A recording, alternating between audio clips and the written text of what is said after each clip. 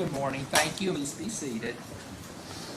I think the last juror was just walking in and they're putting on their buttons and they should be in here shortly.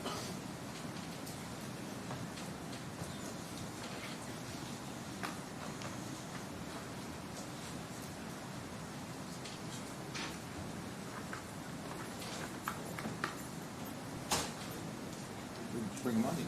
Thank you.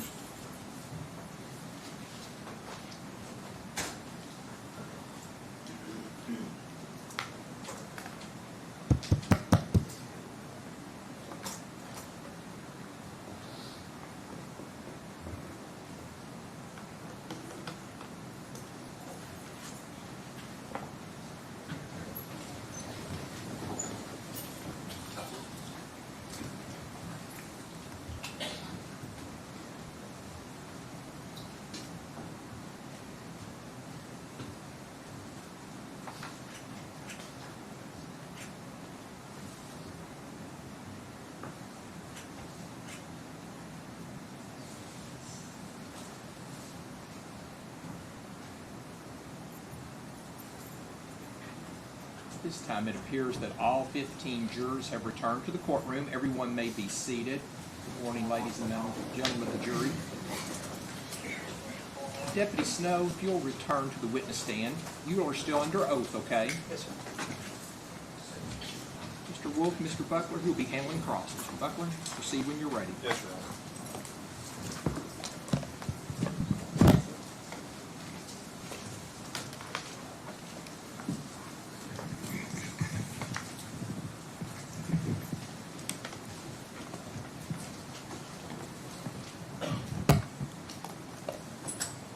Deputy Snow, good morning to you, sir. Morning.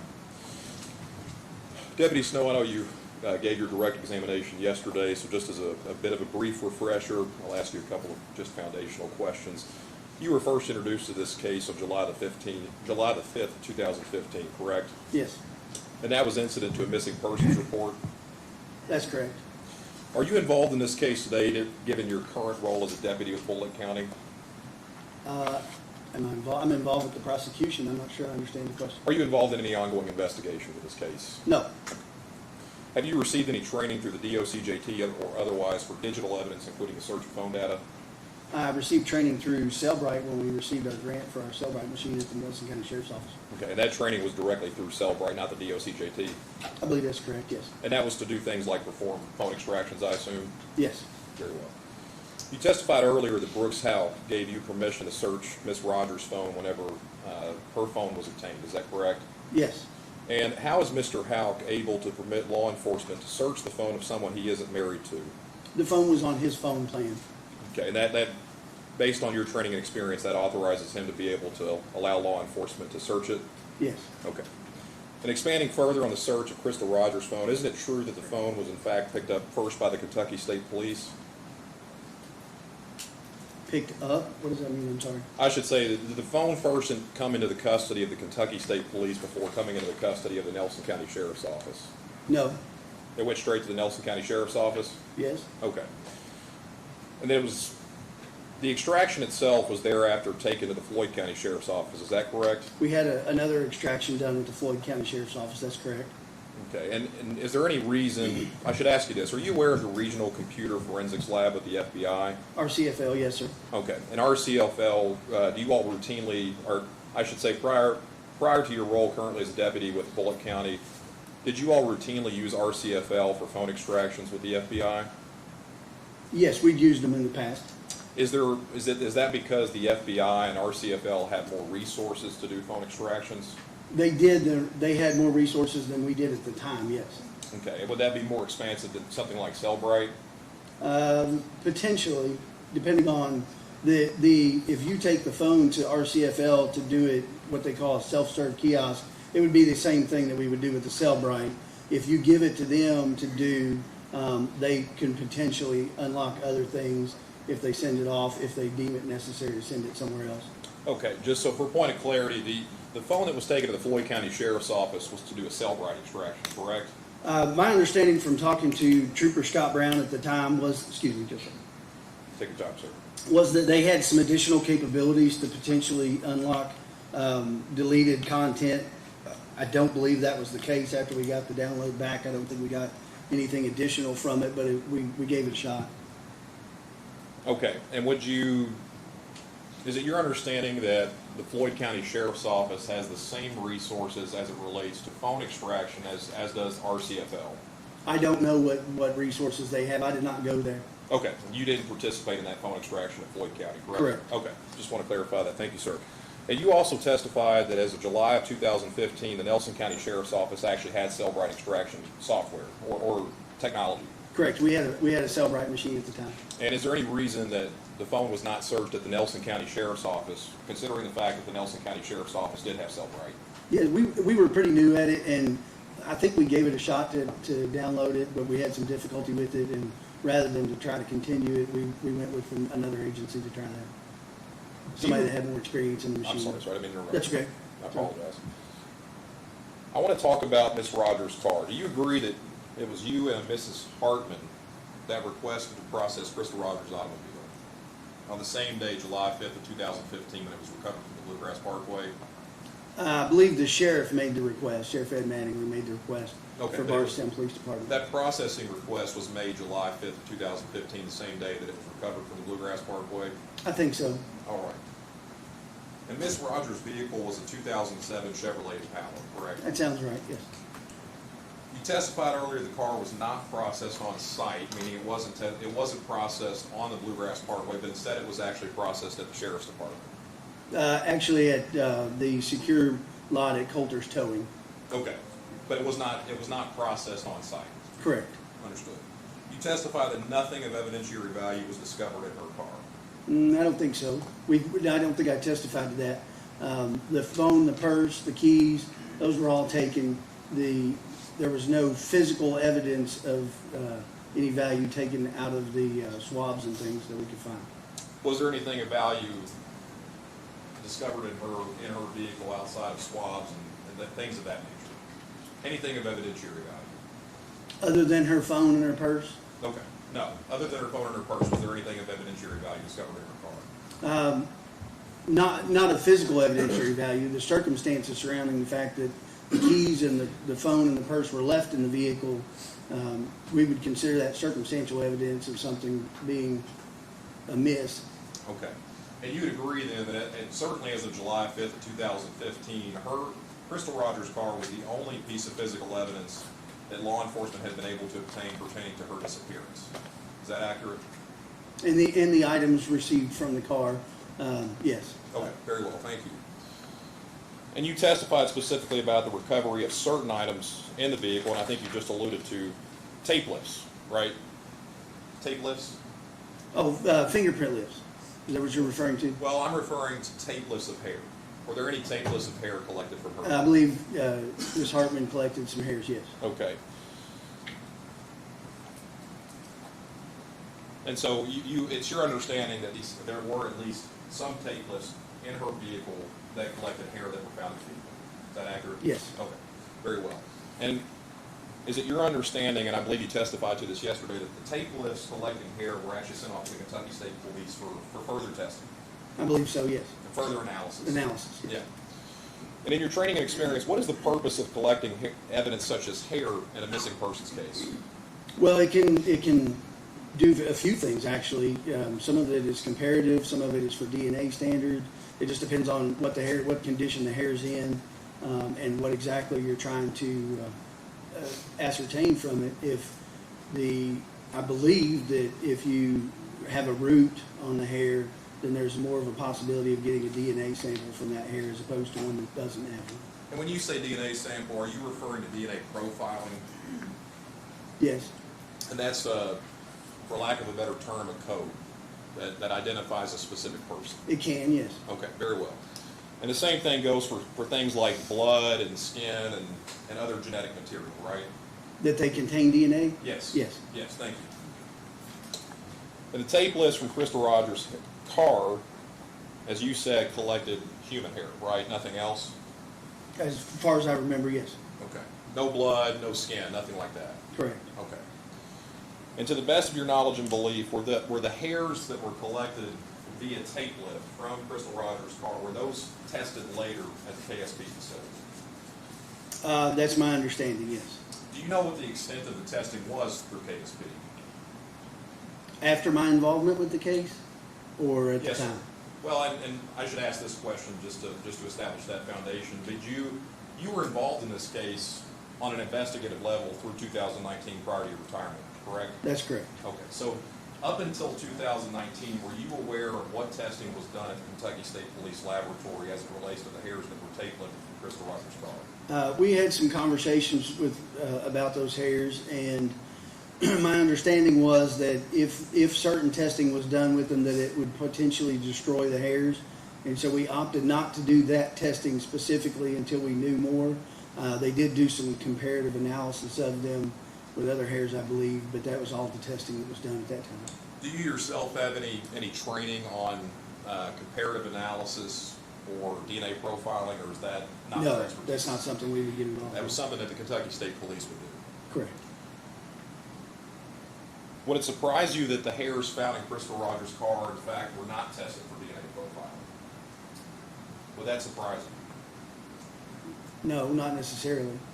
It would not surprise you that in the missing persons case of this magnitude, that these hairs found in her vehicle were not tested to determine whether there was a DNA profile that they could extract. So no, because if you run the risk of destroying that evidence, you have to approach that cautiously. And if you have nobody to compare the DNA to, it could potentially, you could destroy that evidence for no particular reason. Understood. And I know you said you're not the DNA profiling side is outside of your expertise, and I appreciate that. So I'll just ask you this question generally. Are you aware of something called CODIS? I am. Okay, and you're aware that CODIS profiling is a different method of DNA testing? I'm not aware of the method of DNA testing. My understanding of CODIS is that it's a database where DNA is entered from individuals and can be compared to. Okay, and do you know approximately how many people are in the CODIS database? I have no idea. Okay, would it surprise you that it's 23 million? If you say so. Okay, but I don't know. But despite the fact that the hairs might have been destroyed through the testing process, is it your understanding that because of the risk of sample destruction, these hairs were not tested against a database that could have potentially matched against 23 million people in that database? I think at the time, we weighed where we were with the case and whether or not that we wanted to run the risk of destroying that evidence. Okay, to that point, 8 years later, you agree that 3 people are indicted in this case on this conspiracy to murder / tampering with physical evidence indictments. Yes. And as of 2000, actually, in fact, as of 2025, as we stand here today, those hairs still have not been tested for any type of DNA profiling, have they? I don't know. Okay, Garrett, that's understood. During the course of processing Miss Rogers' car, were all of the items taken out of Miss Rogers' car? No. So it's your testimony that some items were actually left in her vehicle? Yes. Okay. Were the carpets in the rear compartment or the interior of the vehicle, were those vacuumed for potential evidence, like hair samples or dust? Not by Ms. Hartman, as far as I know. And you agree that this case is now not only a missing persons case, but it's also a murder investigation? Yes. And in a murder investigation, you would generally keep all of the evidence until a criminal prosecution had concluded, right? Typically, yes. Understood. But in this case, the car belonging to Crystal Rogers was, as you testified, the one piece of physical evidence in the possession of law enforcement that was related to the disappearance of Crystal Rogers, including her purse and phone, which was collected inside the vehicle, correct? The one piece of physical evidence at this point that law enforcement has.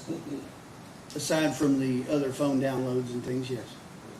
And yet, isn't it true that less than 2 months after Ms. Rogers' vehicle was recovered from the Bluegrass Parkway, that the car was actually given back to the Ballard family? That's correct. And do you recall who released the vehicle back to Ms. Rogers? I believe I released it back to them at the order of the sheriff. Excuse me, to the Ballard family. I should rephrase that question. It was you that released it back to the Ballard family. I believe so, yes. Carter, may I approach the You Commonwealth? may.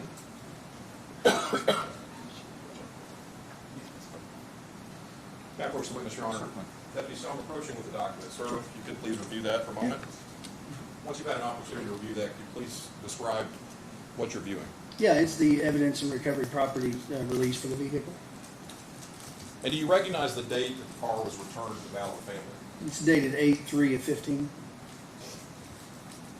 And you'd agree that Oh, I'm sorry. The date and time of release is 8/31. I apologize. August 31st of 2015, you agree that that's less than 2 months after Miss Rogers' car was recovered from the Bluegrass Parkway? Yes. Is that a true and accurate copy of that document? Yes. Your Honor, move to introduce this as Defense Exhibit 1. Any objection to one?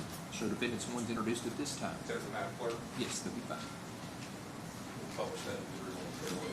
You wish to publish? It shall be Not at published. this time. Not at this time? Okay. Not at this time. Deputy Snow, are you aware of what happened to Crystal Rogers' car after it was given back to the Ballard family? I believe they stored it in a storage building that belongs to the family. Understood. Would you be surprised that after the Ballard family was given Crystal Rogers' car back from the Nelson County Sheriff's Office, that in 2017, the Oxygen Network was producing a docuseries and actually paid a private investigator named Joey Stidham to do their own independent processing of the vehicle? I'm aware of that, yes. Understood. Would you be surprised to know that Mr. Stidham and his team found numerous items left in Miss Rogers' car?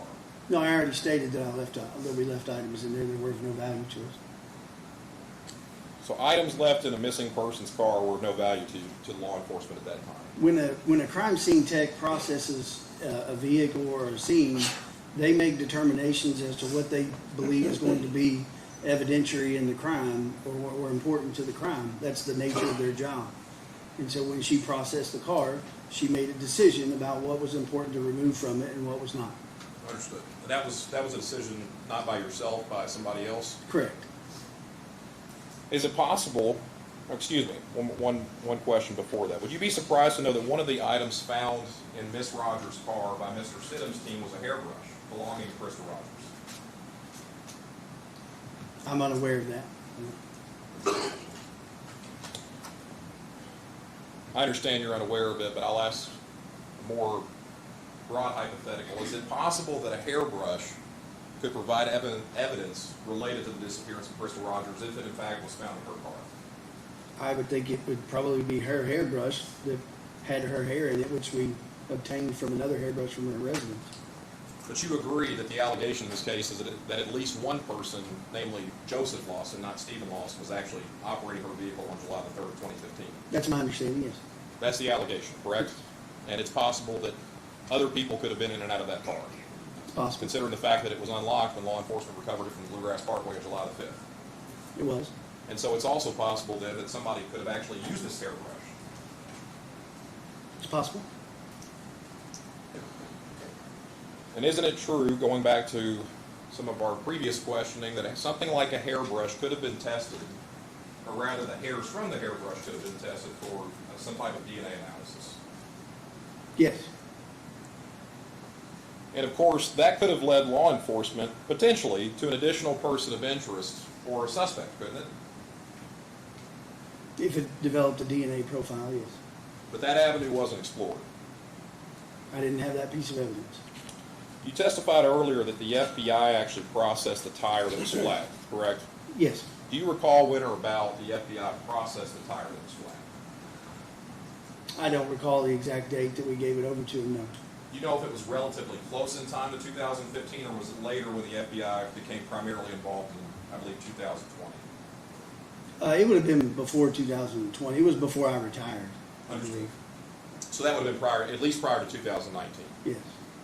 And you also testified that the Ballard family had reported to you that that same tire was going flat prior to this missing persons case. Yes, I believe I would recall that conversation that she'd had some difficulty with it and was airing it up. In other words, you don't believe that someone intentionally, in this case, put that piece of metal there to the representations of the Ballard family that the tire was already going flat? No, I don't think so. I obviously can't. Were you involved with retrieving Mr. Lawson's phone, Mr. Stephen Lawson? No. You do agree that the retrieval of Mr. Lawson's phone, though, however, was pursuant to a search warrant that you actually executed? Correct. Well, I think, I'll tell you. Would a copy of that? I believe Deputy Brian Adams is the one that executed the search warrant to take the phone. Okay, forgive me, I'll try to ask the question more clearly. You were the one that drafted the affidavit to obtain the search warrant? Correct. Okay, and do you recall what the basis was for asking for a warrant to search Mr. Lawson's phone? I don't remember exactly, no. Would a copy of that help to refresh your memory? Certainly. Your Honor, may I approach the witness?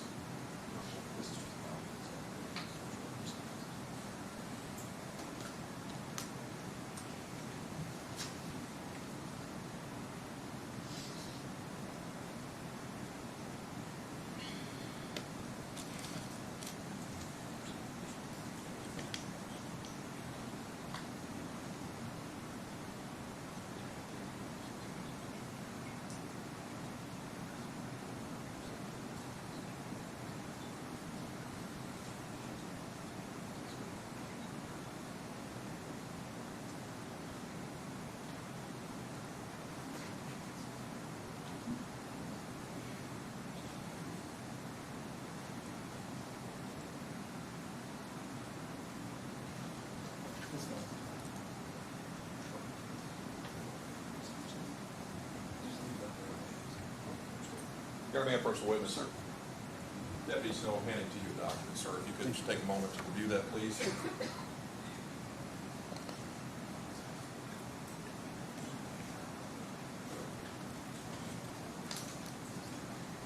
Deputy Snow, after you've had an opportunity to review that document, can you please describe what I've handed to you?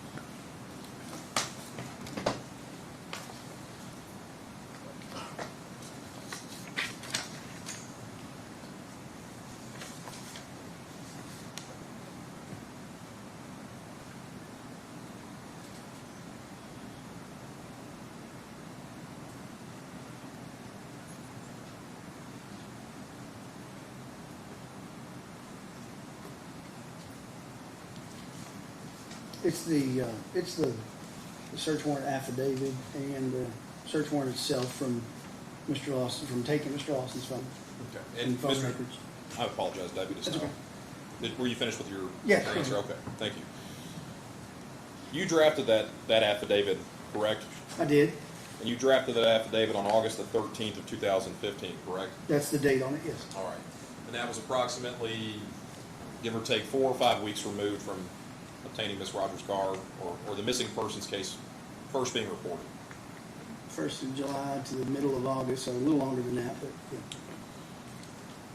And the search warrant that you sought out pursuant to the affidavit that I've handed to you was to both search Mr. Lawson's phone and to seize Mr. Lawson's phone, correct? Yes. And of course, seizing meaning for the Nelson County Sheriff's Office to take physical custody of it. To search it was to actually extract the data from the phone. Yes, sir.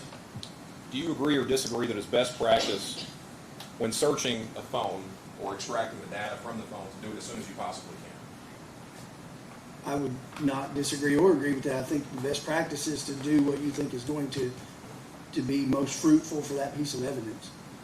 Understood. And would it surprise you that the longer a phone sits still and is not searched, the more likely it is that certain data can actually be deleted from the phone? I would disagree with that. If the phone is turned off when you seize it, there's no reason for the data to be deleted off of it. Well, when you reboot the phone, isn't it true that the phone may perform things like software updates? It can if it has access to the internet.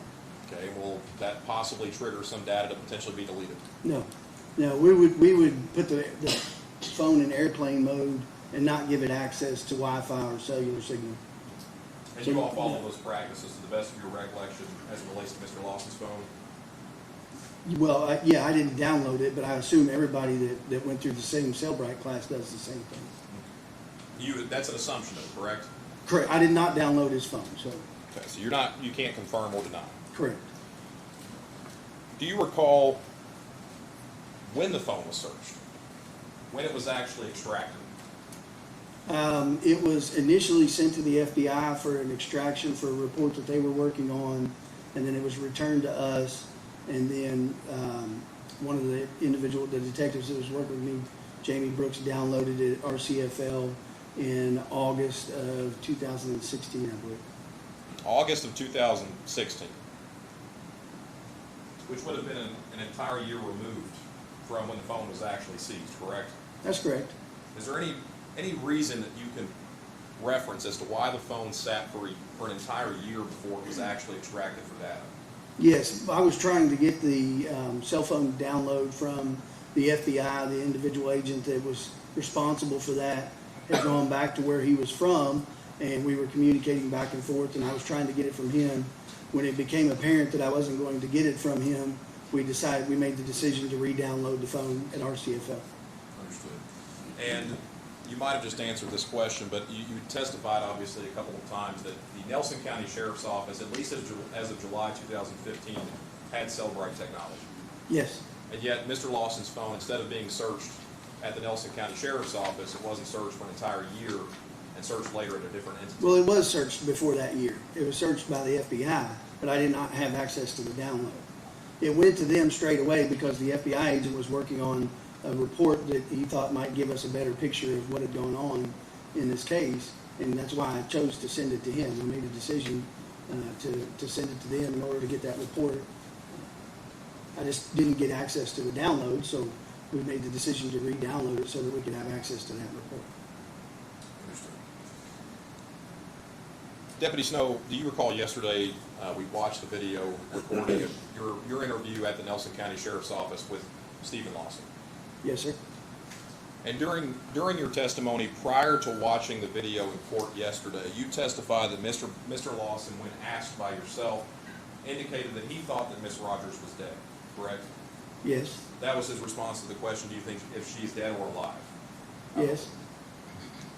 But you agree that after watching the video yesterday, that immediately before you asked Mr. Lawson the question, do you think that she's dead or alive, you yourself said that you thought she was dead. Yes, I gave him that opinion. Okay. And Deputy Snow, what could Mr. Lawson have possibly said that you would not deem suspicious in that case? I don't think that question can be answered looking back on that interview today. What if he answered, I think she's alive? Okay. Would that have changed your opinion? Of whether or not she was dead? Well, the indication was that you found Mr. Lawson's response that I think she's dead to be suspicious. Is that accurate? No, I think he was affirming what we already thought. Okay, so you making that remark that Mr. Lawson responded, I think she's dead, was not you in any way suggesting that that response by Mr. Lawson was a suspicious response? I don't think it was suspicious. I think he knew that she was dead. After you yourself agreed that you thought she was dead? I did think she was dead, yes. I still do.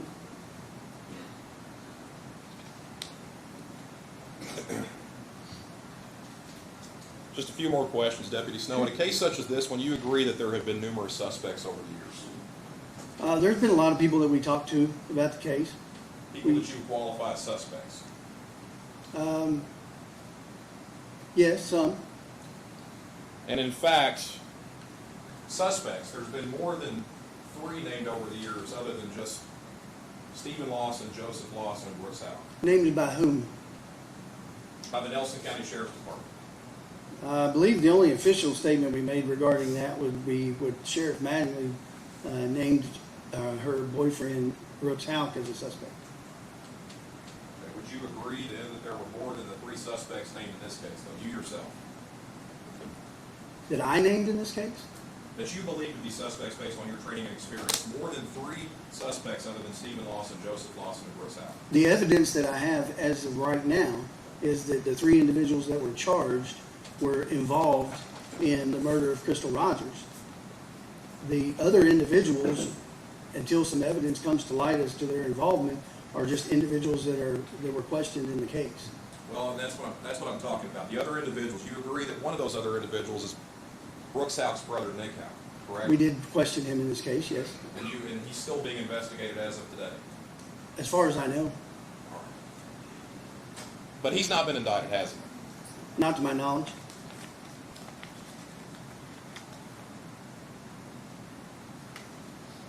If I could have one moment, Your Honor.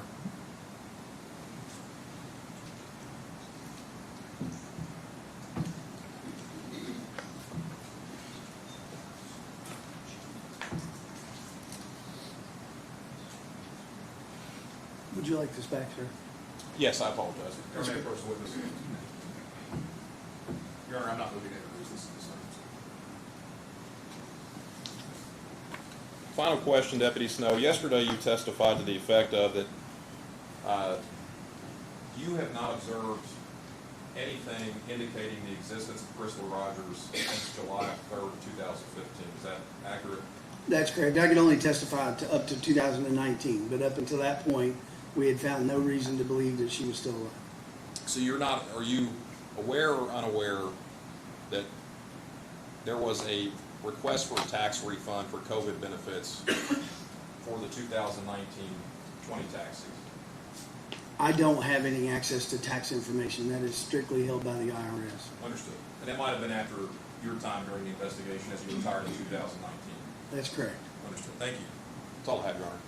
Any redirect? Yeah, just a few, Judge. Are you aware, during COVID, okay, are you aware that there was quite a bit of tax fraud going on? There was a lot of reporting about tax fraud. Have you heard the President of the United States talk about waste, fraud, and abuse? Correct. Okay, and the fact that people were filing claims on dead people. I had heard that on the news, yes. So would it surprise you that if someone did file a tax claim using Crystal Rogers' name, that she would still be deceased? That's correct. Now, are you aware of the filing in this case that named Nick Houck and Rosemary Houck as co-conspirators in this case? I was not aware of that filing, but Are you aware of conversations that we've had where we expressed that we believe Rosemary and Nick Houck to be involved? yes, Nick Houck is a police officer, correct? he was. Who do you think would be the best person to plan out the murder? Objection. Sustain the objection. Go ahead, basis, Judge. Go on the bench.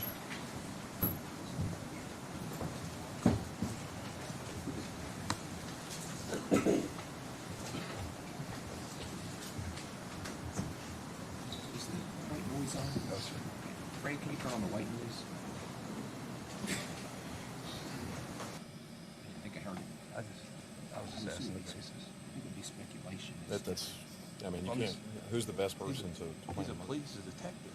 Yeah, but his training experience. You could argue that to the jury, but I mean, that's just speculation on who the best person. I mean, the best person could be a prosecutor, the best person could be a defense lawyer, the best person could be a judge. I don't know. I got it. I'll move on. It's fine.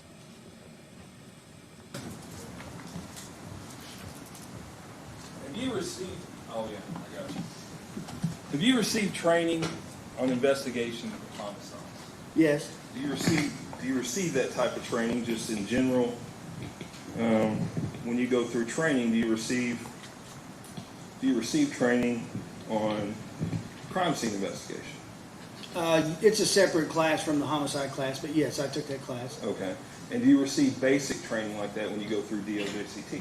Very little. It's mostly specialized after you become a detective. You would seek out your in-services for the year that that were geared toward whatever part of the job you were performing. Do you receive training on investigating crimes? Yes. Okay. Yes. And is this training that general civilians get? No, This is something specific to police officers, correct? that's correct. Okay. Now, you had to obtain a search warrant because you asked Mr. Lawson to bring in his phone, correct? Yes. And what did he tell you? No.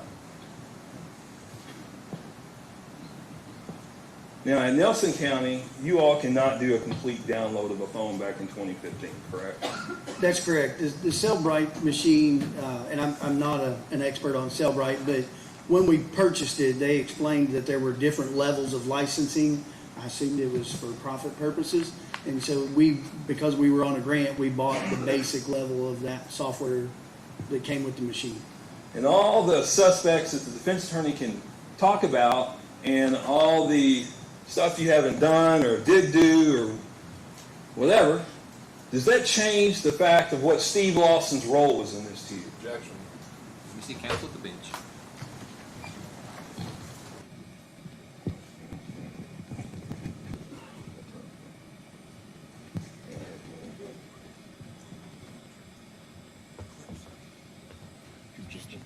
The questions, it's nebulous. It's asking, you agree doesn't change Mr. Lawson's role. It doesn't identify what the role is.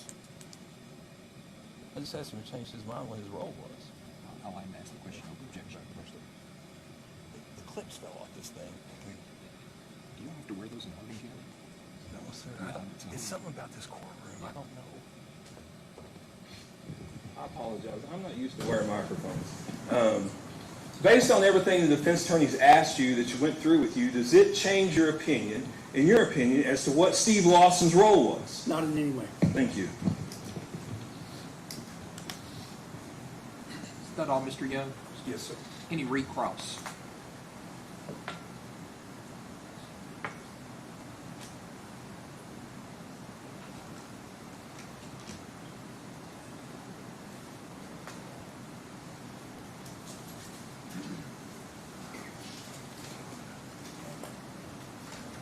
Just one question. Yes, sir. Deputy Snow, you agree that your opinion as to what happened has nothing to do with the jury's role in this case? I guess that's up to the jury. Well, you agree I the don't- jury is the fact finder, Correct. and your opinion is not a fact. Correct. That's all I have. Anything else to this witness? No, sir. Any questions from any jurors? Any questions? Okay. Deputy Snow, you can have a seat at council table. Call your next witness. Lauren Harden. Lauren Lauren Harden Bell. Harden Bell, okay?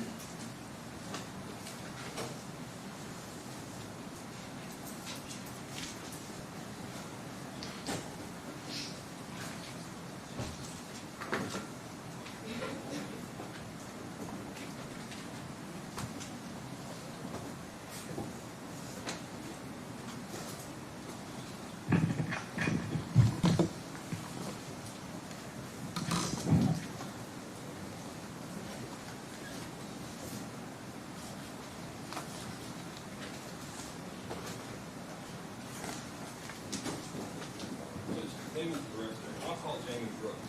Jamie Brooks. Yes, sir. Okay.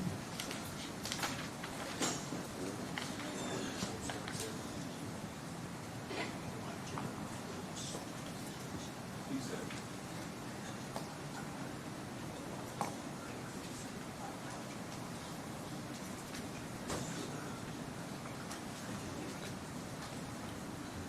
Sir, if you'll raise your right hand for me. Do you swear or affirm the testimony you're about to give will be the truth, the whole truth, and nothing but the truth? Thank you, sir. If you have a seat right there, try to sit as close to the microphone as you can, and please answer all questions asked of you. Detective? Yes, sir. All right. Would you please introduce yourself, ladies and gentlemen of the jury? My name is Detective Jamie Brooks. All right, Jamie, and where are you employed? I'm currently employed with the University of Louisville Police Department. Okay, and what do you do there? I'm a detective. All right, go ahead and look at the jury. I Yes, know sir. you're looking at me. Yes, sir. And how long have you been a police officer? Approximately 25 years. Okay, and go through, have you been at U of L the whole time? No, sir. All right, where have you been? I spent most of my career with the Jefferson County Sheriff's Office in Louisville, Kentucky. Okay, and what'd you do there? I had multiple assignments, but my last probably 10 to 12 years, I was on a federal task force, multiple different task forces from DEA to IRS. Okay. And part of that, did you help Detective Snow back in 2015? Yes, sir, I did. Okay, in 2016? Yes, sir, I did. Okay. And Detective Snow has testified that he had checked a phone out to you. Is that correct? That's correct. And who did that phone belong to? That phone belonged to Steve Lawson. Okay. And when he checked it out to you, I think it's been testimony, it was in August of 16. Is that correct? I'm sorry, sir? August of 2016? August of 2016, yes. Yes. Okay. And when you got that phone, what did you do with it? We took it to RCFL, which is a lab in Louisville, Kentucky that helps do forensic downloads of cell phones. Okay. And are you a expert in phone downloads? No, sir, I'm not. Okay. Are you what you would call a novice in phone downloads? Probably not even that good. Okay. All right. So is RCFL, tell ladies and gentlemen of the jury what happens when you go into RCFL with the phone. So you schedule an appointment and you show up and they have a technician that works with you, and they take the phone and they show you how to plug it into a computer, and it creates a report. It downloads the phone, and most of the time it takes 2 to 3 hours to get the full download down. Okay. Do you understand anything about how all that works? No, sir. Okay. Does someone sit with you while you do it? Yes, sir. Okay. And did you do it that day? Yes, sir, I did. Okay. And when you get what do they give you when you download it? So they give you a CD, and which is basically the whole report on it, and you give you the phone back, and then I took it back to Detective Snow. Okay. And did you take the CD and the phone back to Detective Snow? Yes, sir, I did. Okay. And he placed that in evidence? Yes, sir. Judge, I don't have any further questions this time. Any cross? No, sir. Any questions from any jurors? May this witness be finally excused, or is he subject to recall? If you're finally excused, you may go. Thank you. Call your next witness. Thank you. Warren Harden.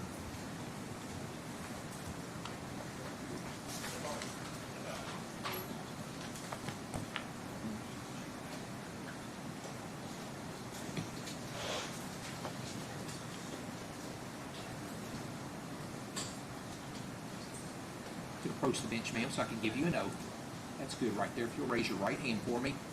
Do you swear or affirm the testimony you're about to give will be the truth, the whole truth, and nothing but the truth?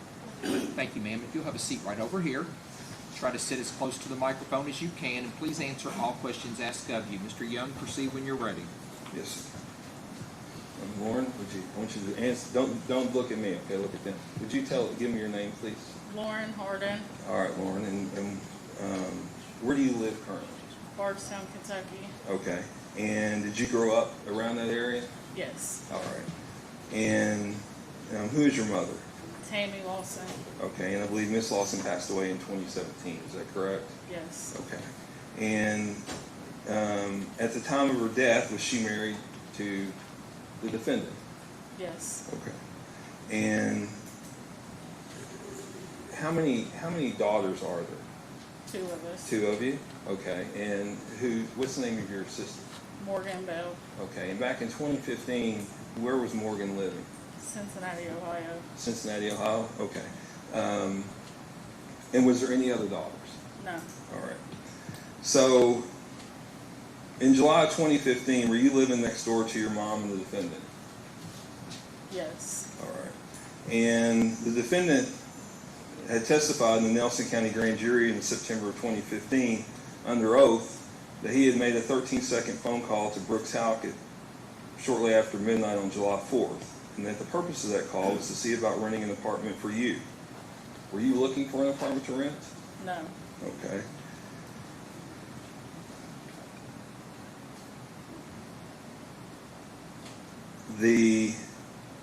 Did you ask him at any time to call Brooks Halkett for you to rent an apartment? No. Okay. What about Crystal Rogers? Did you ask him to call Crystal Rogers? No. Had you ever rented from Crystal Rogers and Brooks Halkett yourself? Yes. All right. And tell me about that.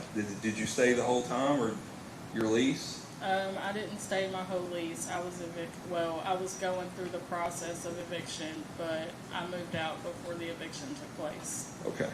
So prior to being evicted, Mr. Halkett and Ms. Rogers were going to evict you, but prior to doing that, you just left on your own. Is that Yes. correct? All right. And did you have Mr. Halkett's phone number? Yes. Did you have Ms. Rogers' cell phone number? Yes.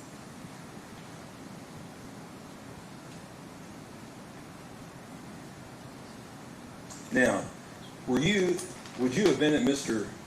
Lawson's house or apartment after midnight on July 3rd or 4th, 2015? No, I was at my dad's. So in July of 2015, if you needed to rent an apartment, you could have called yourself, is that correct? Yes. And your testimony is that you never asked Steve Lawson to rent an apartment for you. No. Judge, I don't have any further questions this time. Any cross? Okay, Ms. Harden. Now, this is not the first time you've told your story about this, is it? No. Okay. You have spoken to the prosecutor in this case before you testified today, is that right? Yes. Okay. How many times have you spoken to any person that you see at this table over here? And if you need to, you can stand up if you can't see him. I mean, I've talked to Shane a couple of times. Okay, so Shane being the one that just asked you questions, right? Yes. When did you talk to him last? Monday. Monday? Did he tell you what questions he was going to ask you when you got up here?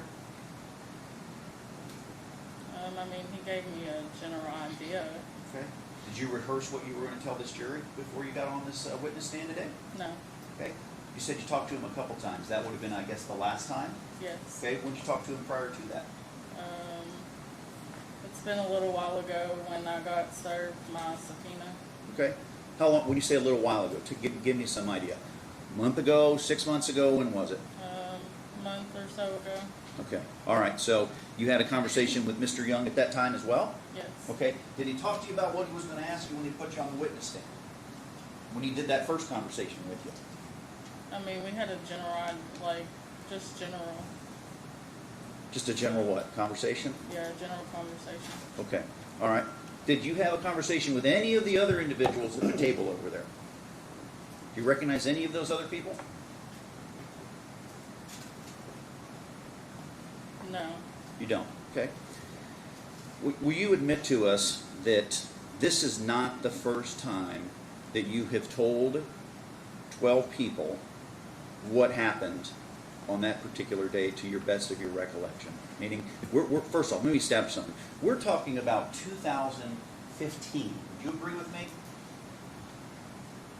We're asking you to recall something from 2015. Agreed? Yes. Okay. How long ago is 2015? Almost 10 years ago, isn't it? Yes. And you're comfortable coming in here and telling this jury exactly what happened in 2015 without any concern about the recollection? Is that true? Yes. You're completely comfortable that you remember specifically what happened back in 2015? I mean, I had to do a little digging to find out exact locations and stuff, but yes. What kind of digging?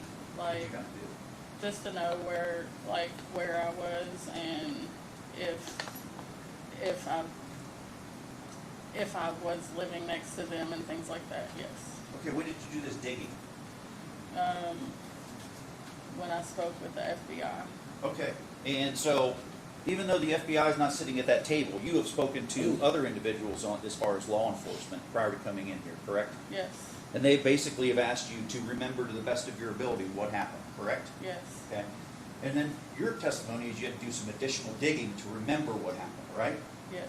Okay. Now, isn't it true that back in 2015, you were a heavy drug user? I did use drugs then. Okay. What kind of drugs did you use? Mainly pills. Mainly pills. Okay, what kind of pills? Pain pills. Okay. Were you addicted to pain pills back in 2015? Yes, I was. Okay. Are you addicted to pain pills today? No. When did you stop being addicted to pain pills? 2018. 2018. Okay, so you've been clean now for, 7 years? Yes. Okay.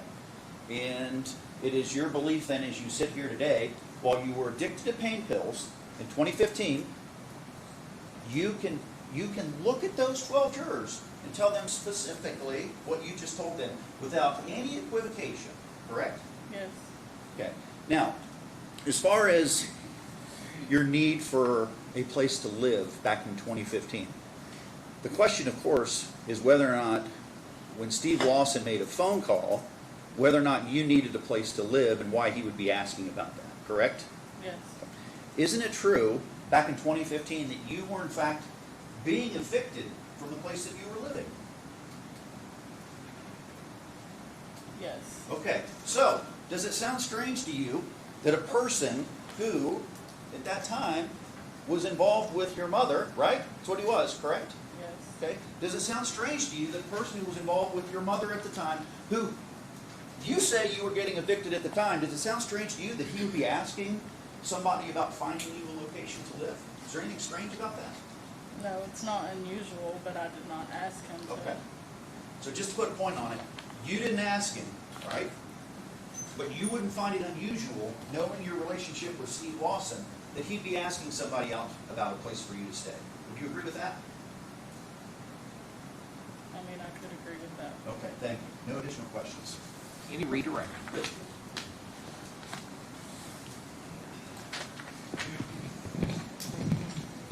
You're talking about being evicted. You were talking about being evicted by Brooks and Crystal? Yes. Okay. And that was in 2015, correct? Yes. Okay. And you testified in the grand jury, correct? Yes. Was your testimony consistent then? Yes. Has your testimony ever changed, whatever you told anybody? No. Did you ask Steve Lawson, which is what Steve Lawson told the detectives, told the grand jury, to under oath, that you asked him to call him? Did you ask him to call? No. So that's untrue? Yes. Were you at his house that night? No. He's testified that you were at his house. He's made statements that you were at his house. Is that true? No. No further questions. Any recross? Man, when's the first time you spoke about this case to anybody? When is the first time? I can't remember the year, but it was when the FBI contacted me several years ago. Okay, so if I told you that the FBI didn't get involved in this case till 2020, does that sound about the time that they would have contacted you? Does that sound fair? Could be, Okay. yes. And would you agree with me that in 2020, that was 5 years. That was 5 years after this alleged conversation that Mr. Shane Young says didn't happen. Would you agree with me? You were having to recall something from more than 5 years ago when they first contacted you. Would you agree? Yes. Did you have to do any searching at that time to figure out what you had said? No. Thank you. Anything else to this witness? No, sir, we just appreciate it. Okay, any questions from any jurors to this witness? May this witness be finally excused. She may. You're finally excused, ma'am. You may go. Call your next witness. Elizabeth Chester. Elizabeth Chester.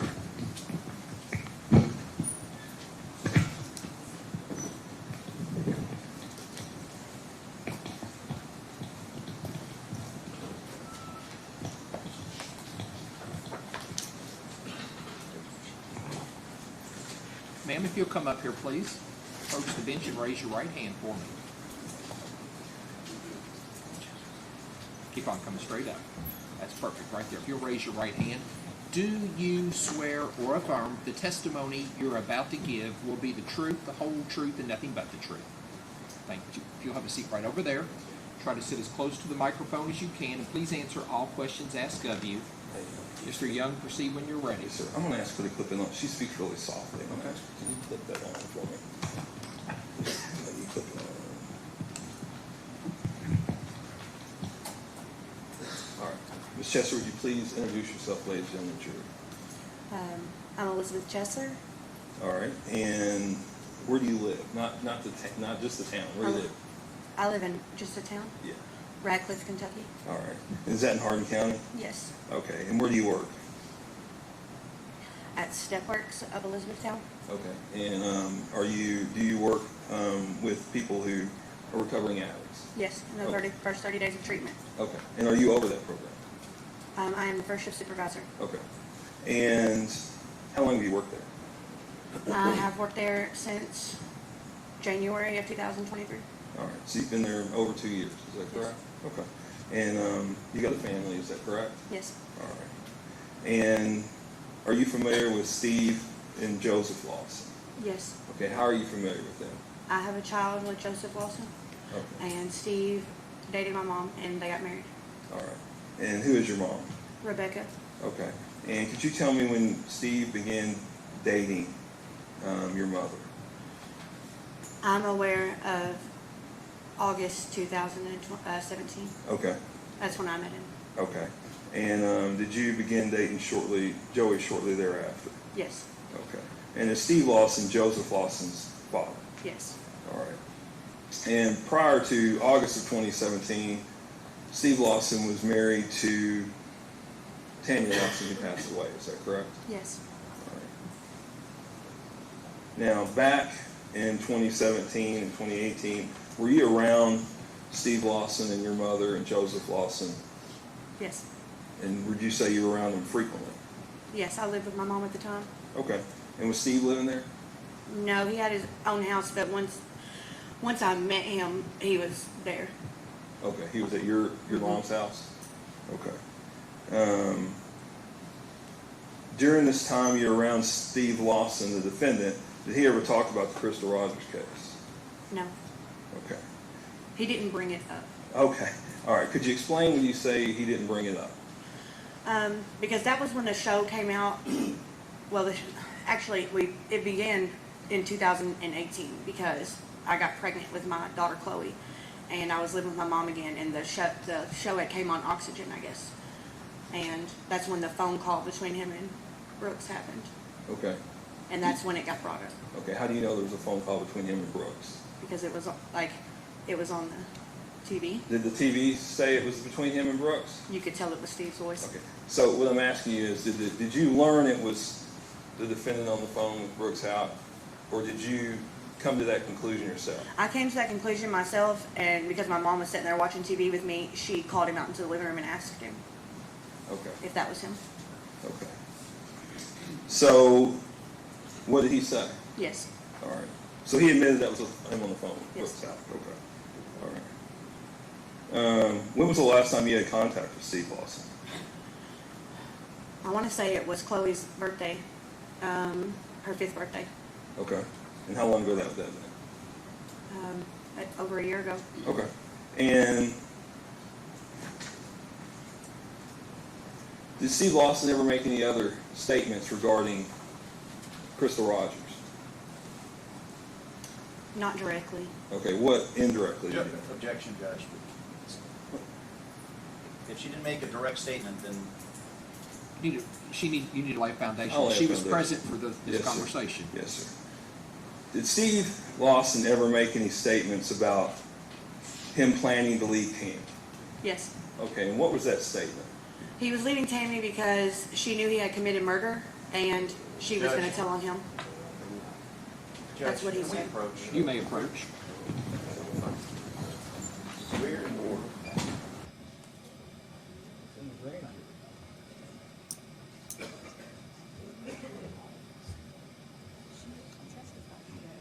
In the grand jury. What exactly did she just tell the jury? He committed murder. Leaving. And now we've got, that's what her mother said to her? No, that's what Steve said to her. She said, he has never said that. Yeah. Grand jury recording, did you say that? Yeah, when did she say that? In the grand jury. In the grand jury in 2023, she testified. I don't It's have. also in her 302. That the FBI from their Yeah, hold report on, I got it. had murders on her and she reported.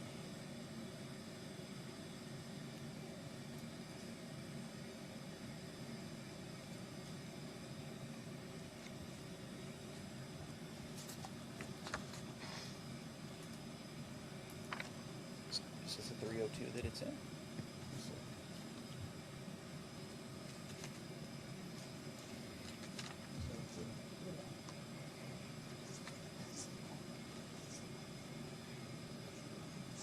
Oh, the grand jury.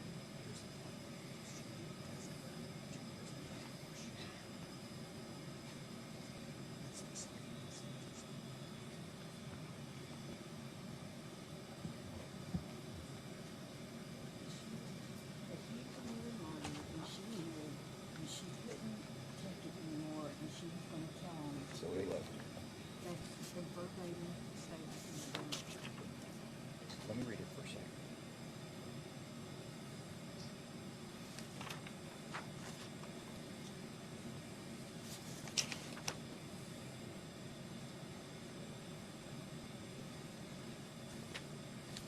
Isn't that in reference? Yeah, it doesn't say that he said that to her. Read this in its context. I figured out she died after he told me while he was breaking up. Just for a second, why don't we go ahead and let the jury step out, take a break. That's right. Keep talking here. That's right. I'm going to have to turn off the thing for 1 second. Ladies and gentlemen, the jury, at this point, I'm going to go ahead and give you all a break. We've been going for about an hour. The same admonitions are still in place. Do not discuss this case among yourselves. Do not let anybody discuss this case with you. If anybody attempts to discuss this case with you, I need for you to immediately report that to me. And you're not to make up your mind about the case until you've heard all the evidence, you've received the instructions from the court, and you've gone to the jury room to deliberate and consider what the fellow jurors have to say about the case. If you want me to step out, we'll take a 15-minute break for you.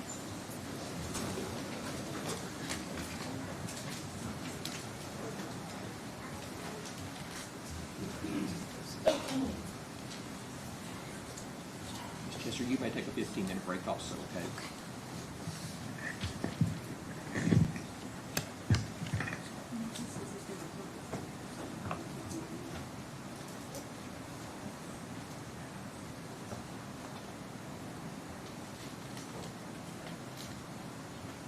All right, the jurors have left the room. If counsel wishes to come back up, we'll continue Yes. our discussion.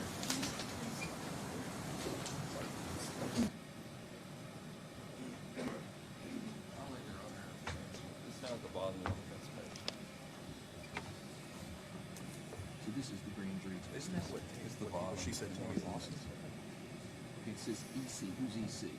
It's her right there. It's SYG. That's me. Okay. Here's where it is in 302 also. I know it was the year after this one. So a lot of day before Isn't that what Tammy Lawson said to her? Huh? We got any suspicions that were placed on her. I figured out how she died after he told me while they were breaking up. Okay, what was that?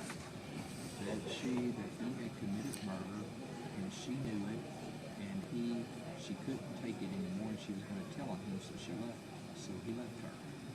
That's what she just testified to. But isn't she representing with Tammy? Okay, just give me 1 second, please.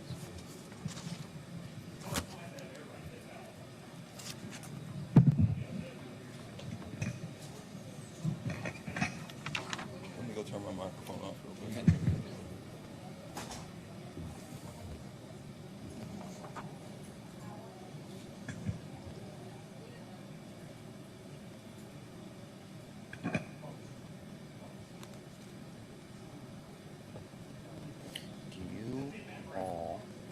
So let's read this. You all had, who's you all? You all had suspicions as it relates to her death. I figured out how she died after he told me while they were breaking up. That's what Tammy Lawson said to her. I figured out she died after he told me while they were breaking up. After he told me while they were breaking up, or why they were breaking up. That she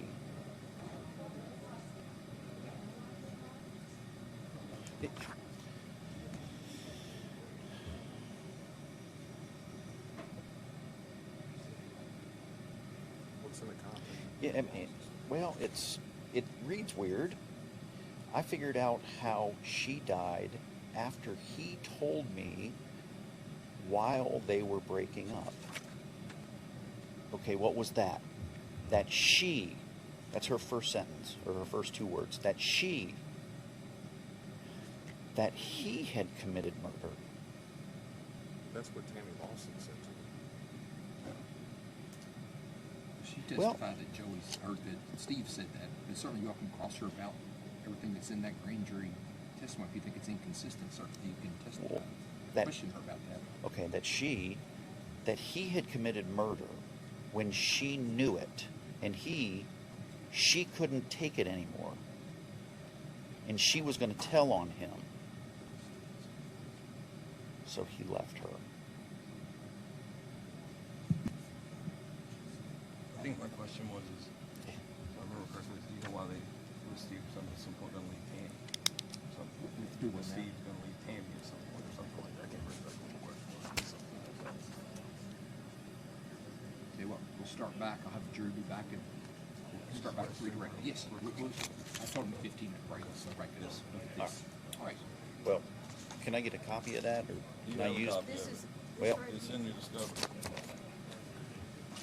Do you need a copy of it? can I get a copy of it, Judge? Give him a copy. He didn't know where this is at.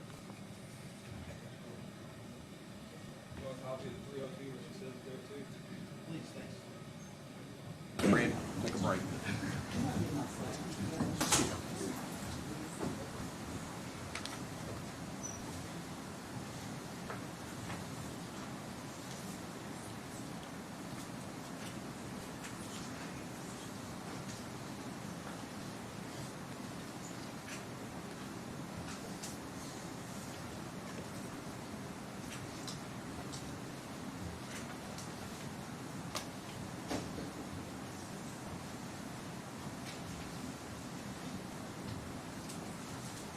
At this time, let the record reflect all 15 jurors have returned to the courtroom. Everyone may be seated. Counsel waived the call. Ms. Chester, you're still under oath. Mr. Young, please proceed. Well, listen, when we broke, we just left off, and you talked about a statement made by Mr. Steve Lawson, is that correct? Yes. That he had planned on leaving Tammy because she had murder on him, is that correct? She knew he had committed murder. Okay. He was leaving her. And did you ever know Tammy Lawson? No. Okay. Did you ever, so you never spoke to her, is that correct? No. Okay. Could you describe the relationship between Joey and Steve?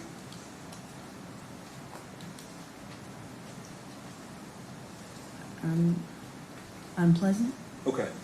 Did they not, Non-existent. what? Non-existent. Non-existent. Did they not get along? No. Okay. All right. Did Steve ever make any statements to you as related to Crystal Rogers' car? That he had moved the car? Okay. Anything else? No. Okay. And did he ever make any statement about there being no evidence? No evidence, no case. Okay. Did he say that to you? Yes. Okay. And what did you take that to mean? That there wasn't a body left. All right. Judge, I don't have any further questions this time. Any cross? Jesse. All right, Ms. Chester, so let's talk about a few things. We've got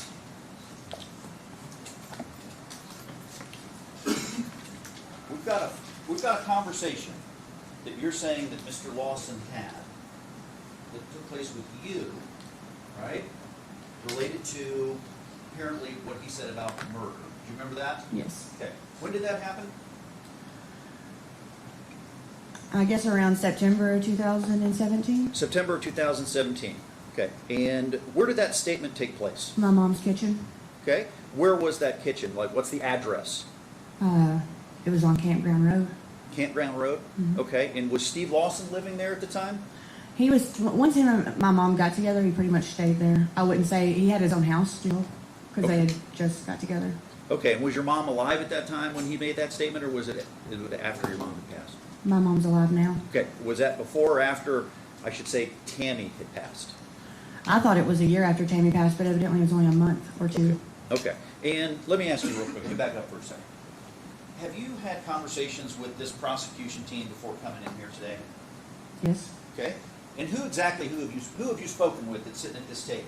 Teresa Young and Shane Young. Okay. And when are let's go with the most recent to now. When did you have a conversation with one of those individuals? Saturday. Okay. What did they talk to you about? What I'd be talking about today? Okay. And did they tell you what they were going to ask you? Yes. Okay. And did you review anything in the process of getting up here and testifying? No. You didn't review anything? You didn't review any grand jury transcripts or anything like that? No. Okay. Did they tell you specifically what questions they were going to ask you? Yes. Okay. And did they rehearse with you what your answers were going to be to those questions? No. They just asked the questions and didn't say, They told me to be honest. Okay. All right. And did they tell you that you were very important to this case? No. No? They didn't? Okay. Now, let me ask you this. You're claiming, as you sit here today in 2025, right? Yes. That you specifically recall that Mr. Lawson said something to you about murder in 2017.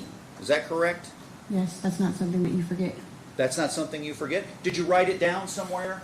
No. Did you tell anybody else about this?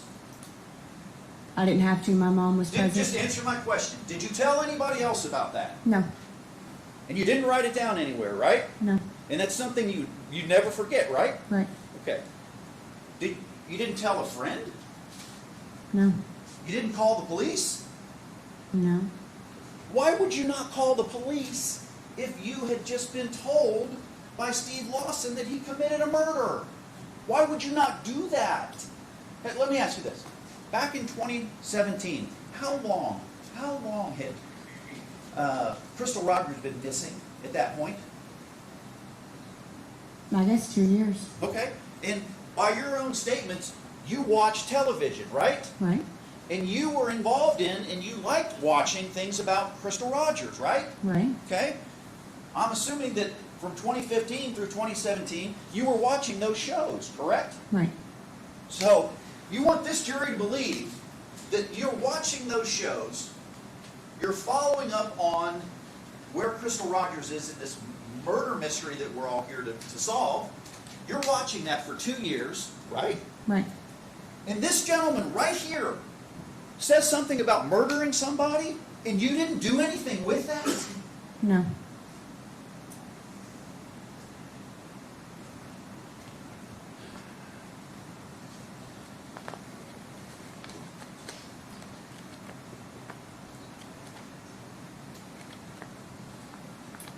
It wasn't actually until 2021 when, watch, let me ask you.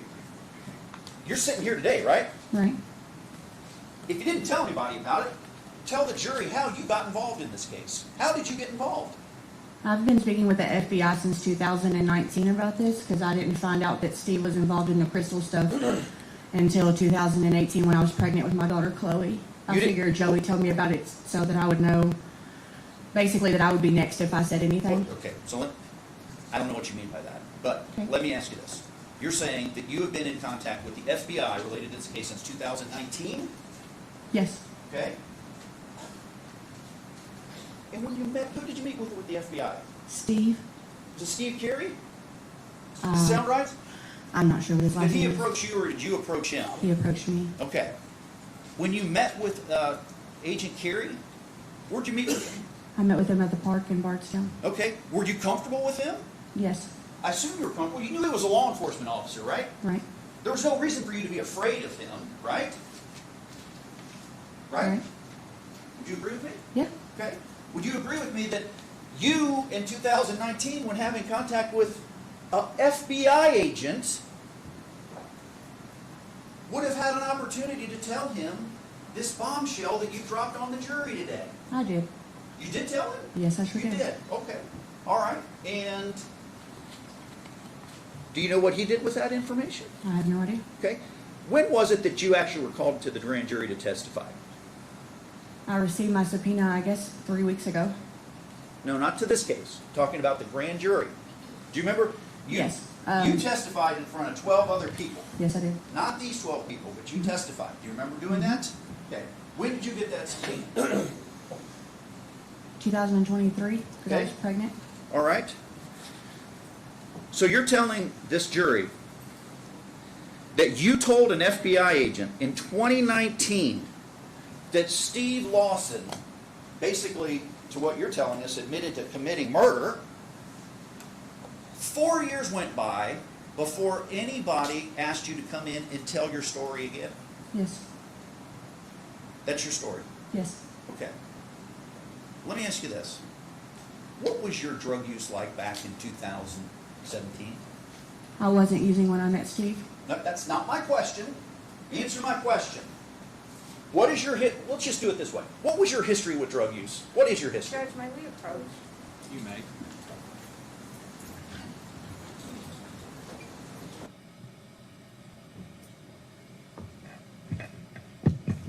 It's gonna have to nail down time period because he's gonna talk about her ability to recall events when Steve made these statements to her. He's gonna have to show the drug use then, or he's gonna have to show some way it's infected her mind and she can't remember anything. Well, that's just not true. Just not a true statement. I'm allowed to ask her about her drug use, and then we can infer whether or not that would have any impact on her. I mean, on if her. I use drugs 10 years later, that doesn't necessarily mean that And I obviously can't that's where I remember what was happened 10 years prior.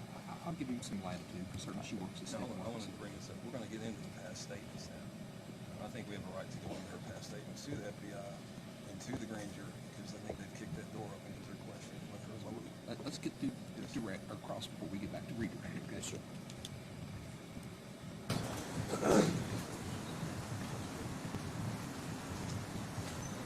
Man, are you sober as you sit here today? Yes, How long have you been sober? since February 15 to 2022. 2022.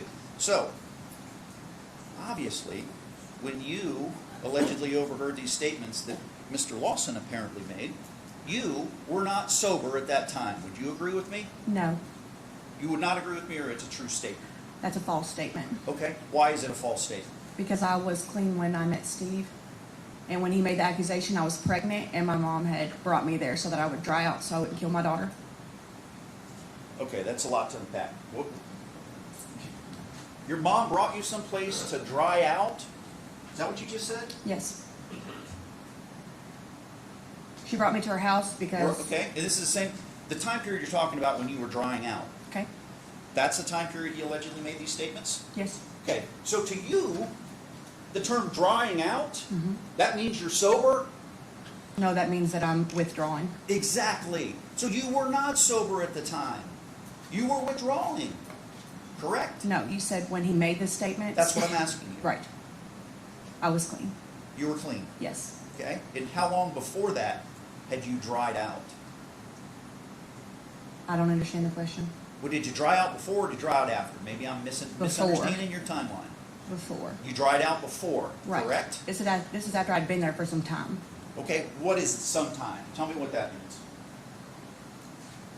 Like 2 months. Okay, so you had been there, the statement that he allegedly made was made 2 months after you went to your mom's, correct? Yes. Okay, and your statement to this jury is that you were not under any type of drugs or any type of influence because you had been drying out at the time, right? And you'd been drying out for 2 months, is that what you said? Yeah. Okay. Did you relapse after that? 5 months after I gave birth to my daughter, I did. Okay, so you were basically then, you're telling this jury that you had what we would call a sober time, right? Mm-hmm. And it just so happened to be during that sober time is when he made that statement that you're now telling this jury about, right? Yes. Okay. All right.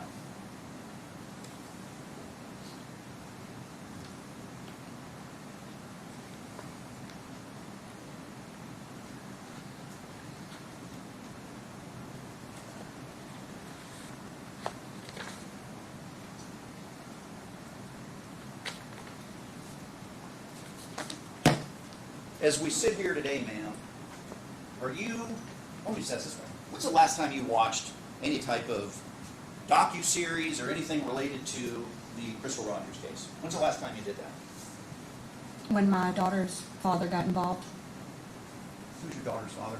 Joseph Lawson. Okay. Let me ask the question again then. Without telling me what event it was around, tell me when the last time that you watched a television show related to the Crystal Rogers situation. It's been over a year. Over a year? So you're telling the jury that, obviously Joey Lawson's charged with a crime, right? Yes. Do you contact him? Yes. You had contact with him? I have contact with him today. You do? Yes. Okay. And you know he's going to trial in a month, right? Yes. Okay, you know that? Mm-hmm. And you've admitted to the jury that you're a person that watches the docuseries and things about this case, right? I admitted that Just I answer. was that person. Okay. So you're telling this jury and you knew, when did you know you were going to testify? You told us a couple months ago is when you got your subpoena? No, I said 3 weeks ago. 3 weeks ago. Okay, but you knew from Mr. Young and his crew over there that you were going to be testifying prior to that, right? Meaning you knew Yes. you knew far before a couple months ago that you were going to be testifying in front of a jury. Yes. Okay. So you knew you'd be testifying, right? Okay. Yes. You do. Okay. How long ago did you know you'd be testifying? When is it? Was it a year ago? Was it 6 months ago? I knew from the time I got on the grand jury. Okay, which was in That's what they would 2023, right? Yes. Okay. So you knew you'd be testifying in front of 12 people, right? Yes. You knew that the father of your child, Joey Lawson, right, Yes. was indicted and was going to be going to trial. You knew that, right? Yeah. And you're telling these jurors, you just stopped watching the docuseries? Yes. Man, isn't it true that a vast majority of what you have told this jury today comes from things that you don't know personally, but they're things that you have either saw on television or have been told by other people? Would you No. agree with that? No. When you watch these docuseries, you're not gathering any information? No. So everything you've told this jury today is based on your own independent recollection from 2017? Yes. Is that right? Okay.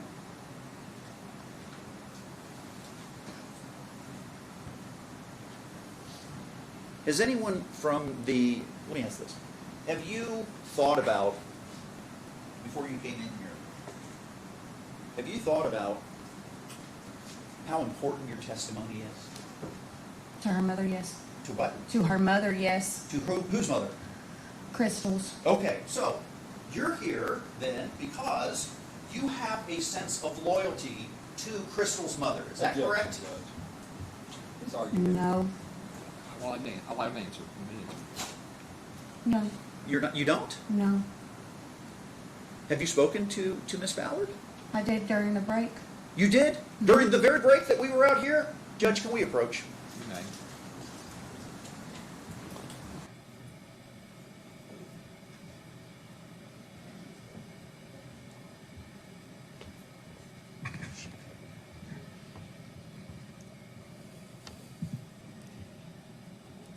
It's my typical approach to these, and I think the court would say the same, that when a person is under oath, they're not supposed to be out talking to people.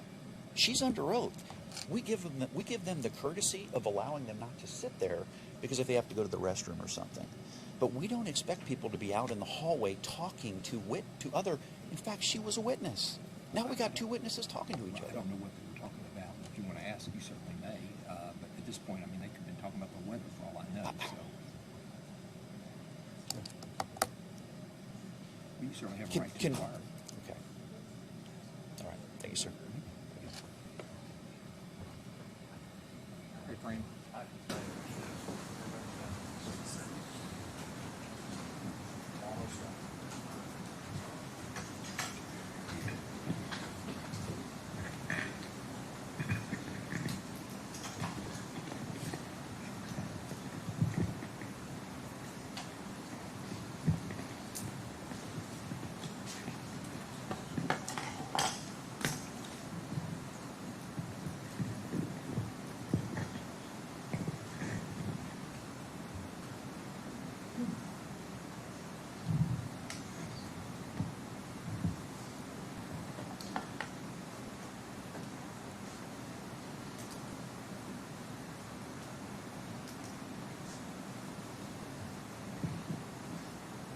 So you're here today testifying in a case where Mr. Lawson is on trial for a very serious offense. Would you agree with me?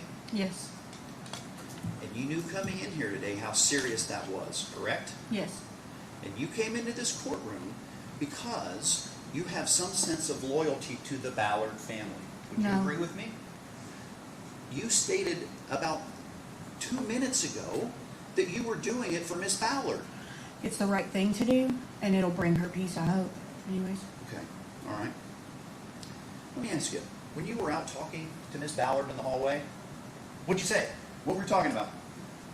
She said thank you, and I said I pray that this brings you peace, but I don't know that it will. She thanked you for your testimony? I mean, Did the answer is yes or no? She said thank you to you. for coming on the stand, yes. After you just got off the witness stand and walked outside during a break, she thanked you? Yes. And you said to her what? I pray this brings you peace, but I don't know that it will. Do you think peace might be the pursuit of the truth? Do you think that might be what we're doing here? Do you think that's what we're here for? What are we here for, ma'am? Justice. Justice? Ma'am, to you, what is justice? What is justice to you? To me, Yes. so worldly, it's something that happens in court when someone is wrong. And they get consequences for those actions. And you're here then, you're here to make consequences on Steve Lawson, right? No, I'm here because I feel like that's what God wants me to do. Now we're talking God. Okay.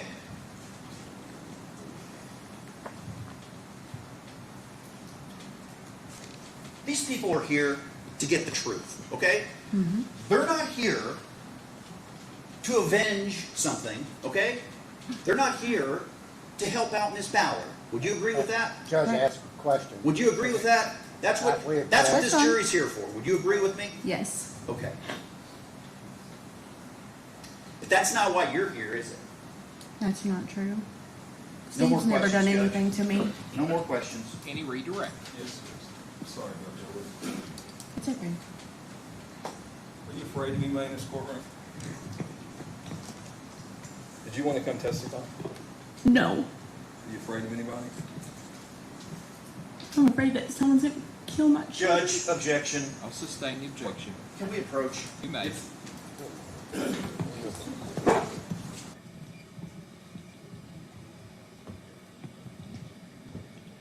He went down that on purpose.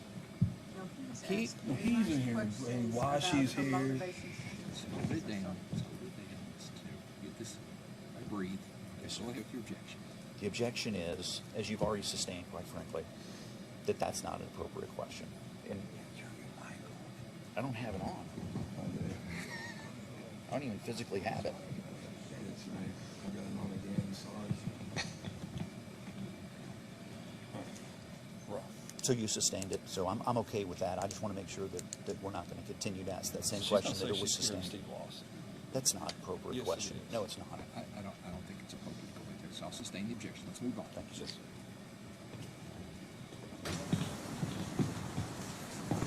Elizabeth, you talked to the FBI back some time ago, is that correct? Yes. And did you tell them what you told me? Yes. Okay.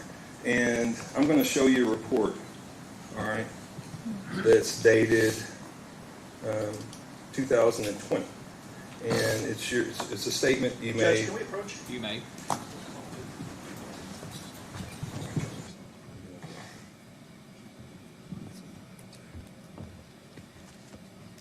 If it's not a report that she authored, how can you can't refresh her memory with something? Is it, hold on. Is it something she wrote? Is it her? No, sir, it's the investigative report. I was going to ask her if she recognized the statement in the report. That's Was not that how it her works. statement? You can ask her if she recalls making this statement to the I think you can ask if she made the statement, but that report was authored by somebody else. That would have to, that person who authored had to be the witness. Okay, that's fine. I asked it wrong. Did you make a statement back to the FBI agent back in 2020 that Steve Lawson planned on leaving Tammy because she had murder on him? Yes. Okay. Now, they were asking about shows on TV and about how that may have influenced you or affected you, correct? Yeah. Did you ever watch any show or docu-series or whatever where it was said that Steve Lawson committed murder, or that Tammy knew he committed murder, and that's why he was leaving her? Mm-hmm. Is that a statement that was made to you by Steve Lawson? Yes. Okay, and you understand why you're here, to tell the truth, correct? No further questions. Any recross? No redirect. Any questions from any jurors? You all write down your questions, please. Give those to the bailiff, the questions you've written down.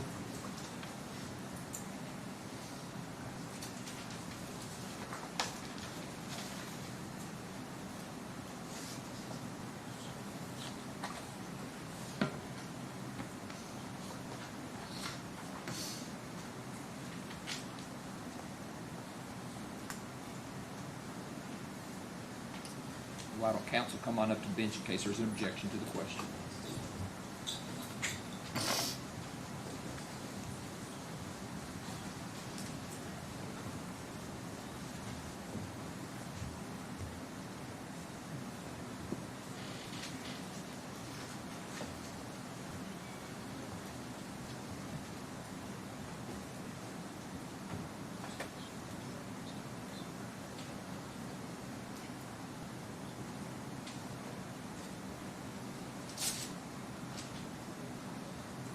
please tear out the whole page so we can make that part of the record?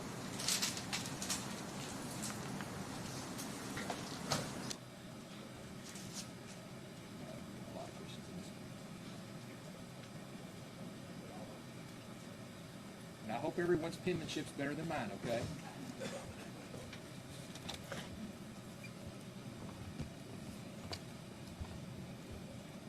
First question is, would she consider her mother and her relationship close?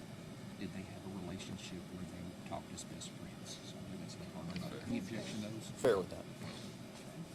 Excellent. Do you know how Tammy Lawson passed? So sustain that objection. If so, how was that to your knowledge? Do you have any questions for your honor? Do you tell them there's certain questions we can't answer? I'll tell them that there's some, I'm asking questions that are in this. Yes, sir. I'll tell them. What was the exact verbiage used by the defendant when he allegedly confessed to this murder? So I think that's relevant. Is it common practice for the defense and prosecuting attorney to prep or coach their witnesses? And if so, what's the steps? This would not be the witness to answer that question. To the last question, I don't agree that that's correct verbiage. Could confess to this murder. That's not the remark that she made. She said he committed a murder. If you ask that question of that nature, it's directly connoting to suggest that he confessed to this specific incident. That's not the statement that she gave. If we change it to what was the exact verbiage used by the defendant when talking about a murder? Yeah, that would be more appropriate, but it shouldn't correctly state this much. Yeah.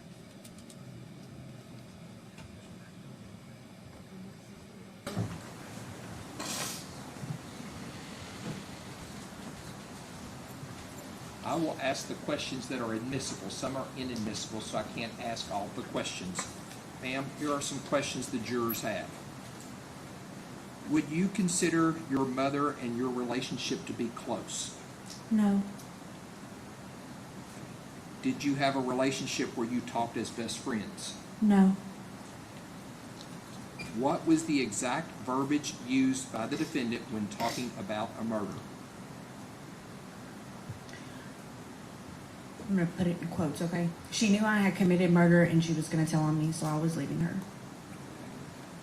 Based upon the jurors' questions, any redirect from the Commonwealth? Any recross from the defense? No, sir. May this witness be finally excused. I do have a question, just based on You do well, have- no, yes, I do. Is that okay? Go ahead. It's just based on Elizabeth, and it's based on the last question. At the time the defendant made that statement to you, did you know he was talking about Crystal Rogers? No. Okay, when did you figure that out?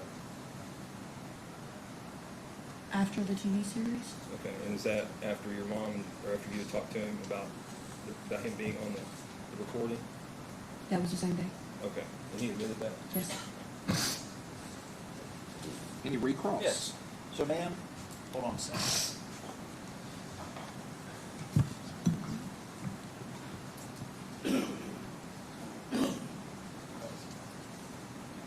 So in response to Mr. Young, questions here at the end.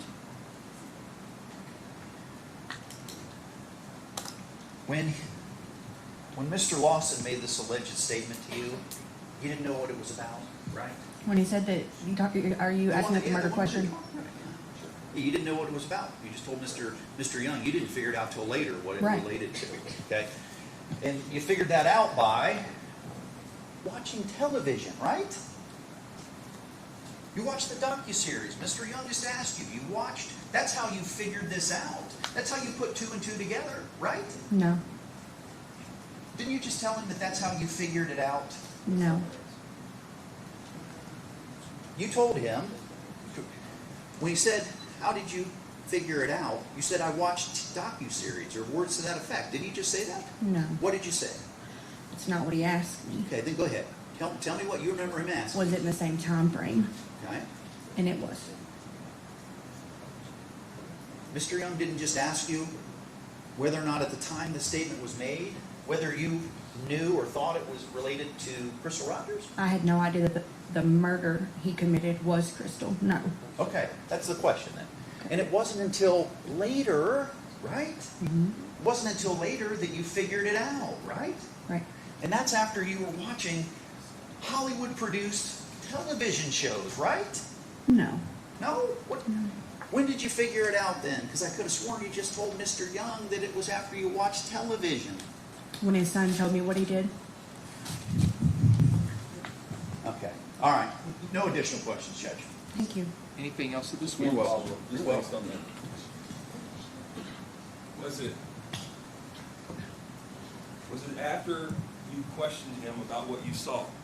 Yes. Wait, ask me the question again, I'm sorry. After what you had watched, you said you had heard Steve's voice on the docuseries. Right. Did you ask him questions about that? Yes, because my mom was like really concerned because I had her rewind it a couple times to make sure it was his voice, you know, because it was sudden. You And know? did he admit that was his voice? Yes. Did he admit to moving the car? Yes. Okay. Anything else? I don't, Judge. Okay. Any other questions from jurors? All right, may this witness be validly excused or she's Right. subject to recall? She's back there. Yeah, why don't we subject her to recall, Judge? And ma'am, you're going to need to remain, you're subject to recall, okay? Okay. You may go. Call your next witness. Stacy Kramer. Stacy Kramer. Yes, sir.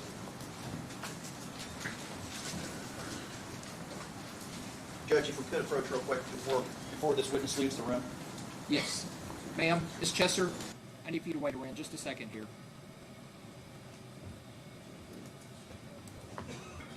Would you like for me to tell her not to communicate? That's what I'd like you to admonish her. Fran, if you could turn it off. Ms. Chesser, you're still subject to being recalled, so you're not allowed to talk to anybody about this case or your testimony, okay? Okay. All right, thank you, ma'am.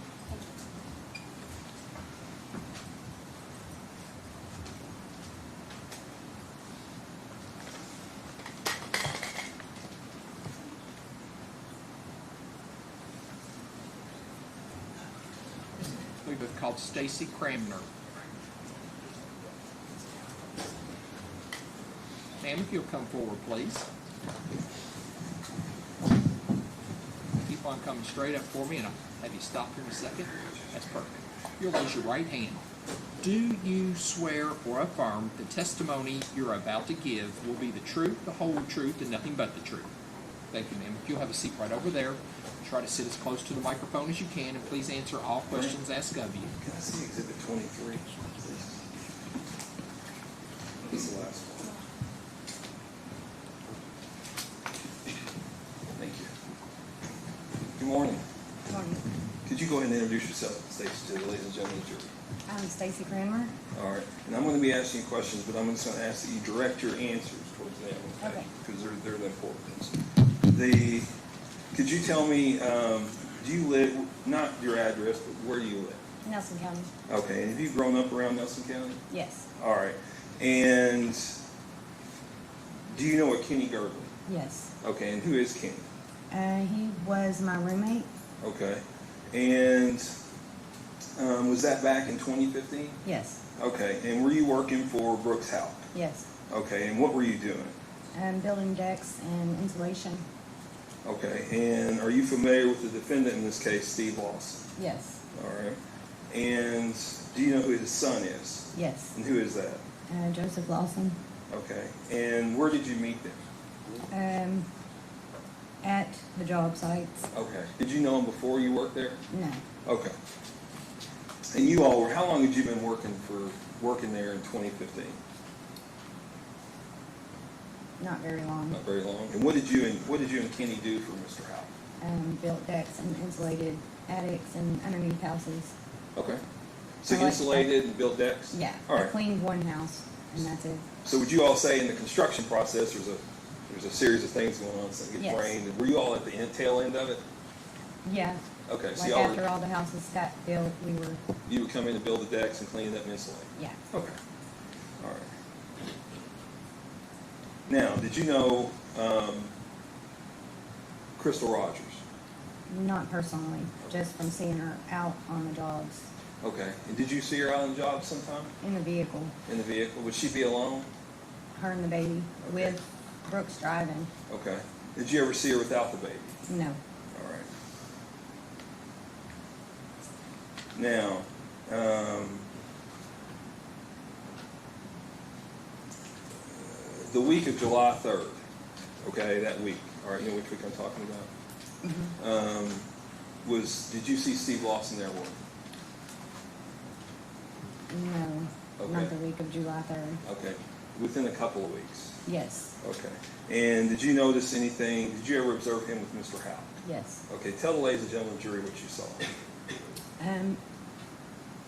I was sitting in the vehicle eating lunch, and Brooks Houck and Stephen Lawson pulled up in Brooks Houck's truck and asked about a crack in the ceiling that somebody had done in the drywall, and then proceeded to drive around for a while. I don't really know how long. Now, they drove around for a while, you said, Yeah, right? like Now, was for a there while. anything, is this typical behavior of Mr. Houck's to ride around with employees? No. Okay, okay. And so you said they drove around for a while? Yeah, All right, I'm not asking you how in the long. neighborhood. In the neighborhood. Okay, was it just them two in the vehicle? Yes. Okay. And go on with your story, I'm sorry. And after a while, they did go to the house with the crack in the ceiling. I never seen them get out of the truck. I just seen them sitting in the truck. And before that, me and Kenny got scolded about the crack in the ceiling. So that's what I thought it was about. Did you put a crack in the ceiling? I didn't. Somebody did. We did insulate that house, Right. so I don't know if somebody went up and checked the job or. But yes, there was a little crack in the ceiling. Okay. Was Mr. Houck not happy about the crack in the ceiling? No. Okay. And that's, you said he was talking to Mr. Lawson about it? Yes. All right. Go ahead. Okay, and then I guess Stephen Lawson's car was parked somewhere up that way towards us, because that's where he got out at and kind of walked around our vehicle. And I was sitting in there eating lunch, and Kenny was standing right by my door, and he walked around and said, I gotta go take care of something. I gotta go take care of this girl. Just like mouthing, and I'm like, take care of her? Like what? Like, how do you mean? He's like, well, just take care of her. She's got 5 kids, and she's not doing real good. And I was just asking questions, and he proceeded to just pop off that take care of her. I mean, I don't remember exactly. What did you take that And to? I asked if it was a family member, and he said no. And I asked, are you putting her in rehab? He said, I wish that was the case. And that was about it. Okay, is that what him and Brooks were talking about? I'm pretty sure that's Objection. something he I'll said. sustain the objection without a foundation. Did he tell you what him and Brooks were talking Well, about? I asked him if they were talking about the crack in the ceiling. I said, am I in trouble? And he said what? No, that they were talking about the girl. Okay. And do you know how many children Crystal Rogers had? 5. All right. So I'm going to show you exhibit number 23, okay? This has previously been turned into evidence. Okay. And this was, did you recognize that number? Yes, that's my phone number. Okay. And this has been tested by Detective Snow that he took this off the answering machine on July 5th at 6:43 p.m. And would that be you? Yes. It had Stacy with are you IE? Yes. All right, and with a question mark, so that would be you? Yes. Okay. And what were you calling the sheriff's office for? About that remark. Okay. And this was the same day that Crystal was reported missing, is that Yes. correct? And did you also go into to the sheriff's office to make a statement? Yes. Okay, and did you write out the statement? Yes. Okay. hang on.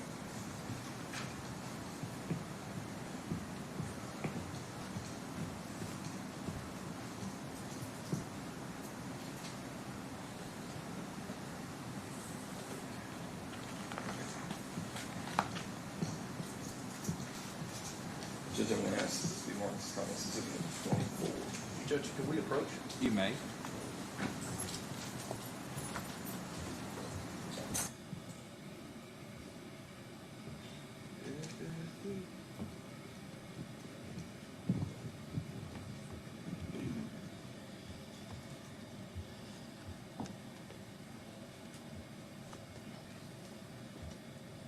Are you intending to introduce this? Mm-hmm. You can't introduce the statement of this witness. It's a statement. No, so what? It doesn't mean it's an out-of-court statement. She's on the witness stand, and there's only certain rules that allow hearsay. It would be bolstering her testimony, which would be improper. Right. But certainly the jury has the understanding that she read a statement, and certainly there's Okay, nothing it's fine. inconsistent, they can certainly question Yes, that. sir, that's fine. Okay. Stacy, I'm going to take a look at that real quick. Is that your statement? Yes, Okay. And what you've testified here today, is that what's contained in that statement? yes. Okay.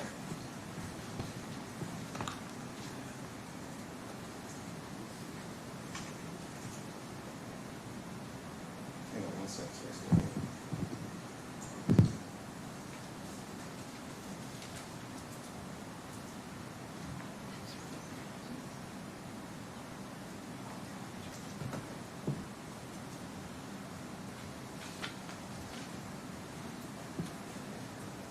I left it over here. I'll be right back.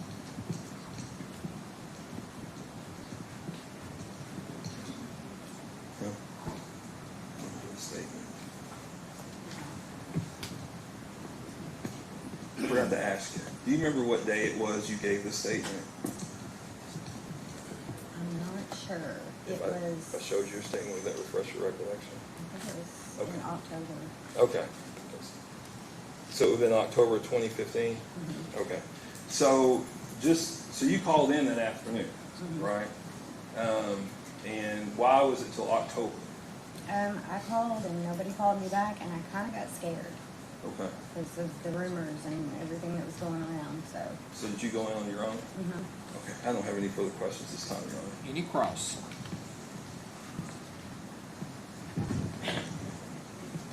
Okay, Ms. Kramer. Great. Can you hear me? Yes.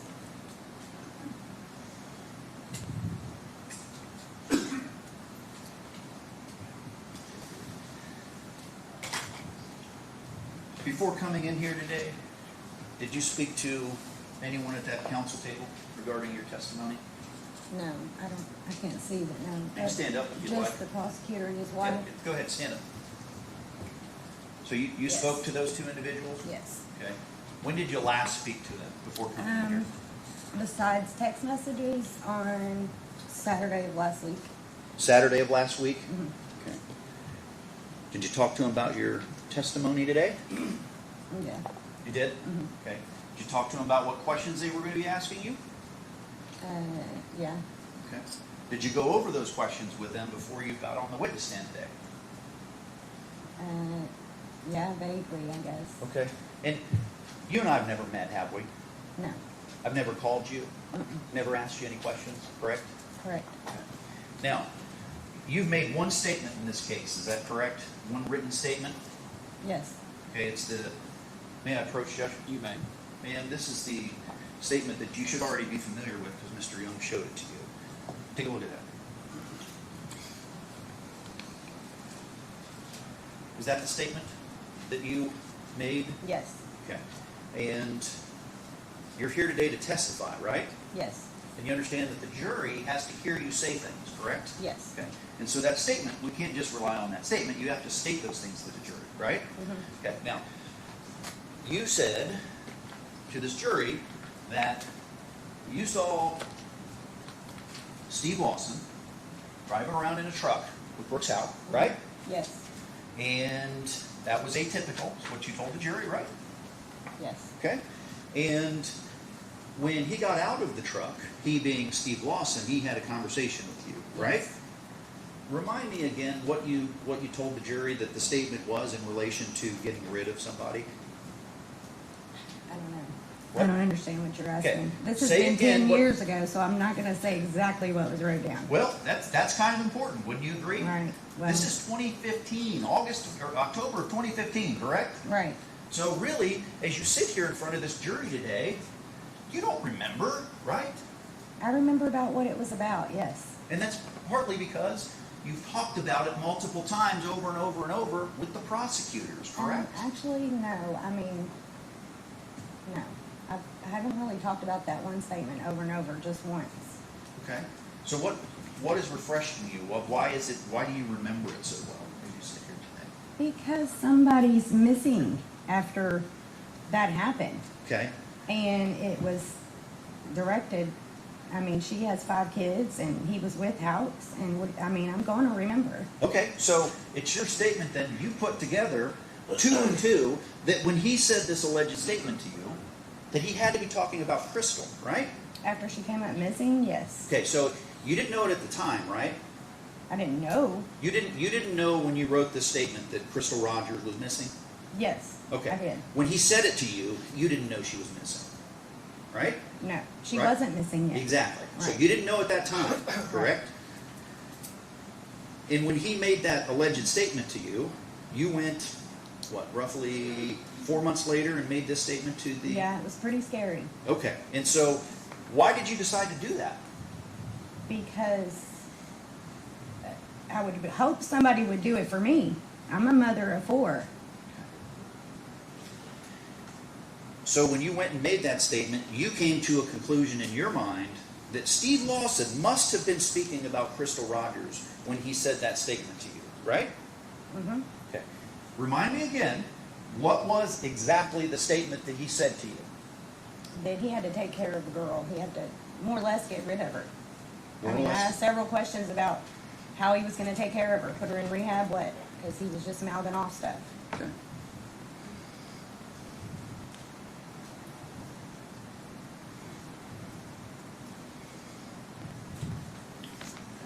Let me show you this document. You've seen it already, but I've underlined a sentence in there that I'd like you to draw your attention to.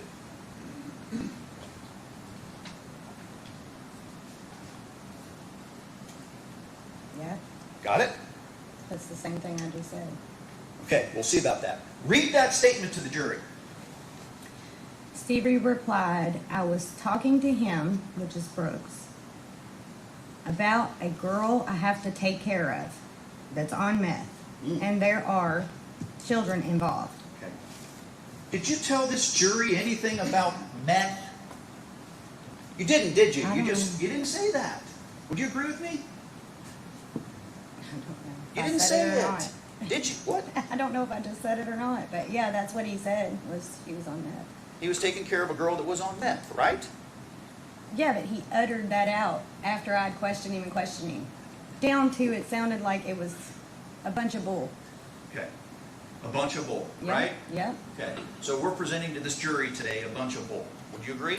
No, I agree that he is known around town to be I- full of bull. Okay, very good. Okay, very good. Now, you would agree that your memory in 2015 is better than your memory today, right? In 2015, sure. Meaning I was younger. when you write things down in 2015, right? Yeah.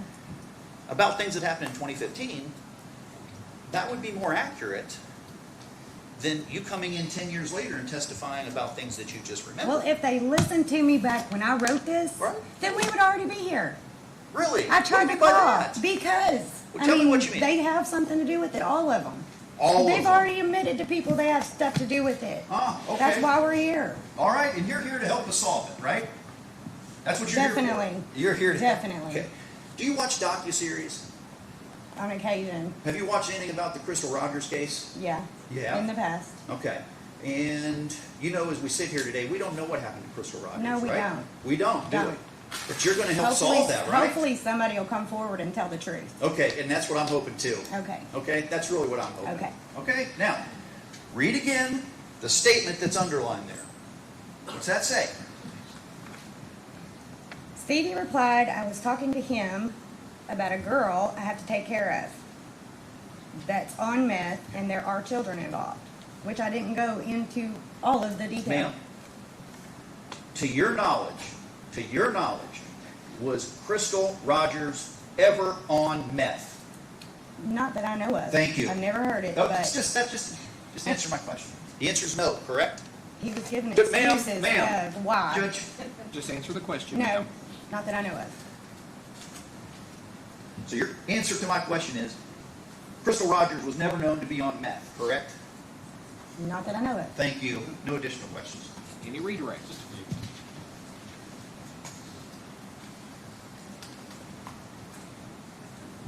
Now, Stacy, was there any docuseries that you know of back in July of 2015 or October of 2015 about Crystal Rogers? Yes, but Stevie Lawson was not on it. Okay, so He showed you your statement, so I'm going to show it to you too, though. Okay. Can you go ahead, there's a, starting here with I. I want you just to read it to yourself, okay? Okay.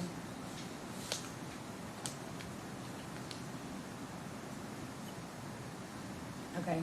So after that July 5th, okay, the day she come up missing, did you ever see Steve Lawson again on the job site? No. All right. And what you've told the jury here today, is that what you recall? Yes. Okay. And was it him talking about a woman with 5 kids? Yes. All right. And you said that you kept pressing him and he didn't make any... Pressing him, and then that's when the meth came out. It was an excuse to take care of this girl. Let's just the excuse part. You may recross. No further questions? Any questions from any jurors of this witness? May this witness be found excused, or is she subject to recall? Subject to recall. Ma'am, you're subject to recall, so you're going to have to remain here till the case is over. You're not allowed to talk to any witnesses about the case, okay? Yes. All right, you may go. Call your next witness. You may.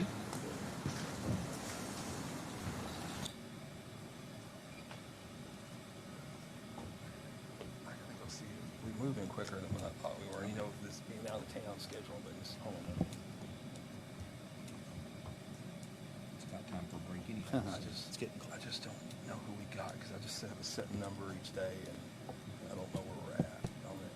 Well, why don't we take about a break till 11 o'clock? That's fine. Yes, sir. It's a 15-minute break. Yeah. Yes, sir. Randy. Ladies and gentlemen, jury, we've been going for about an hour, so we're going to take a break till 11 a.m. The same admonitions are in place. Do not discuss this case among yourselves. Do not let anybody discuss this case with you. If anybody attempts to discuss this case with you, I need for you to immediately report that to me. You're not to make up your mind about the case until you've heard all the evidence, got the instructions from the court, and gone to the jury room to deliberate and consider what your fellow jurors have to say about the case. You may go with the bailiff. We'll be back at 11 a.m.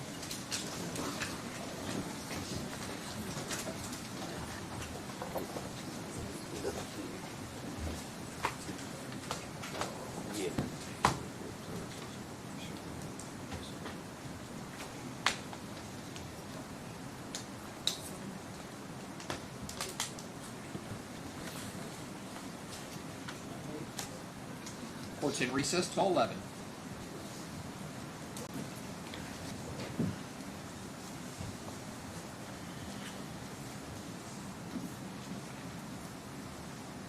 At this time, let the record reflect all 15 jurors have returned to the courtroom. Everyone may be seated. Counsel waive the call.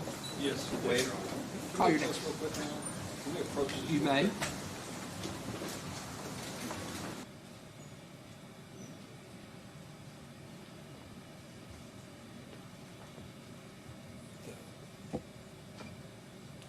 The witness is subject to recall. I know you told him to stay here. Do they need to stay physically present in the courthouse the rest of the day, or if I can get a hold of them, is that good enough? Is there a witness that needs to leave? Is that what you're saying?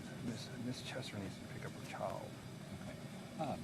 I don't see us getting to the defense side of the case today. So. No, I have no objection. No, that's So you Is it okay if I tell both of them? I got numbers for them. Yeah, they're going to be back when the defense starts their side of the case. Yes, sir. Or we will, as you know, everything's subject to shift. Don't necessarily have them come back that day unless we ask you. Is that okay? I can get a hold of them, is what I'm telling you. You can text one of us and just and confirm if we need them or not. Yeah, that's that way fine. they don't. Just let them go. What about Mr. Jim? Did you all want me to have him pick? We have an affidavit prepared, it's just not notarized, so we'll give that to the court today. And if your honor's okay with it, just to expedite it, we can send an email with prosecutor CC to it. The answer is yes, we do want him picked up. Yes. Yeah, thank you. Chris is gonna go tell them, Patty, our victim's advocate, to tell them, and we'll get rolling. Okay, Brandon.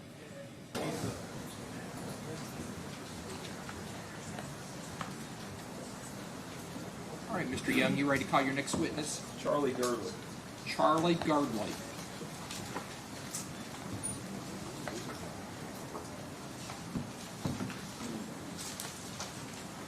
Sir, if you'll come up forward, please. Keep on straight, coming up this way. There you go. Mr. Girdley, Mr. Girdley, I need you to raise your right hand for me. Do you swear or affirm the testimony you're about to give will be the truth, the whole truth, and nothing but the truth? You may have a seat right over there. Thank you. Please answer all questions asked of you. Try to sit as close to the microphone as you can. Mr. Girdley, you gotta speak up a little bit, okay? Just, when you answer so that you're, okay? So, let's let each other know that your name is. Charlie Girdley, And where did you grow up, Mr. Girdley? Bardstown, Nelson County. Okay. You lived there your whole life? Yes, sir. All right. And where are you currently employed? Richie Riggs Construction. What type of work do you do? Home remodeling, stuff like that. Okay. And are you a convicted felon? Yes, sir. Okay. And were you convicted of possession of methamphetamine? Yes, sir. Okay. And are you a recovering addict? Yes, sir. All right. Are you familiar with Brooks House? Yes, sir. Okay. Who's Brooks House to you? It's a guy that I worked for a couple of years. Okay. Were you working for him back in 2015? Yes, sir. Okay. What did you do for Mr. House back in 2015? Framed houses. You framed houses? Okay. Are you a carpenter by trade? Yes, sir. All right. And are you familiar with Steve and Joseph Lawson? Yes, sir. Okay. And who are they? I met Joey through a cousin of mine when I was working with Gene Hatfield. Okay. And is Joey Joseph Lawson? Yes, sir. Okay. And you met him when you were working with Gene Hatfield, is that correct? Yes, sir. Okay. And what about Steve? I met Steve through Joey a little bit after that. Okay. So how long would you say, how long would you say you've known him, like from today? From today, probably 12, 15 years. 12, 15 years? Okay. Did they work for Mr. Houck as well? I've known Joey that long. I've known Steve as long. Huh? I've known Joey 12, 15 years. I haven't known Steve as long. Okay. Have you known him since at least 2015? Yes, sir. Okay. And did they work for Brooks Houck as well? Yes, sir. Okay. And do you know when they began working for him? The first time I seen him was in late May of Okay. 2015. The both of them? Yeah, they were doing yard work and everything, dressing up the yards and everything. Okay, what were they doing that with? A skidster. A skid steer? Bobcat? Some people call it a skid loader? Yeah. Okay, all right. Make sure you talk to the jury, okay, Charlie? Yes, sir. So you think you started seeing them back in May of 2015, is that correct? Yes, sir. Okay, would you see them every day at work? No. Okay. I just see him here and there. I mean, Okay, were they doing something, we talked with there was a witness before, we talked about building houses, there's different stages, correct? right. And different tradesmen will come in during different stages. Yes, Is that sir. correct? Were you, framing houses, were you on the front end? What do you mean on the front? On the front end, were you Yeah, one of we- the first persons being Yes. working on houses? Okay. All right, and dressing up yards and stuff like they were doing, would that be later on? Yes, sir. Okay, so you wouldn't necessarily interact with them every day? No. Okay. Now, are you familiar with Crystal Rogers? Seen her a couple of times. She brought some drinks Okay. down on the job site. Okay, were you aware that she was the significant other of Brooks House? Yes, sir. Okay. And you've seen her once or twice bring out drinks, is that correct? Yes, sir. Okay. Are you familiar with Rosemary House? Yes, sir. I've met her once or twice. Okay. And who is she? Brooks' mother. Brooks's mother? All right. So, I want to talk about July 4th weekend of that year, okay, 2015. All right. Okay. Do you remember that week? Somewhat. Okay. It's been a while ago, right? Yes, sir. Okay. Do you remember Steve, the defendant in this case, Steve Lawson, talking to you about a conversation he had with Brooks House? I said something about Brooks was wanted to get rid of Crystal, and he said he wasn't the man that I was, and I just kind of laughed about it as a joke and went on. He said he wasn't the man you was, and you kind of Yeah. laughed about it, Yeah, and we went on. and then went on? Was anything else ever said about it? No. Okay. Were there any comments made about that week about Crystal's car? Joey said something about he buried it with his sister, and they never found it. Okay.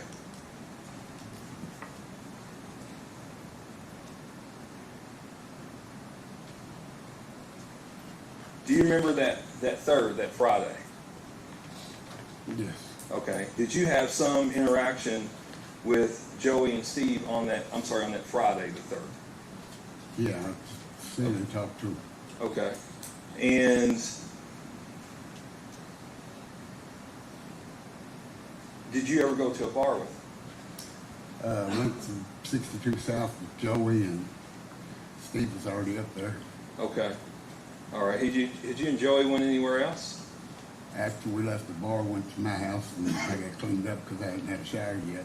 Okay. Then we went to, I guess, Joey and Steve's, and Steve had went home to take a shower, and we picked Steve up and went back to the bar. Okay. Did you and Joey go anywhere else prior? Where did Joey pick you up at? At New Rod's house, Okay. pre-party that I was at, And helping where, get together. where did y'all go after that? I went and got some dope from Okay. the dope man. Okay. And after that, where did you go? After that, I went to Brooks, got my check. Okay. and Did then Joey went get to- anything? Yeah, Brooks threw Joey a set of keys, and Joey Brooks said he threw had Joey. to- Brooks threw Joey a set of keys. Yeah, and Joey said he had to work on Crystal's car, put brakes and rotors all the way around it. Okay. And after y'all left there, is that when you went and got a shower? Yeah. And Okay. then we went and picked Steve up Where'd y'all pick Steve up at? down on that trailer on Thompson Hill Road. Okay. And where's that at? Thompson Hill Road. That's Nelson County, I mean, back off 523. Is it north or south of Bardstown? It's kind of a northwest, I guess. Northwest? I don't know. Okay. Okay. And did you see anything when you picked Steve up? Crystal's car was in the driveway, and like I said, Joey said he had to put brakes and rotors on it. Okay. Did you think anything about it at the time? No, Okay. And then where did you go after that? we went back to the bar, and then I got in the car with my daughter and went back to the pre-party. Okay.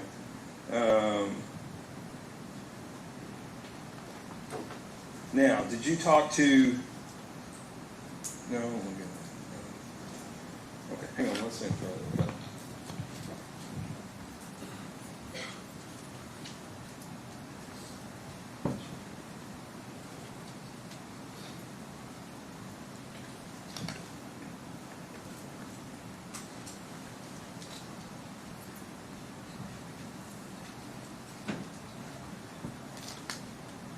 Judge, I don't have any further questions at this time. I do have further questions. Charlie, you've been interviewed before, right? Yes, sir. Okay, you were interviewed back in 2015 or 2016 with the Sheriff's Office, correct? Yes, sir. Did you tell them any of this? No, sir. Okay. Is there a reason why? I didn't want nothing to do with this case, so just wanted to get away from it. Didn't want it to get added in and get in any kind of trouble for something I hadn't done. Okay. And you talked to the FBI, correct? Yes, sir. Did you tell them anything about this? Nope. Okay. Did you talk to the Kentucky State Police? Yes, sir. Did you tell them anything about it? Yes, sir. Okay. And when was that? 2023. Okay. Yeah. Judge, I don't have any further questions this time, Mr. Girdley. Any cross?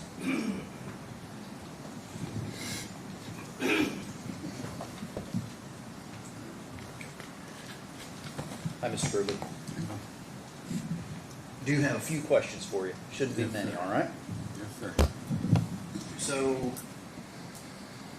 my understanding and reviewing of the evidence in this case, you were asked back in 2015 about the stuff that you just testified to this jury, right? About, Yes, sir. and you were asked about it in 2016 as well?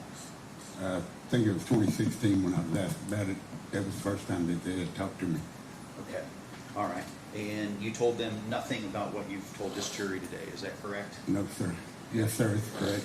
Okay, and let me ask you this. Before you came into this courtroom, did you speak with any of the people over at the council table? No. Have you spoken to them before testifying today? Yes, sir. Okay, when did you talk to them? Last time I talked to any of them was, I think, a couple of weeks ago.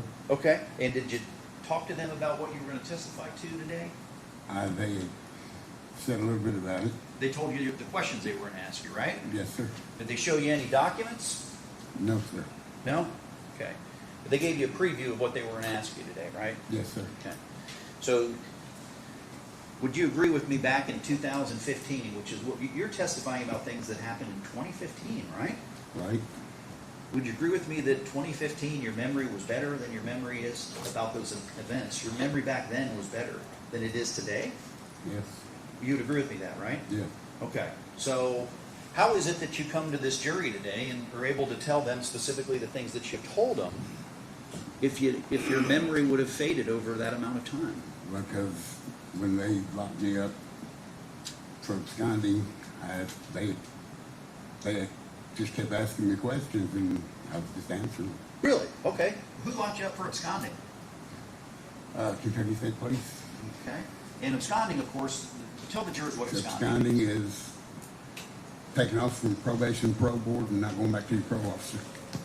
Okay, and so when did this happen? When did you abscond? 2023. 2023. Okay, and in 2023, when you absconded, did the marshals get you, or was it Kentucky State? Who got you? The marshals and the Kentucky State Police were both there. Were they the ones that affected your arrest? Were they the ones that arrested you? Yes, sir. Okay. And they didn't take you straight to jail? No, sir. Where'd they take you? They brought me over to Harden County Really?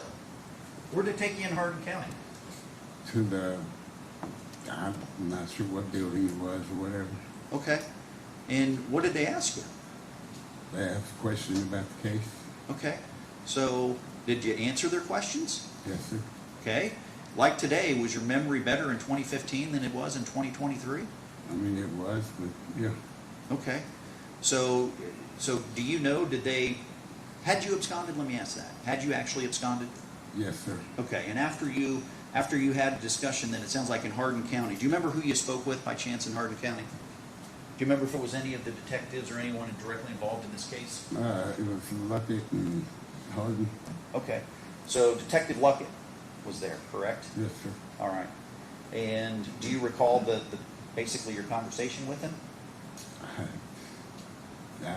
No, I mean, You- it's mainly about this case, but I couldn't see You this can't even case. remember that conversation in 2023, I let mean, alone it- your conversation in 2015, right?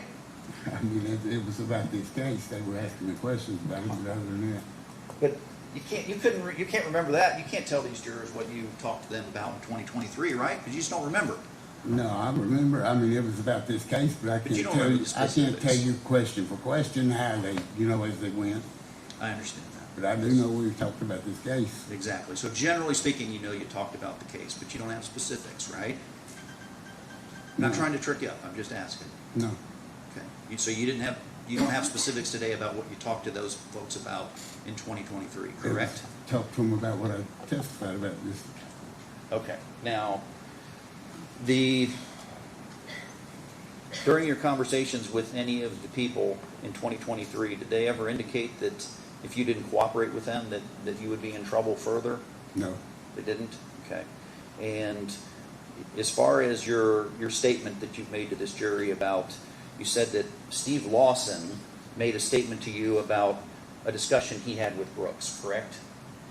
Remember that? Yes. You just said Yes. it. Okay, you remember that? yes, I do. Okay. And correct me if I'm wrong, that statement was, where's the effect of, Steve told you that Brooks asked him to get rid of somebody, and Steve said, I'm not your man. Go talk to Charlie.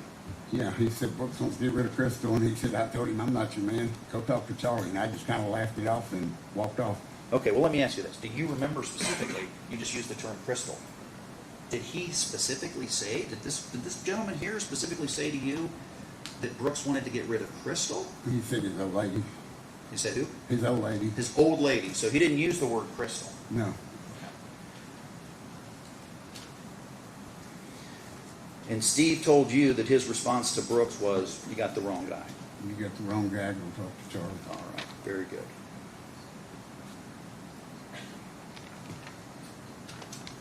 Now, back in 2015, well, let me ask you, do you have a history with drugs?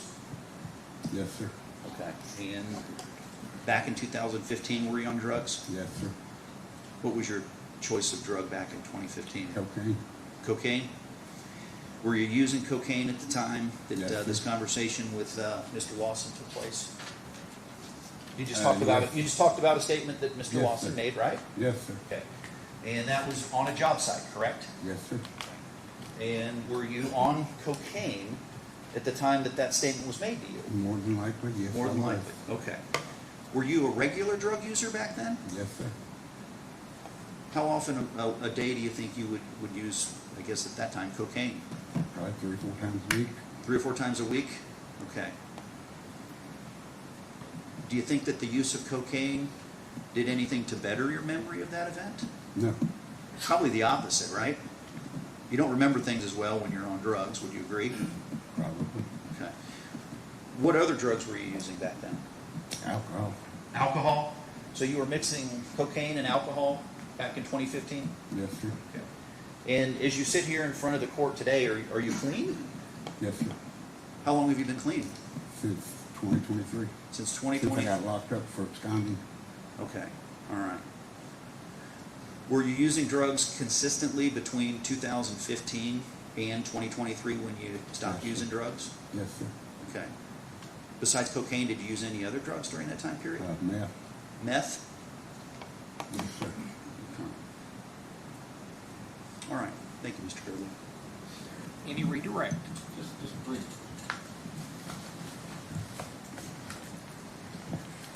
Charlie, have you ever had anybody else tell you that somebody wanted to get rid of or kill somebody?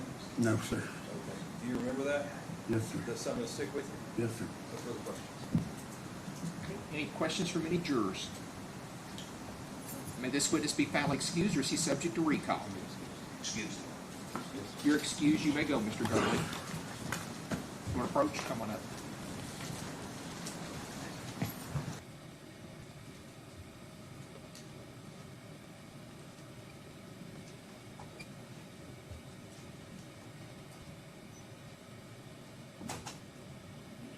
I'm going to apologize to the court. I'm out of witnesses.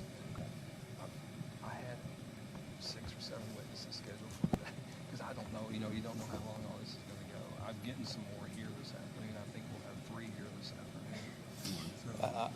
I'm going to thank you, quite frankly. That's great. I'm ready for a break, so if... You go ahead and tell them to have a lunch break. What time will you have your witnesses here?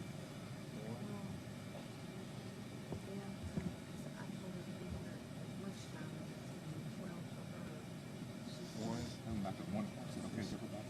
Yeah, it's fine with us. I'll tell you one thing, since I've been watching this trial, I feel for you off these microphones. I'm glad I never had to deal with that. That's a in trial. cumbersome I thing. don't understand why the sound is so bad in here. It's amazing how because when you don't have it on, I can barely hear you your last questions. So when we do have it on, you can hear us when it's on. I have a hard time hearing Shane when it's not on because his back's to me, I think. But I'm able to hear you when you're saying. When Okay. Shane comes over here and his back's to me, I have a hard time hearing. Right. Because when it comes on microphone, I can find. it seemed to me that when he directed me to start wearing it, that he was worried about people in the back of the court hearing it, and it to me was a bit cumbersome. I'm used to it now, but it. I'm used to it. I just don't remember turning it off. Let me get the jury to tell them to take a 1 o'clock lunch break. Yes, sir. Okay. Brand will go off the record. Brand? Ladies and gentlemen of the jury, we are moving at a quicker pace than anticipated. So we're going to take an early lunch break today. We're going to be back at 1 o'clock is when we're going to start back. We finished some witnesses quicker than anticipated. The same admonitions remain in place. Do not discuss this case among yourselves. Do not let anybody discuss this case with you. If anybody attempts to discuss this case with you, I need you to immediately report that to me. And you're not to finally make up your mind about the case if you've heard all the evidence, you consider the instructions from the court, and you've gone to the jury room to deliberate and consider what your fellow jurors have to say about the case. Again, there's to be no research or any type of research about the case or communication about the case. We'll see you back at 1 o'clock. Thank you all.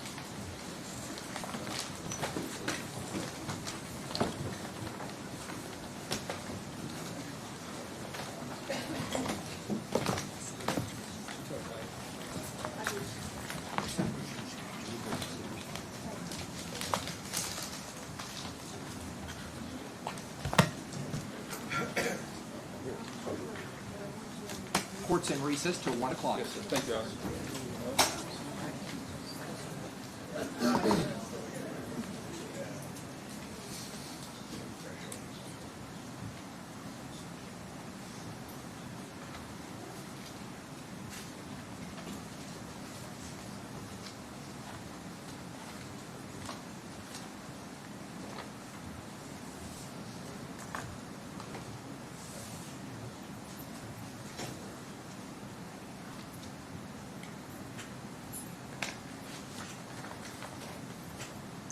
Everyone may be seated. Thank you.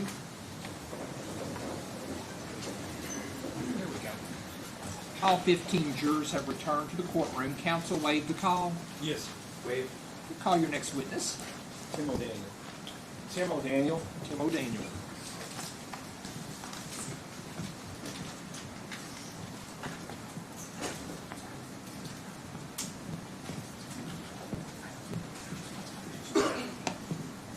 So if you'll raise your right hand for me. Do you swear or affirm the testimony you're about to give will be the truth, the whole truth, and nothing but the truth? Yes, Your Honor. Thank you. If you'll have a seat right over there, please sit as close to the microphone as you can, and please answer all questions asked of you. Yes, Your Honor. Mr. Young, proceed when you're ready. Yes, sir.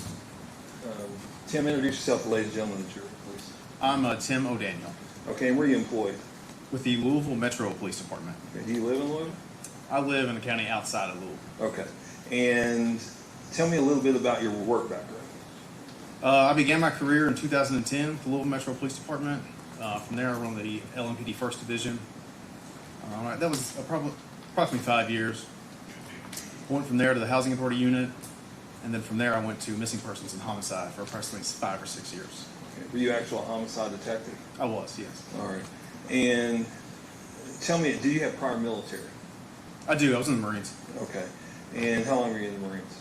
Approximately 6 years. All right, and you just don't go be a police officer, do they? Did you have to go to an academy or?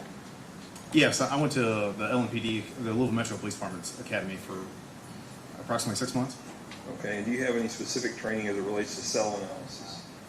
Yes, I have over 500 hours of cell training, cell-specific training from the carriers, from the AT&Ts, the T-Mobiles, and Verizons, from tools used for cellular analysis, from academics, and then from other government agencies, the FBI and the Secret Service. Okay, and currently what unit do you work in? I created and I work in the digital forensics unit with the Louisville Metro Police Department. When did you create that unit? Well, I was doing it as an ancillary job while I was with, while I was in homicide. I saw the need for cell site analysis and the need for cell phone extractions. And so I did it kind of as a part-time job as a homicide detective. And then in 2021, it was formally named, it was named a formal unit, and we created it from there. Okay, so up until then, you were being a homicide detective, right? And then did you have an active caseload? Yes, I did. Okay, and you were doing this kind of on the side, the forensic stuff. Is that fair to say? Yes, correct. All right. And then in 2021, you created that unit, and it became a part of the LMPD. Is that correct? Yes. All right. The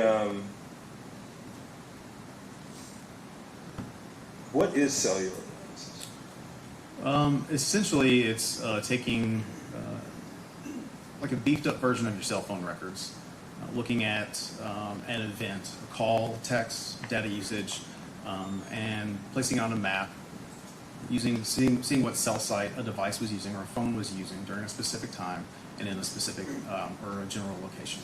How do you use that? You said you started when you were in homicide, correct? That's correct. How do you use that as a police officer? How does it help you, or how does it help homicide, or how does it help you in investigations?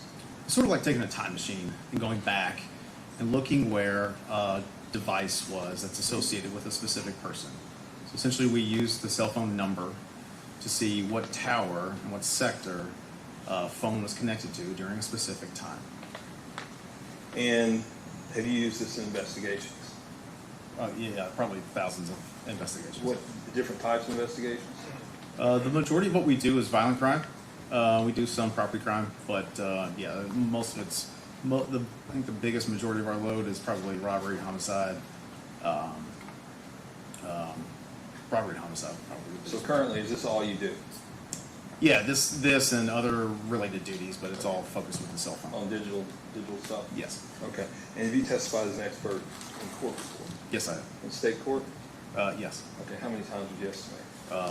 Just a handful of times, 2 or 3 times. Okay. And have you been recognized as an expert in state court? Yes. Okay. And did you bring your resume with you? I did. Okay. I think I have a copy here. I'll show it to you. Would you take a look at that? That's it? That's it? Yes, sir. Make sure it's counsel.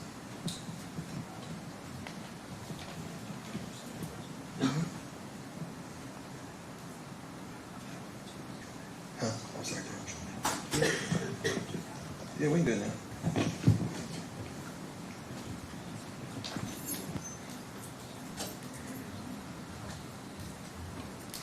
Sorry, we should ask him. That's all right.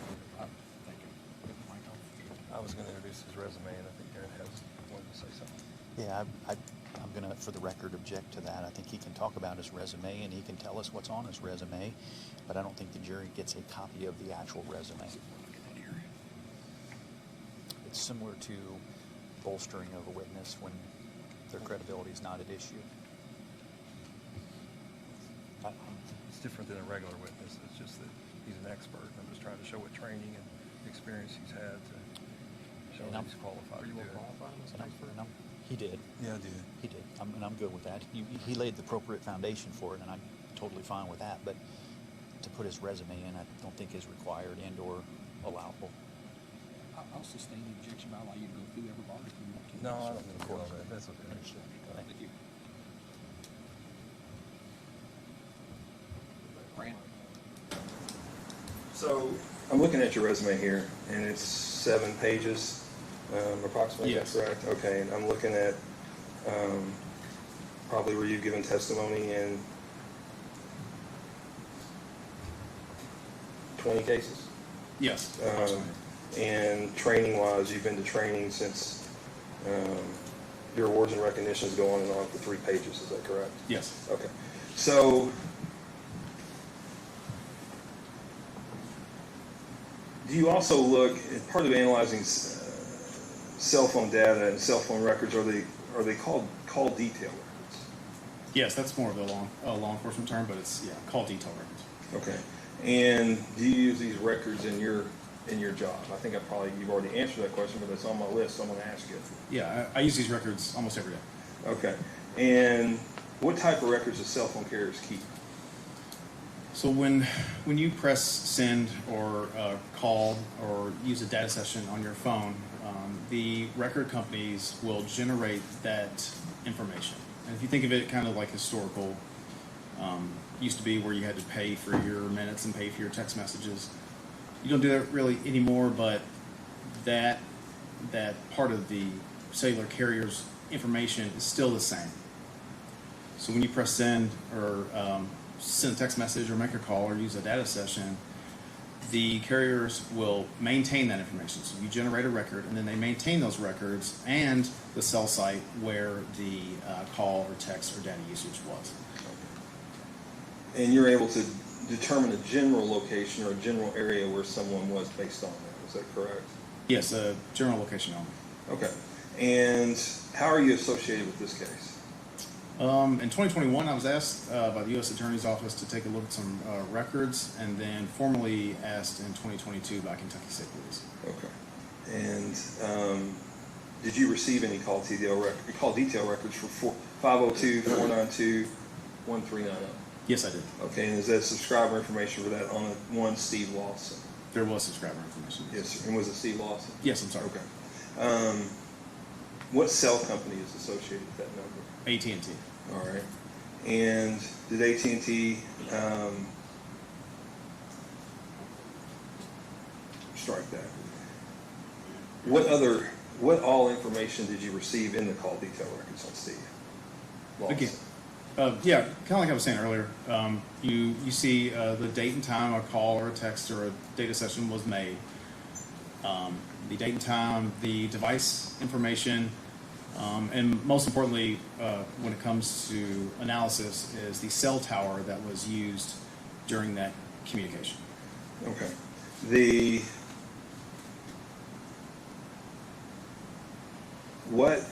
Can you tell the ladies and jury what factors are used to determine which cell phone tower are used to make or send calls or text messages? Yeah, as your phone is sitting there in your pocket or on the table, or when you, it is creating what's called, it's creating a list of the towers with the clearest and best signal. It's not necessarily the towers that are closest to you, but it is creating a list of those towers. And so when you decide to send a text message or make a call, it knows the tower that has the clearest and best signal.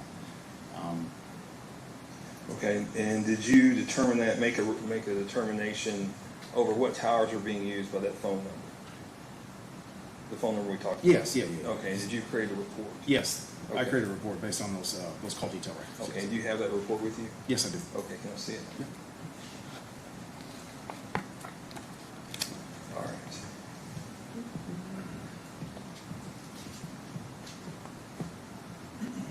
Let's screw your exhibits.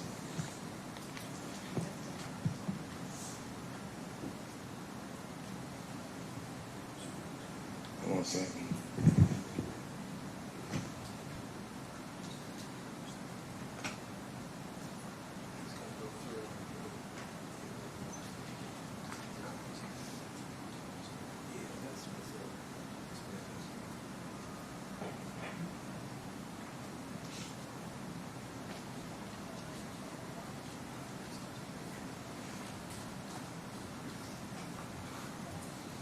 You may.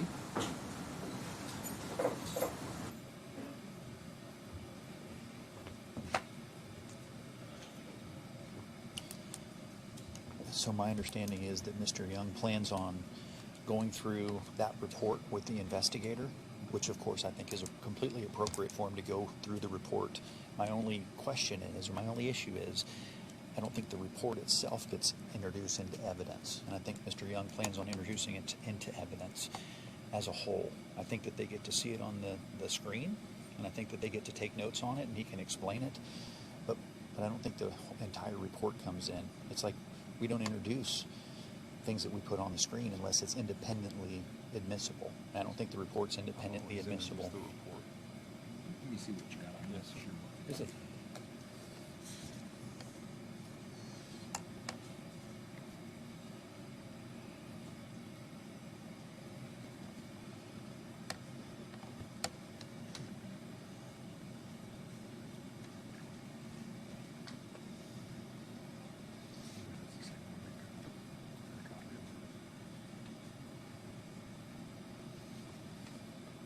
What I'm going to do at this point is reserve until I've heard his testimony.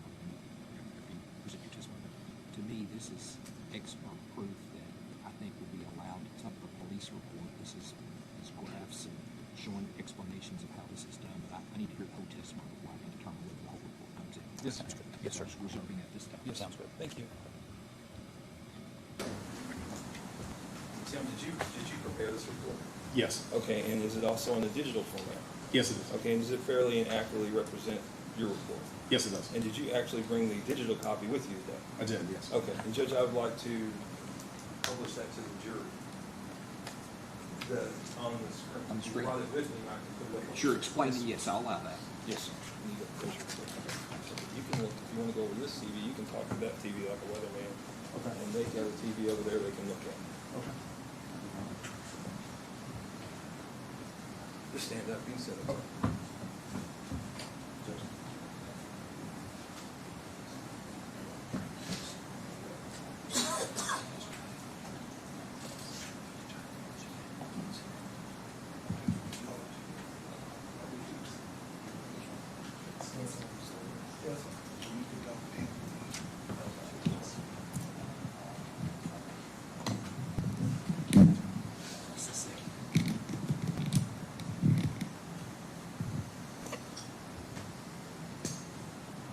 Go ahead. Okay. This is a report that I prepared for phone number 502-492-1394.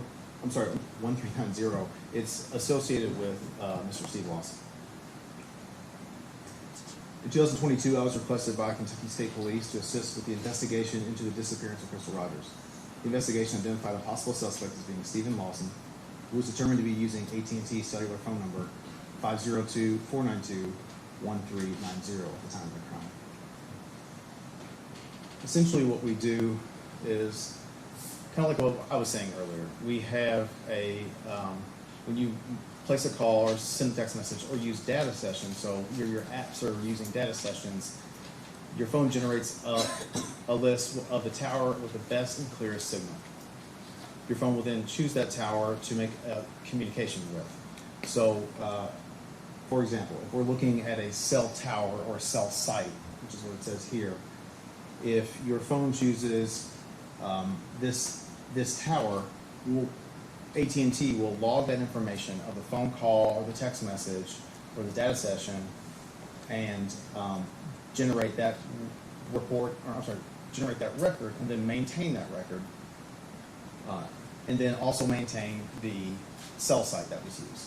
We're able to see, the carriers also will give us the GPS location and of that cell site. So we're able to take that information and look at where a phone, the general area of where a phone was at a specific time based on the location of a cell phone, or I'm sorry, a cell site. In addition to providing the cell site, they will also provide what's called the cell sector. So in order to optimize their cell sites and their cell towers, they'll provide 360 degrees of coverage for cell phones, and they'll divide that most of the time into 3 sectors. So in this case, you have sector 1 being 0, sector 2 being 120, and sector 3 being 240. So not only do they give us the cell site location, but they give us the sector that's being used and where that sector faces or where that antenna faces. The Louisville Metro Police Department alone does hundreds of cases a year for call detail records. So we can do it by hand, but we use a tool that will help us with mapping that information. And what it does is it looks like this. And so here's the cell site location, and then this is the sector that is being used. Now that shaded area is just showing the direction of that sector and not the actual coverage area of that sector. This is an example of the call detail records that were used in this analysis. If you move from left to right, you can see that on 7/4/2015 at 7/12/28, this is a data session. This is in UTC. So when we receive the records, a detective will write a search warrant, or in this time, a subpoena, and we'll get that information back from AT&T. AT&T does hundreds of thousands of these cases a year, so their standard format is the UTC, or Zulu time, or Prime Meridian time. We will convert it into Eastern time, depending on the time of year. It's -4 or -5. And so if you look at just this one on July 4, 2015, at 7/12, so we subtract 4, that would be 3/12/28.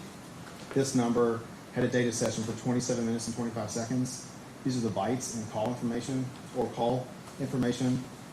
and then the IMEI and the IMSI.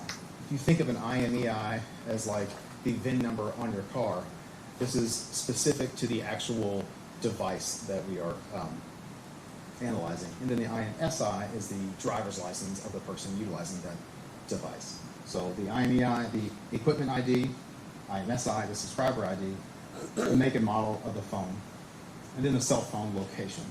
And that's the location area code and the cell ID, the geographical location of the cell site, and then the sector that is used. I got a question. Yes. So you mentioned it was a data session, right? Yes. Is there a difference between a data session and like a text session or a call session? Yeah, so on the data session, this is like an app using something, but on a call session, you'll see, instead of bytes up and bytes down, you'll see calls, you'll see the phone number that was being called or calling the target phone number, and likewise with the text messages. As of June 2015, these are all the AT&T cell sites in the area of Bardstown, Kentucky. Not only, as an AT&T subscriber, your phone will only choose AT&T cell sites. And these are the cell sites that were in the area. So I was asked to look at specific dates and specific times in this analysis. This is the, if we're working from top to bottom and left to right, the historical cell site analysis. That's our target phone number, the 1390, on July 3rd, 2015 at 11:06 p.m. Eastern Time. I was given specific locations important to the case: the 62 South Bar, 143 Sycamore Springs, and then Demery Drive. And this is an incoming call. So this phone associated with Mr. Lawson received a call from 8088. It's 8088 number. Again, here's the cell tower and then the direction of the sector. This is the raw data. That's the raw data that allowed you to plot that on the map. Yes. Again, July 3rd, 2015, 1106 through 1156. The activity on the phone, which you'll see here, is multiple cell antennas, but essentially still using that same cell site and then a cell site down there. So we're at 1106, 1150, 1151, and then 1153 down there at the bottom. And is that the data that corresponds with Yes. those, with that? Okay, so for 1390 on July 3rd, 2015, 1150 to 1153 outgoing calls. Again, raw data. On July 4th, from 12:01 a.m. to 12:29 a.m., the device is using cell sites. If you're looking at this, you want to go from right to left. It's using cell sites from north to south and right to left. I was given the general area of where the car location was. And does that, go back one, is this the area right here that you were given where the car was located? Yes, yes, you can see it. I'm sorry, it's down there in the orange. And is this this is the map, so is this the Bluegrass Parkway right here? Yes, it is. Okay.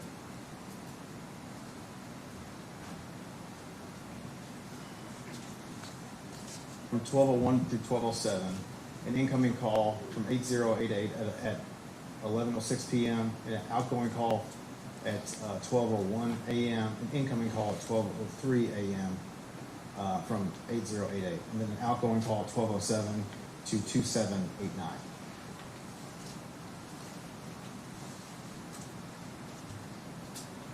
In addition to AT&T records, I was also provided Google location records for a Gmail, brookswhoup1@gmail.com. Google is separate from the cellular carriers, where they will provide a GPS point, like a specific point, and then they'll give you a margin of error of where they believe the phone to be. So a lot of times what you'll see is it'll show a pinpoint and then a shaded area around that pinpoint, and Google believes it to be somewhere in that shaded area. So I was asked to specifically look at 1390 and brookswhoup@gmail.com on July 4th, 2015, from 12:06 to 12:08. 1390 at 12:07:45 makes an outgoing call to 2789. It's 502-349-2789 for 15 seconds.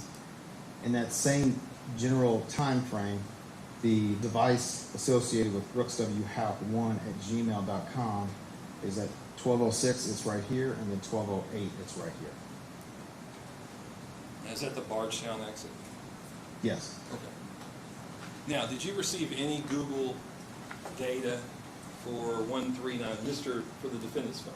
No, I did not. Okay. Did you ask for it? No, but Was it asked for? Do you know? I don't know. Okay.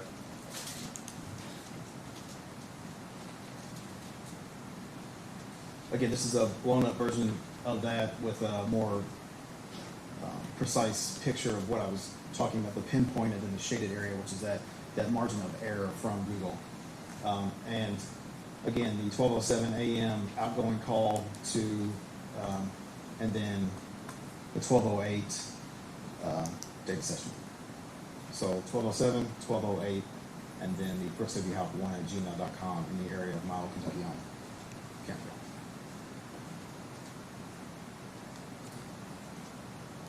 Continuing, there's at July 4th, 2015 at 12:18 a.m. There's a data session in the area of 31 and then the Bluegrass Parkway. And then the device uses cell sites westbound. So, you'll see these aren't typical of what I was just talking about in that wedge shape or that pie shape. These are data sessions from the AT&T records. AT&T did not record the sector that was used during that time. So when that communication was generated, it did not record the sector that was used during that time. So essentially what we can map is it was just using that cell tower, and that's how that's shown there. And so it's 1218. If you're moving from right to left, it's 1218, 1224, 1225, and then 1225 there. And then that's the area of the general area of our car list. Again, the raw data. In order, out of caution, so not only does AT&T maintain those CDRs or those call detail records or those historical cell site location information, they also maintain a national list. So we can look at the antenna that was used during that specific time and where it points. This one, like I said earlier, had a sector of points 0, so points north in this area. So from 1218 to 1225, essentially the same data, except now the sectors are being shown there. And again, 1230 through 1245, moving from west to east and then south to north. And it's tough to see. It's 1225, 41 there, 1229, 1230, 1230, 1231, and again 1231.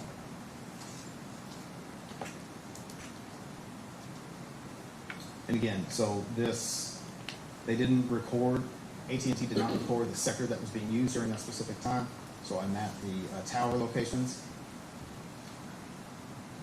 And then I went to the national list and I got the actual sectors of, that were being utilized during that time.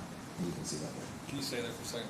Yeah. So you were telling earlier, your statement was made to the jury that these wedges, the 120 degrees, I think, right? Yes. That it's not, that really doesn't define what the coverage is. It's just a general area. Is that correct? Yeah, so essentially the way that we map it, so cell towers have 360 degrees of coverage. Typically they're divided into 3 sectors. So the scientific community that does this cell site analysis, us, the FBI, and the scientific working group on digital evidence, will show you to map it at 120 degrees. So 360 divided by 3 is 120. Their cell coverage does not stop at 120 degrees. It could possibly be off to the side, and it could possibly be around. If you think about, if you're sitting in a dark room and you flick a flashlight on, the main focus of that energy, of that light, is going to be down the center, and then as you move your way off to the sides, it's going to be dimmer and dimmer and dimmer. But you are going to still get some light off to the side, off the left and right side, and possibly behind you. So this B here would indicate the main beam, that you're saying, correct? Yes. And then, but you could have bleed over on the sides. Yes, of course.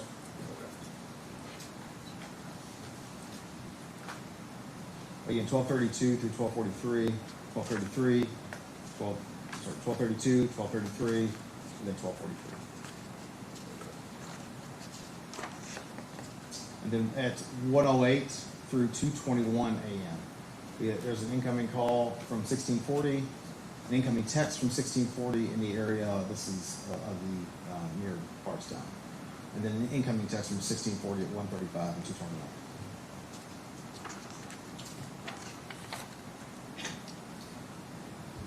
I was asked to get further analyze the records through about 10 a.m. that day. So the device associated with 1390 at 3:12 a.m. is in the area of Bardstown, and then begins using cell sites north. At 3:24, there was an incoming text message in the Samuels area, and then I was provided an address of Thompson Hill Road that was significant to the case, And at 524, the device is using a cell tower in the area of Thompson Hill Road. This is a more zoomed in picture of that. Again, Bardstown at 324 in the area of Samuels, and then Thompson Hill Road at 524, the raw data, and then 524 up top, and then 624 and 646 down in the area of Bardstown. And this is just, again, with that that cell site that's being used right there. I went to the national list, and then the incoming text message. And then 6:46 through 8:37 a.m. on July 4th.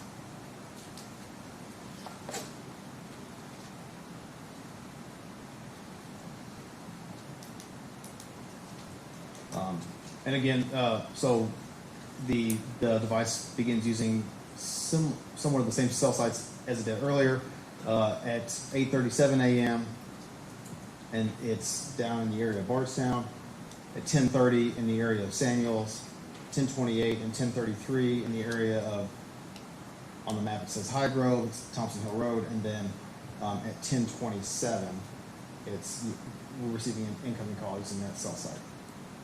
And again, down 10:33, 10:34, 11:45, 11:47, sorry, 10:33, 10:34, 11:45, 11:47, 12:20, and 12:25.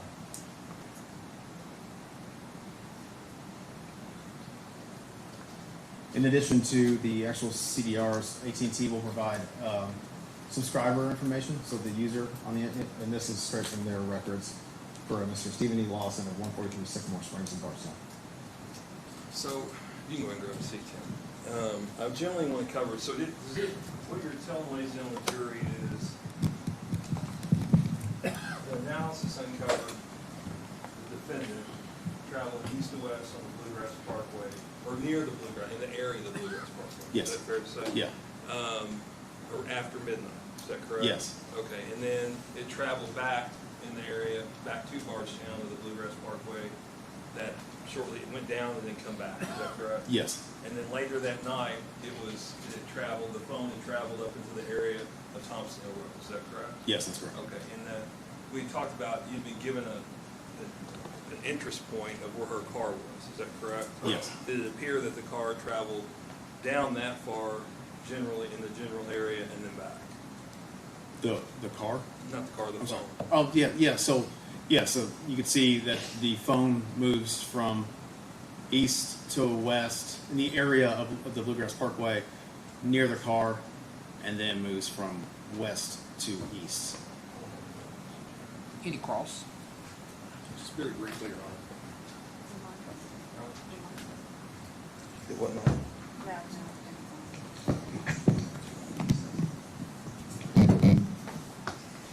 Pardon me, Detective. Not sure if this is on. I don't believe it is. I think I can hear you. It's okay. Can you hear me, Detective? I can hear you. Okay. Just fine then. Detective, I know this is to no fault of yours, but you had stated earlier you became involved in this case in 2022. Yes. And that was at the request of the Kentucky State Police. Yes, sir. And again, totally out of your control, that's when you were asked to get involved in this case, but you acknowledge that was 7 years removed from the alleged disappearance, correct? Yes, sir. Not the alleged disappearance, the disappearance of Miss Rogers, July the 3rd of 2015. Yes, sir. Do you agree as it relates to, and you'll have to forgive me if I'm using the wrong terminology here, and feel free to correct me, but as it relates to data sessions, isn't it true that AT&T warns that data sessions aren't always user initiated? Some are. If you go, can I flip back? Yeah, absolutely. Okay. Let me scroll up.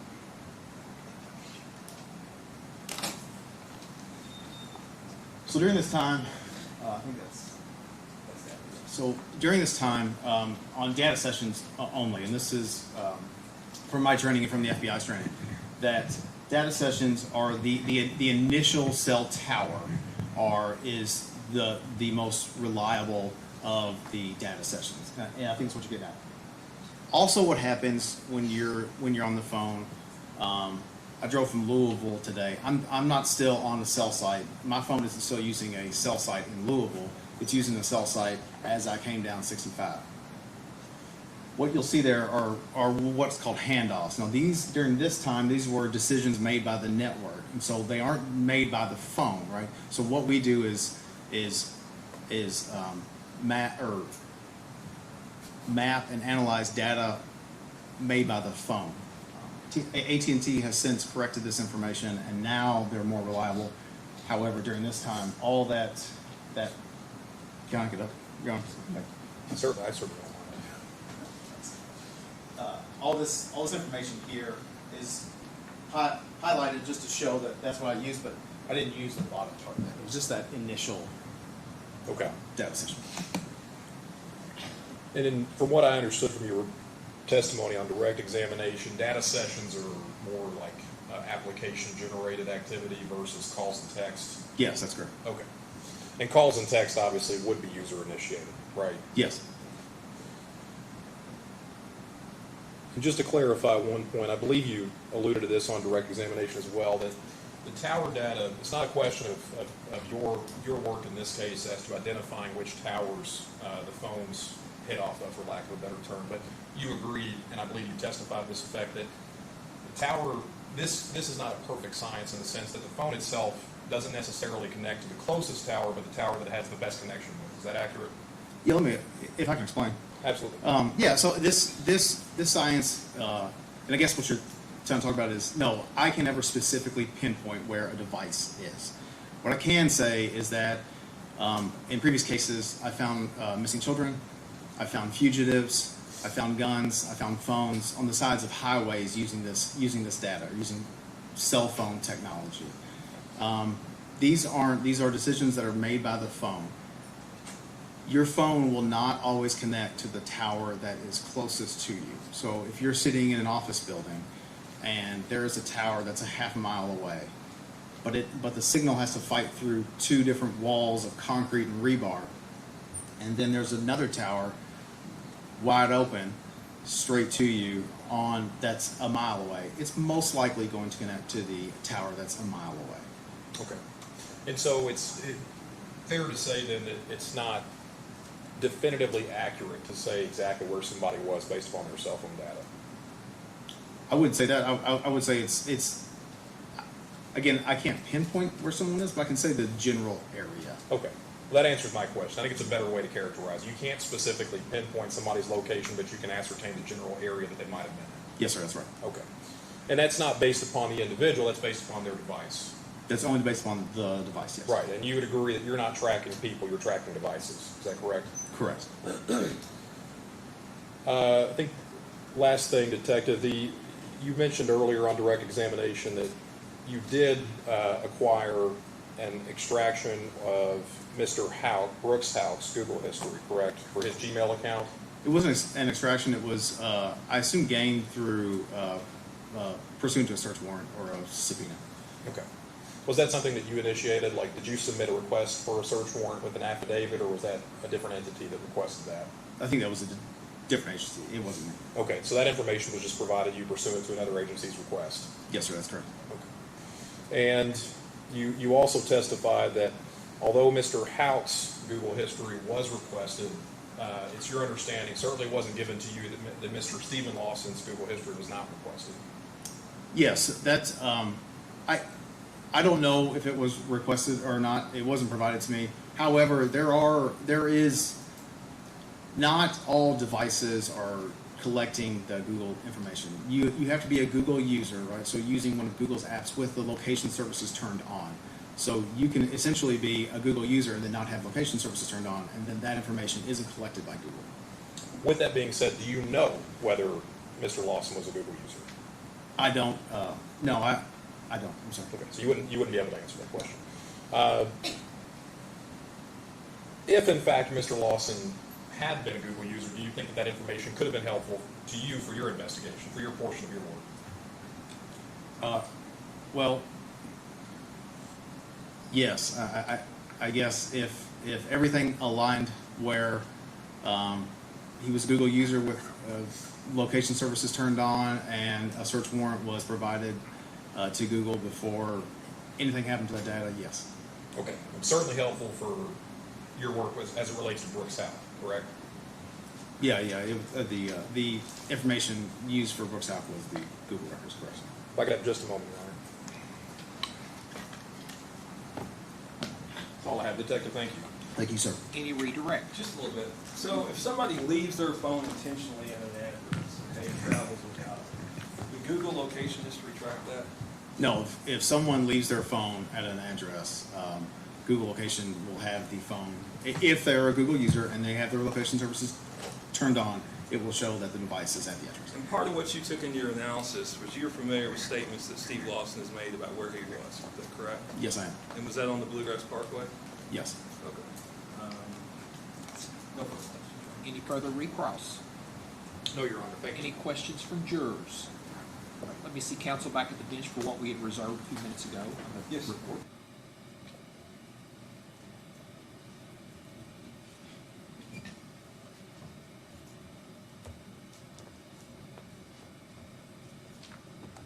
Would you mark it as what number? I think it's 25. 24 was sustained if you haven't used that. We haven't used 24 yet? Haven't used Okay, then I'll use 24. We're going to end up skipping one. I'm sorry. At this point, I'm going to find that that would be very helpful to a jury. There's no way they could remember all of the things that have been played up there with it being scientific in nature, so the court's going to allow the rejection. Yes, sir. This is 24. 24? Yes, sir. Make sure the frame, that's all right. Yes, sir. I'll get it. We just talk about who's next and how long that's going to be, just from a timing standpoint. We're getting close to an hour, and It's Melissa. She'll be a minute. Yes, it's gonna be. like a long minute. Yeah. That was the phone records, you know, with that in it. Right. So just she's going to be on there for a while. I wonder if maybe we should take a break, just because the only reason I'm saying that is we just got through some stuff that I don't take this the wrong way. It's kind of my norm. It's kind of boring. And I'm thinking that maybe to catch them back up, we let everybody get up and stretch for a minute. So your next week. Would you be okay with that? It'll take a little bit, Judge, and it's not the most thrilling testimony. Right. Okay. Okay. Thank you, sir. Ladies and gentlemen, jury, next witness is going to take a little longer, so we're going to go ahead and take about a 10-minute break here. We ask questions, sir. Do you have a question you wish to ask? Okay, I've got several that will have questions, so yes, we'll allow you to ask those questions. We still have the witness here in the room.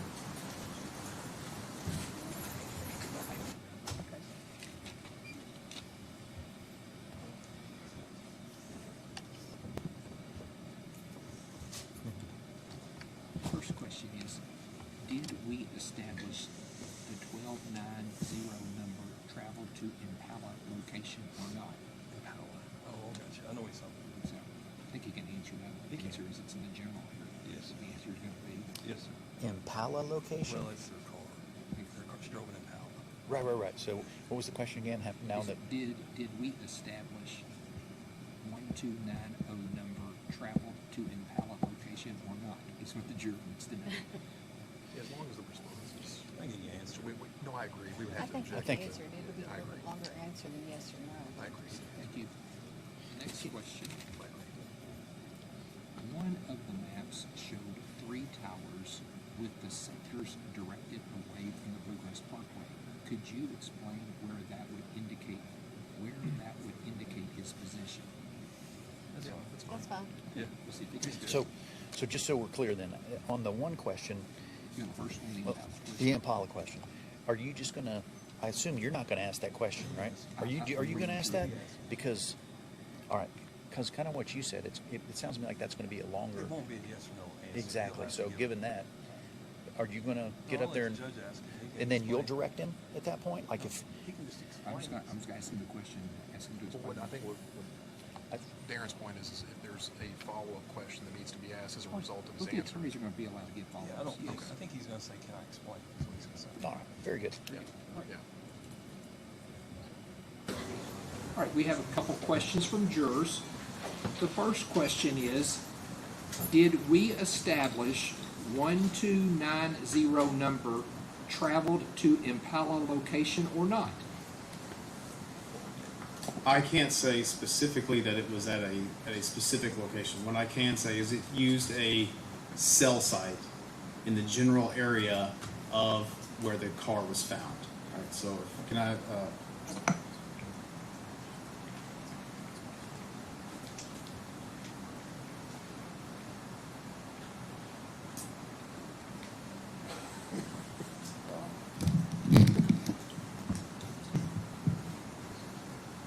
This is the device using those cell towers back, but yes, you can see, can I sit down? Okay.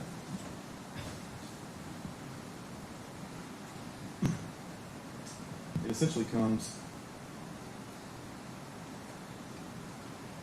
uses the cell site here, here, and here. And this is around 1225, 1224, 1225. This is the area of the car, and this is the cell site that it's using here.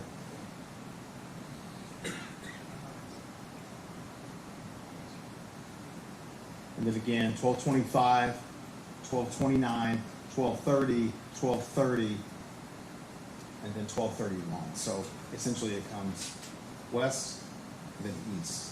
This is the area of the car, the general area of the car, and these are the cell sites that are used during that time.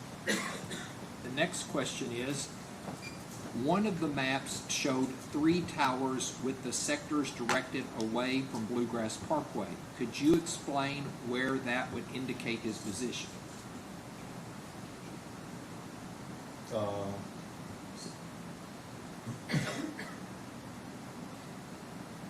This right here, I think is what they're talking about. So, again, when the records were generated, the AT&T didn't capture the actual sector that was being used.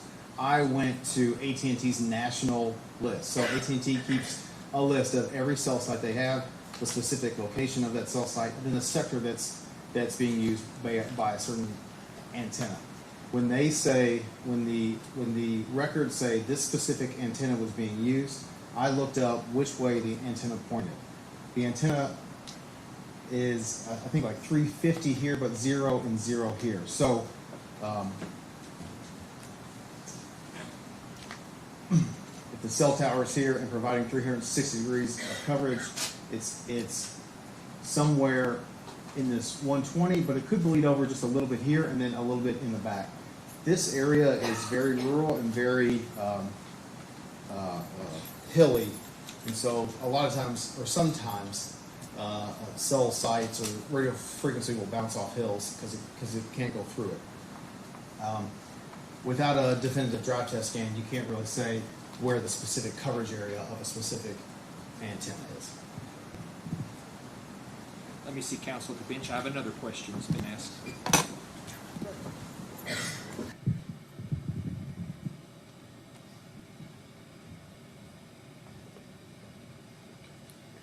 there any objection to this question? Only a vehicle can travel that fast, right? So only a vehicle explains the change of location, not a human walking, for example. Not a question. Yeah, it's an observation that he can bring up or she can bring up when they're deliberating. I'll sustain the objection on this, but it's really not a question, it's more of a statement. Okay, Fran. Good. Right. That question will be inadmissible. Any other questions from jurors? Any redirect? I do, just a couple. Tim, come on down here. Yeah. So, I'm just asking you if it's possible, okay? Based on, even though these are pointed north, and you said this is hilly, and that we're dealing with radio frequencies, right? Yes. So if you have a hilly terrain, the radio frequencies don't go through the hills, they'll sometimes curve around them. Is that correct? Yes, yeah, and they'll refract and go different ways in situations like downtown Louisville with buildings. Okay. So is it possible that the person was on the Bluegrass Parkway? It could be possible. Okay.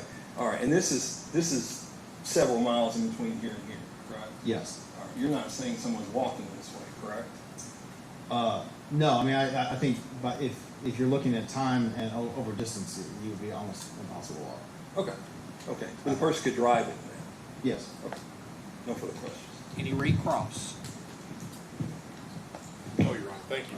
Anything else from jurors? Any other questions? All right. Tell you what, at this point, we're going to take a break. Let's see, it's 1:51. We'll start back in about 15 minutes. The same admonitions are in place. Do not discuss this case among yourselves. Do not let anybody discuss this case with you. If anybody attempts to discuss it, I need for you to bring that to my attention.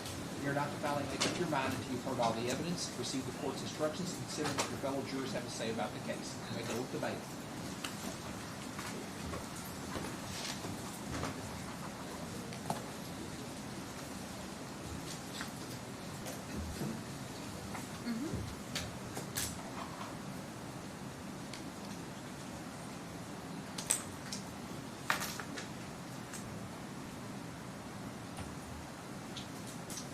Court is in recess until 2:05.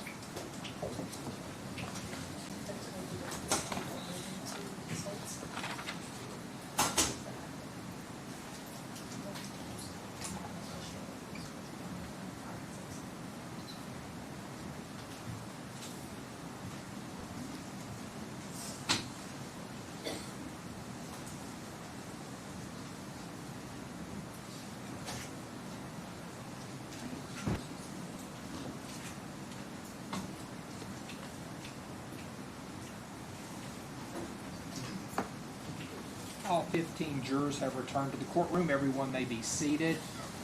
Counsel waive the call. Yes, sir. Call your next witness, Mr. Young. Ms. Young. Melissa Dover? Ms. Dover. Yes. Melissa Dover.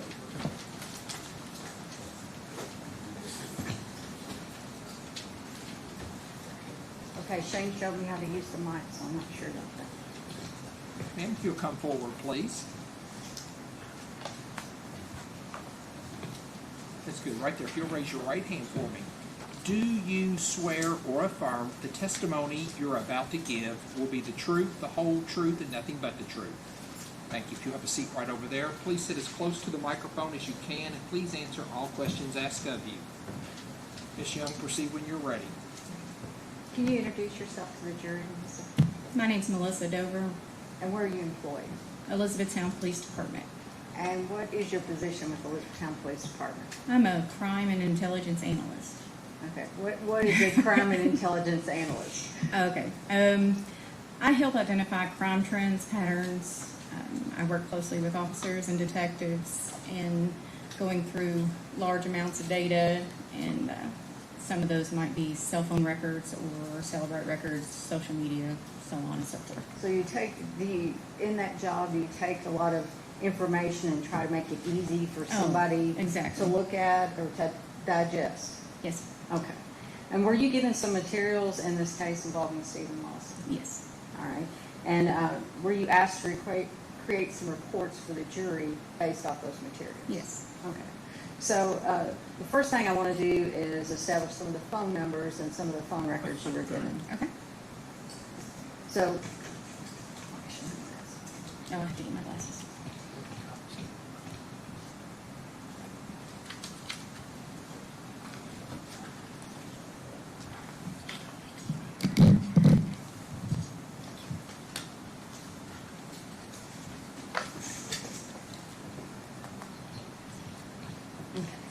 can you look at those and tell me what those are? These are subscriber information on cell phone records, or cell phone numbers. Okay. And Commonwealth would move to introduce Commonwealth Exhibit 25. We're not going to publish it to the jury right now. I'm just going to have Ms. Dover go through those. Any objection to 25? We approach. You may.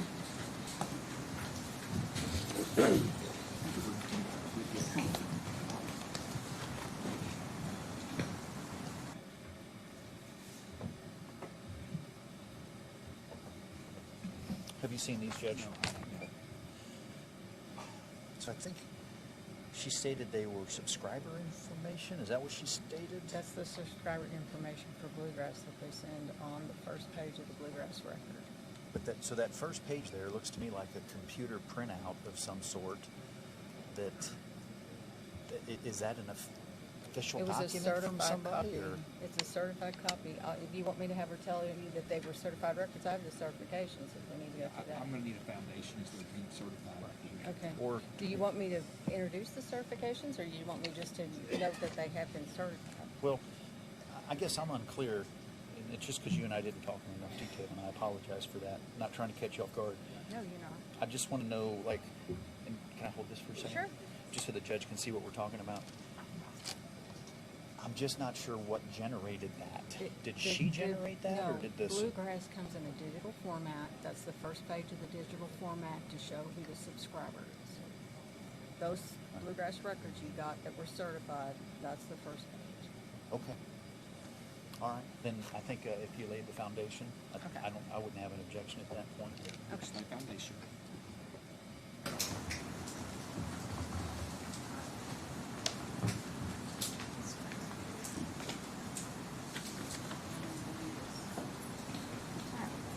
So the records that you received that I just showed you, are all those records certified? Yes. Okay. And let's look at the first record. And that record shows subscriber information. What carrier is that from? This is Bluegrass. And how was that information received? Was it in a digital format? is Oh, what I'm yes, asking. yes, it's in digital format. And so does Bluegrass have a differing way that they represent the subscriber information when it comes in a digital format? Yes. So it would be the first item that's on that digital file? Correct. And is that a true and accurate copy of that first page showing the subscriber information from Bluegrass Cellular? Yes. All right. Now, let me see, the next record that you have there in that exhibit, what is that? It's subscriber information from AT&T. And whose record does that show? This one is Tammy Lawson. All right. And was that record certified when you received it? Yes. And that information was in the list of certification records showing the subscriber information, correct? Yes.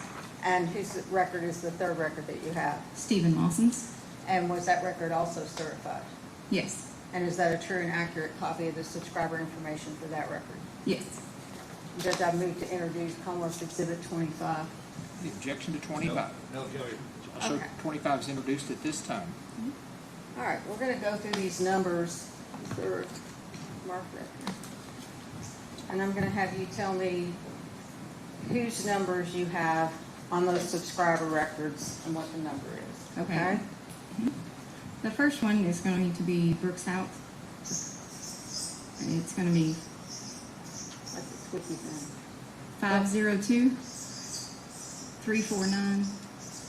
502-349-2789. Okay. What's the next record you have? Next is Tammy Lawson's.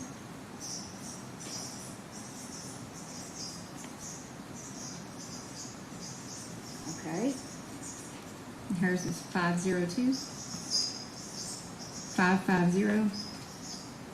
502-550-1604.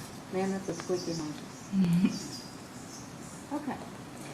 And the next one is Stephen Lawson's. His phone number is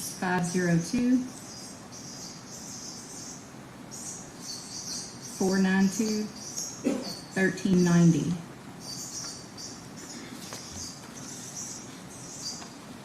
Okay.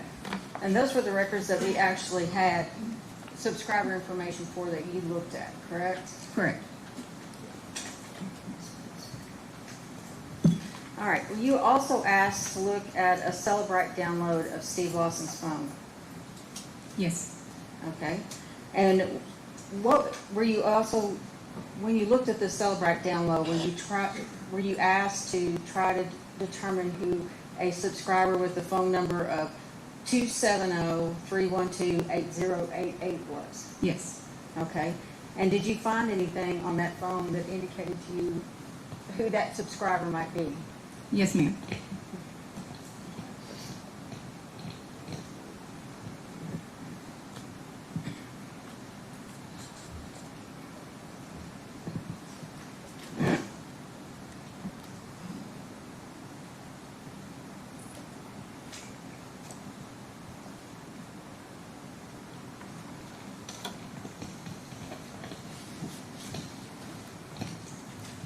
Okay.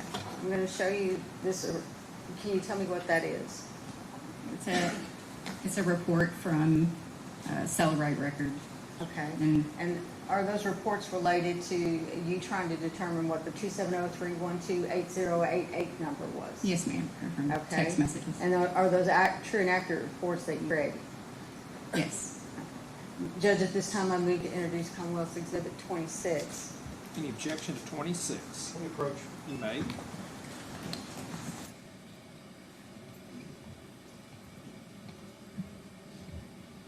Oh, I don't know what we're looking at. I know. What's that? I don't know what we're looking at. Yeah, I know, she's We're got looking it. at this, I'm sorry. So I guess the question I have is, that piece of the extraction report has text messages on it. That's what tells her what 8088 is. Right, but there's been no foundation laid, as far as I can tell, talking about anything on the extraction report related to text messages or anything like that. It's just been the extraction reports, Okay. and it seems to me like we need to know exactly what we're looking at before we admit that into evidence. Well, I was gonna go through your text messages with her so that we could go ahead and. We want to keep going and lay a foundation. We'll get to it here in a second. okay.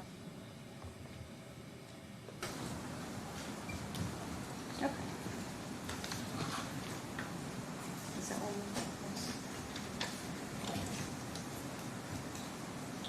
Okay, can you tell me what these are?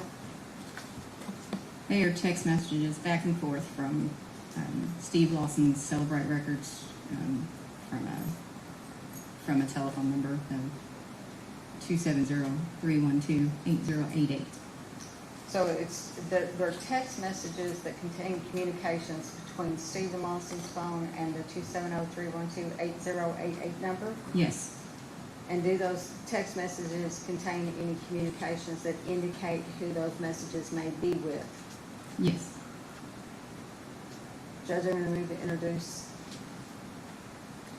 Commonwealth's Exhibit 26. Any objection to 26? No.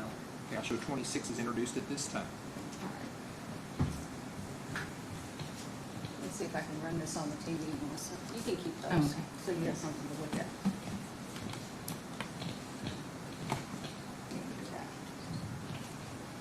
Let me let everybody see it. Let me turn on the presentation.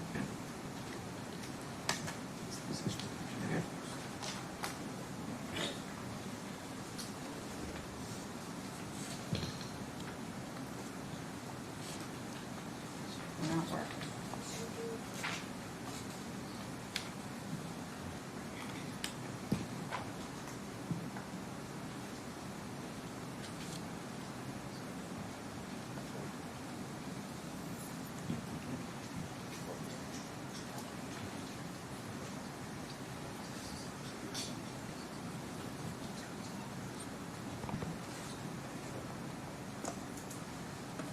Is it plugged in?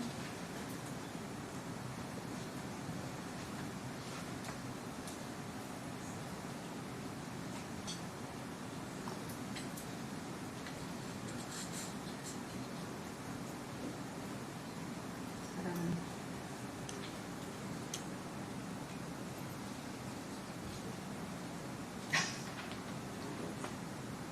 I'll tell you what.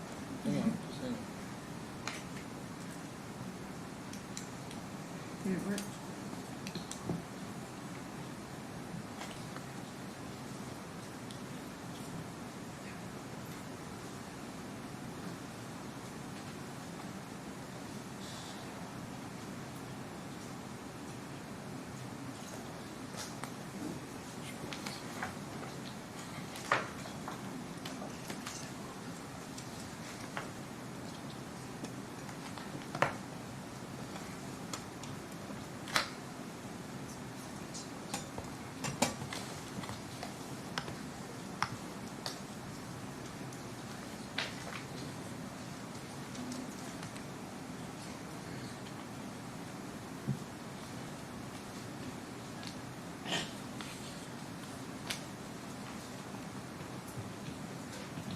Plug in. Oh, no, I can't. I'm not gonna be able to run that solo.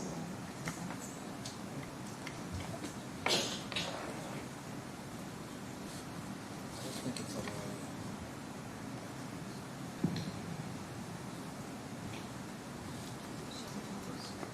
My screen's blank up here.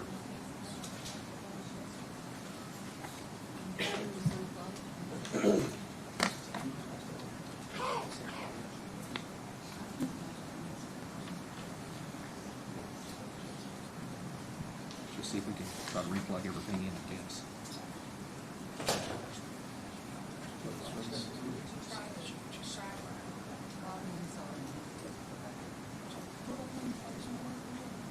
Melissa, I'm gonna just have you go through those text messages, and if you could just say the date on the first set of messages you have, and then go through and read the two in front. All right, the date is July 6th, 2015, about 8 a.m., or 8:03 a.m. First message is going to be from the 312-8088 number, and it says K. John, will you approach? You may.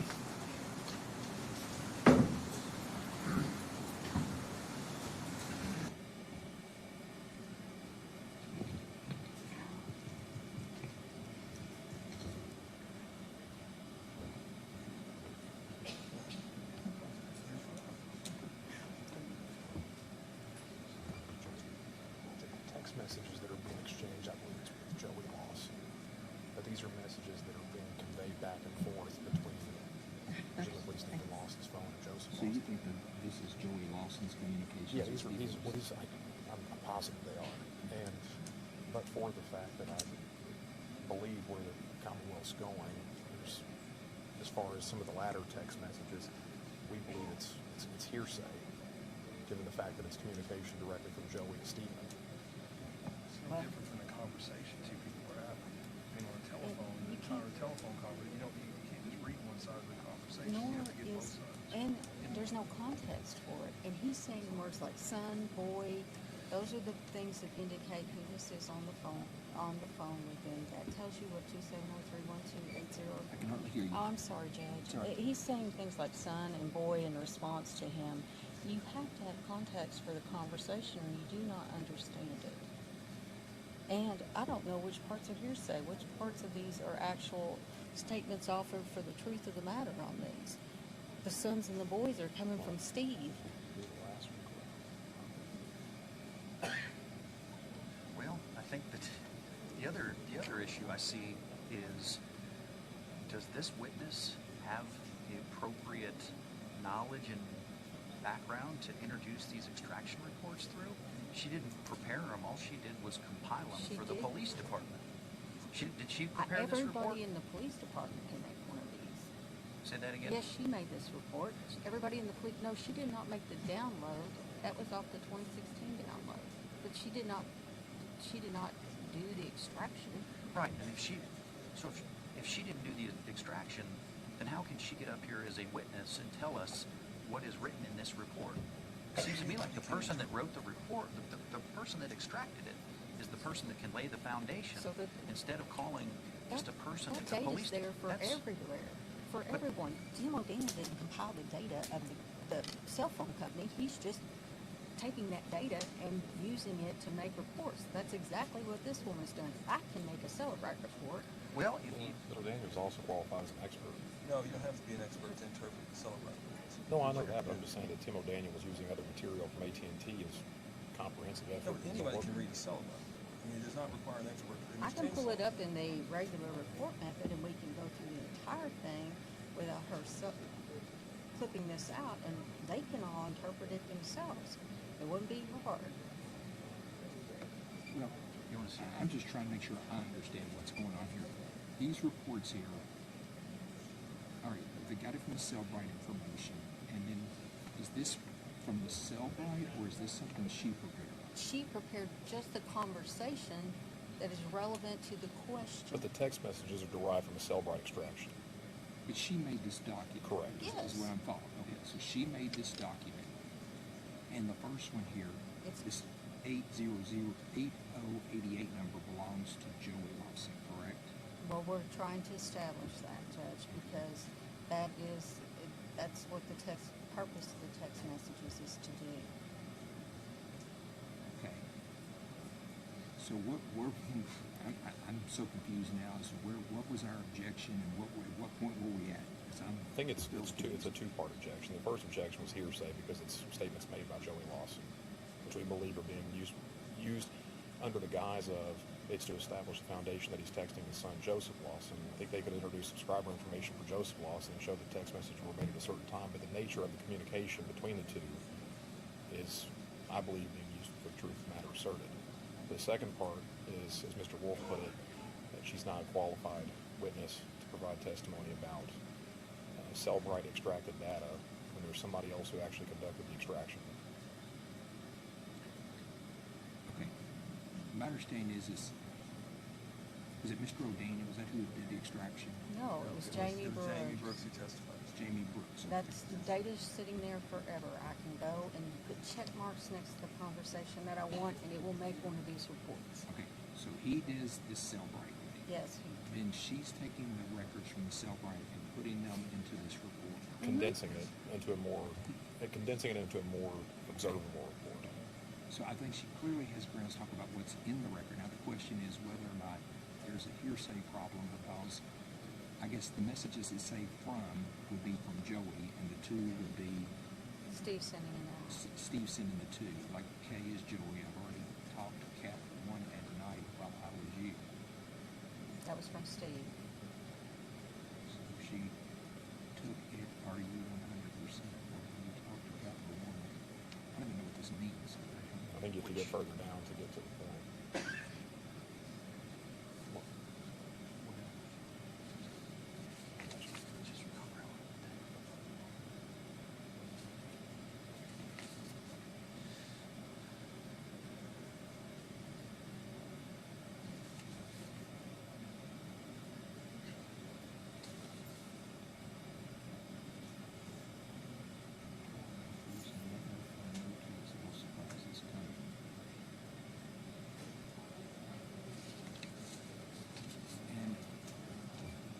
Do you think you all should be allowed to introduce Joey's, since his statements are an out-of-court statement that would typically be hearsay? Judge, I don't know what is being offered for the truth of the matter. He says, lay down, love you, boy. Steve says, and Joey says, love you too. Are we offering the truth of the matter that Joey loves Steve? Well, we know. I guess, what are we trying to do? He's trying to establish that 312-808 belongs to Joseph Lawson. Well, we will stipulate to that. We can do a stipulation right now that that's who the phone number belongs to. Without bringing all these text messages in, we'll stipulate to that. I mean, I think any text message that Steve made could be introduced, because that would be his statement. It's really no different than a phone conversation. I mean, it's a typed out phone conversation. I mean, you have to introduce a conversation, like a telephone conversation, let's say, for example, or we just play the telephone conversation to give context to the whole conversation. The person's a party to the conversation, they're engaging in the conversation, they can either agree or disagree. I guess earlier, we took out all of Brooks's things and just played what Steve said in the telephone conversation, because Brooks is here as a subject of cross-examination.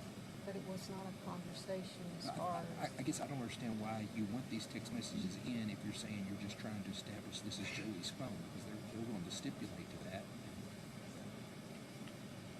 Well, I can tell you at least one of these is Steve saying on July the 4th, Joey says, what you doing? Which is not hearsay in any way, shape, or form. It's a question. So Steve says, what are you doing? Or No, Joey says, what are you doing? And Steve replies, same as you, just sitting around having a bad time. That's July the 4th. And you have to have the context of the question in order to understand Steve's response.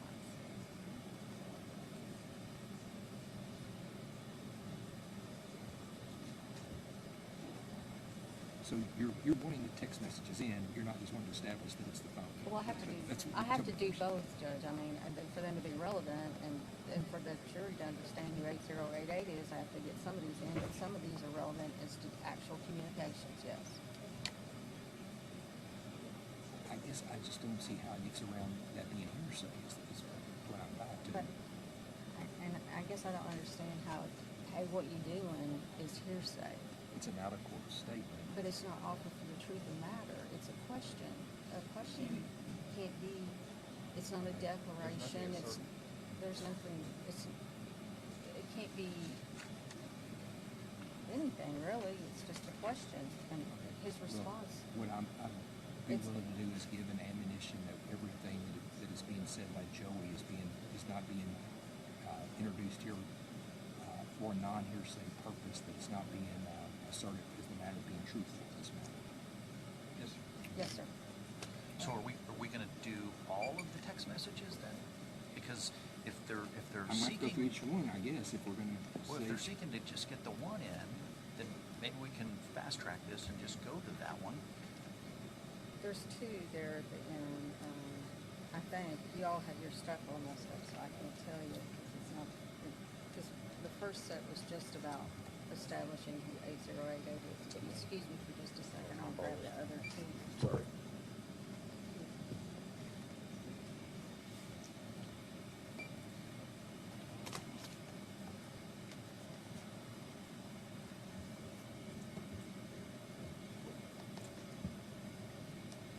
It's hotter up here than it is down there.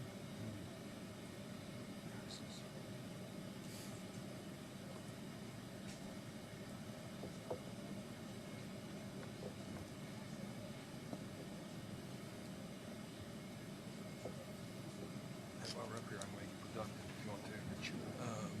I've got one more witness this afternoon. Okay. I have 3 or 4 tomorrow, but I'll be done by lunch. Okay. Okay.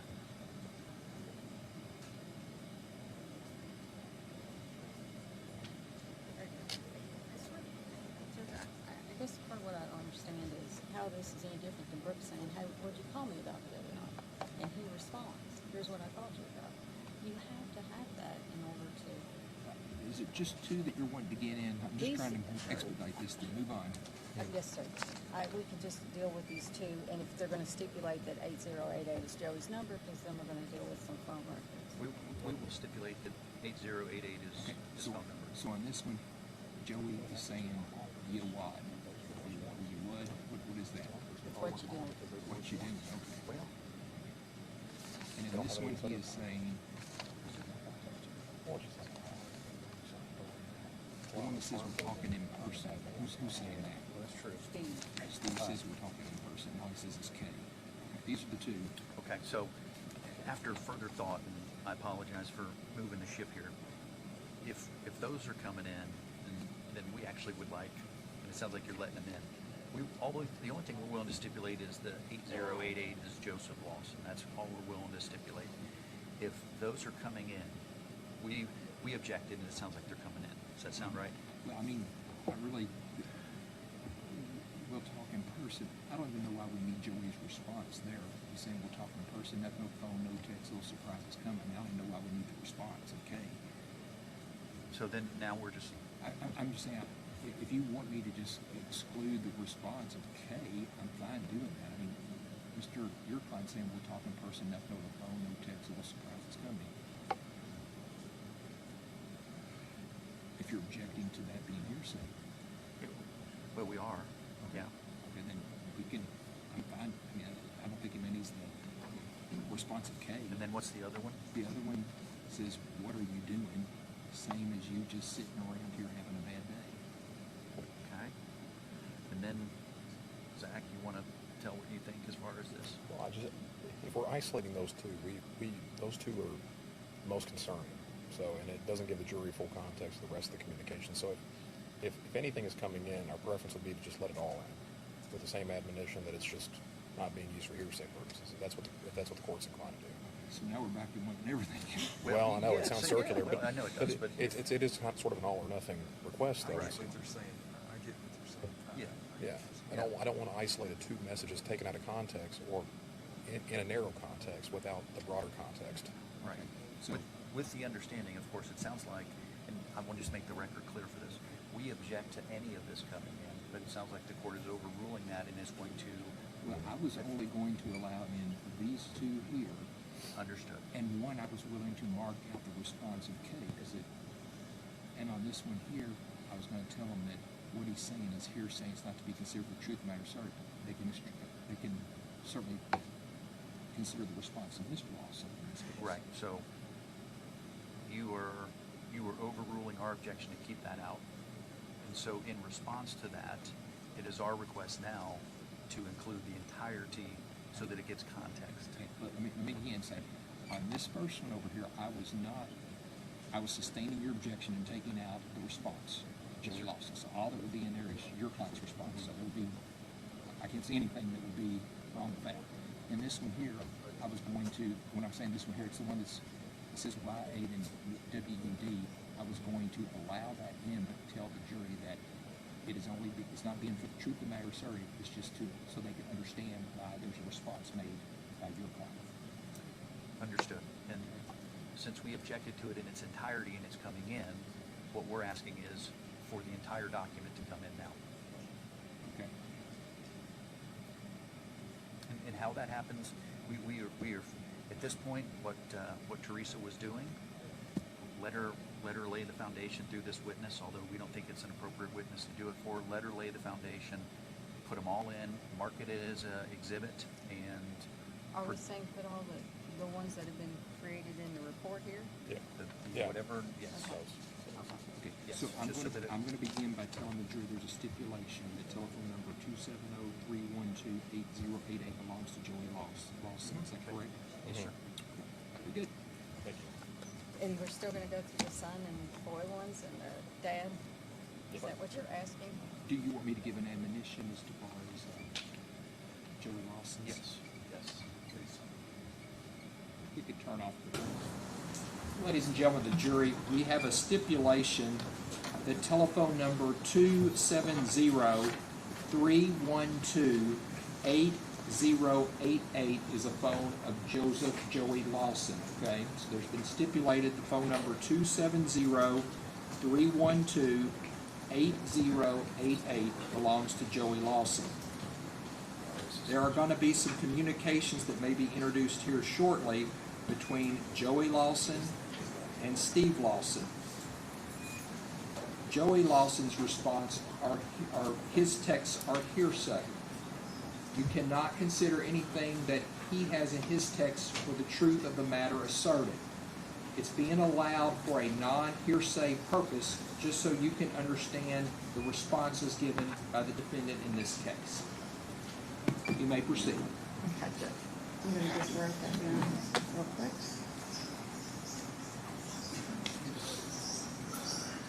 Now, if I'm understanding what we're doing now, we're gonna go back through all the text messages that we have. And Melissa, can you start and read the first set of text messages you have? Yes, the first one again is Okay. 7/6/2015. It'll be from the 8088 number from Joey. It says K from Steve to Joey. It says, I've already talked to Cap 1 at night while I was with you, or while I was with you. From that number from Joey. So she took it. Are you 100%? From Steve. Well, I'm sorry. Well, when you talked to Capital One and they said, from Joey, says, okay, thanks. To Joey, what do you mean, okay, thanks? The from Joseph again, for telling me she did it. To be, well, son, I wouldn't lie to you about it. You know. Hold it up on the screen too. You got the next one, please? The next one is also in 7/6. It's later in the evening, 11:56 p.m. To Joey, lay down, boy, or lay down, love you, boy. And then from Joey, okay, love you too. Next one is the next day, 7/7/2015. From Joey, it was, what's up? And to him, it's just working, son. What's cracking, brother? I know, I guess, WHA, well. Looking for the next one. It'll be July 10th. Be from Joey. Just let me know. And to Joey. Your daddy's sleeping, or asleep. I'll call you when he gets up. And from Joey, it says okay. From him again. he wake you yet? And then to Joey, yeah, what's up? Next one is 7/12/2015. This sent to Joey. Says, what's up, boy? Never mind. WBU. I need you to call me, son, please. This is to Joey. What's your problem today, son? During an aggravate.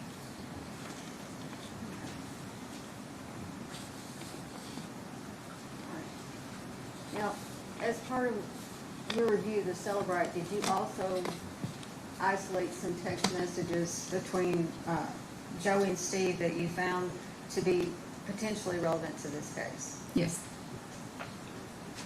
Do you want to see them? Yes. Okay.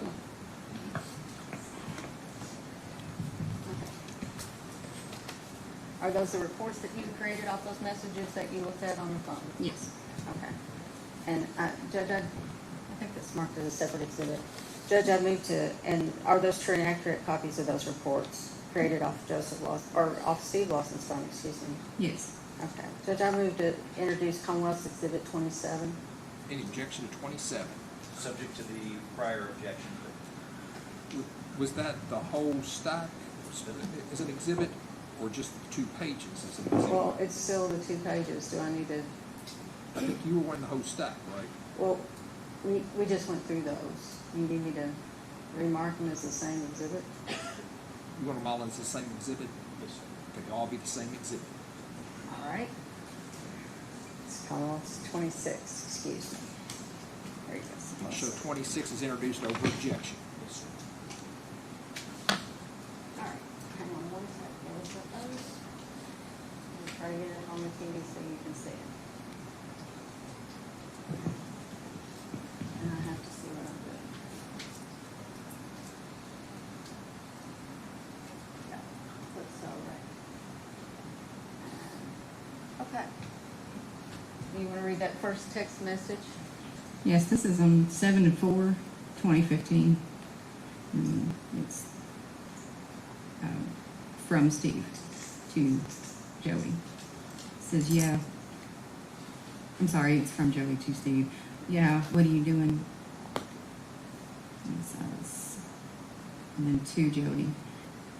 Same as you, sitting around having a bad day. And that was on 7/4/2015? Yes. Okay. And what's the next text message that you have? The next text message is 7/17/2015. The to Joey. We'll talk in person. Nothing over the phone. No text. Little surprises coming. And from Joey. Okay. You want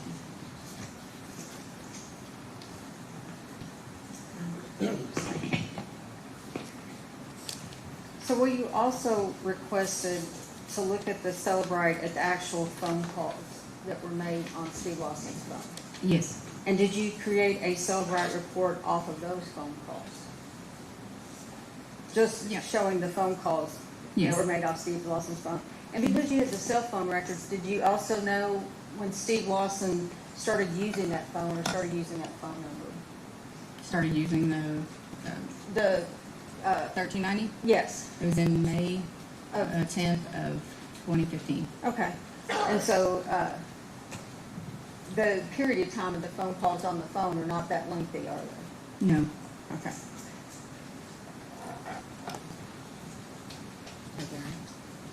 This is the phone, just the phone calls, you know.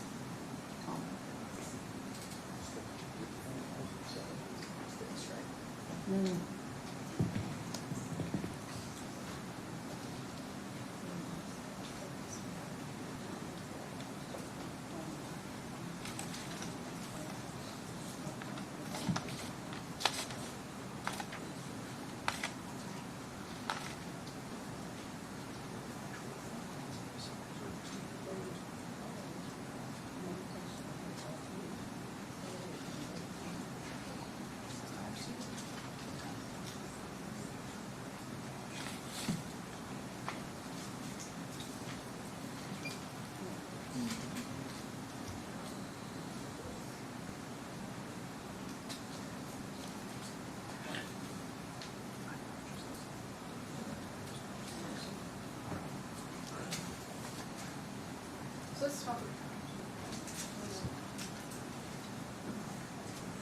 I think somebody's already talked about this for a second, but what is Celebrate? What does Celebrate do?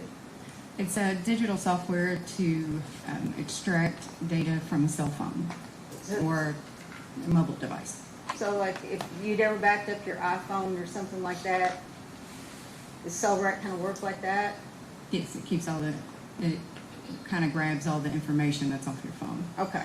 So does it also manage to get the phone calls off there, like even like your phone log on your phone? Does it do Yes. anything like that? Mhm. Okay. And so did you create a report off of Steve Lawson's phone log? What was still on his phone on the Cellbrite report? Yes. Judge, I moved to introduce Commonwealth Exhibit 28. Any objection to 28? Actually, we may be on 27. You're on 27, but Sorry. any objection to 27? No, sir, no objection. Okay, show it's introduced.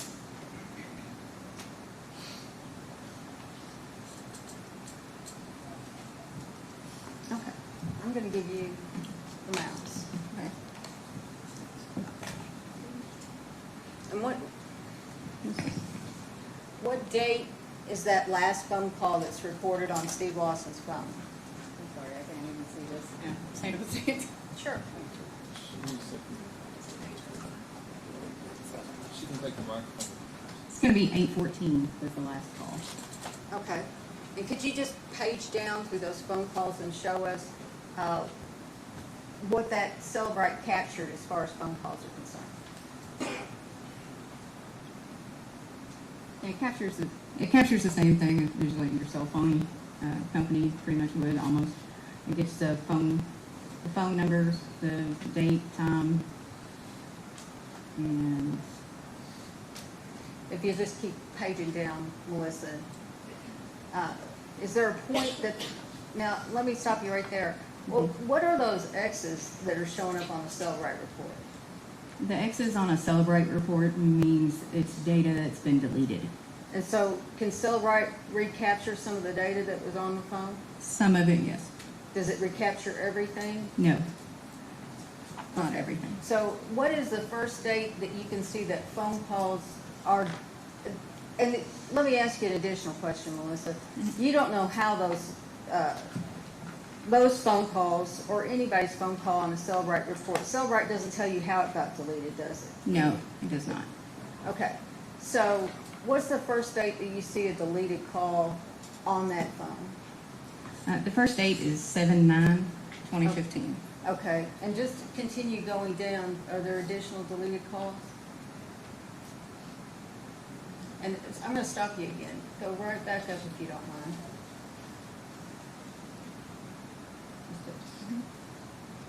Up to 7/9 or? You can stop right there. Okay. Okay, do you see any differences in the dates on that deleted data? Is there any jumps in the dates on that deleted data on the phone?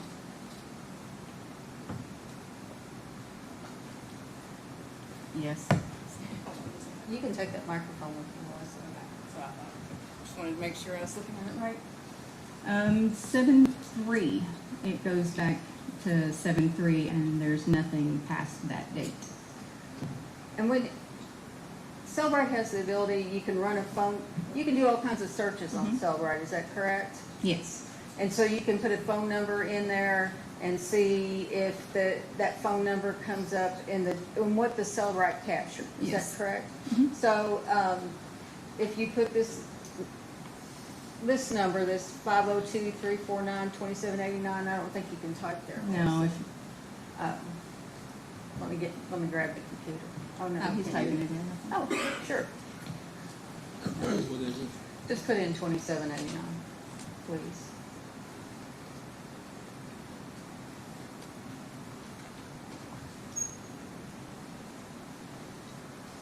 How many phone calls did Cellbrite capture off that phone made to that number? Captured one. And was that phone call in the deleted calls on that phone? It was. Okay. You can close that. Now, were you also given cell phone records for Stephen Lawson? Yes. Okay.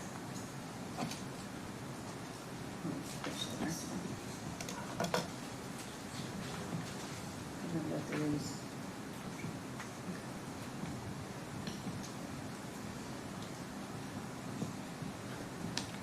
I'm gonna hand you those. Okay. And were those records certified? Yes. Okay. And did you go through those records and look for phone calls with the 502-349-2789 number? Yes, I did. And what is that document that you're holding right there? This is the AT&T returns from AT&T. And have you reviewed those for the 2789 number? Yes. And did you mark the 2789 number on those records? Yes. And do they show more than the one deleted call that was picked up on the cell, right? Yeah, it does. Absolutely.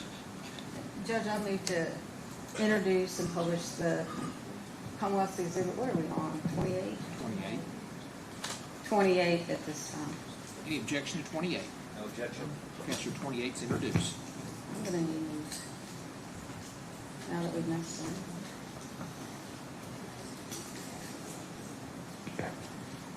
Got it.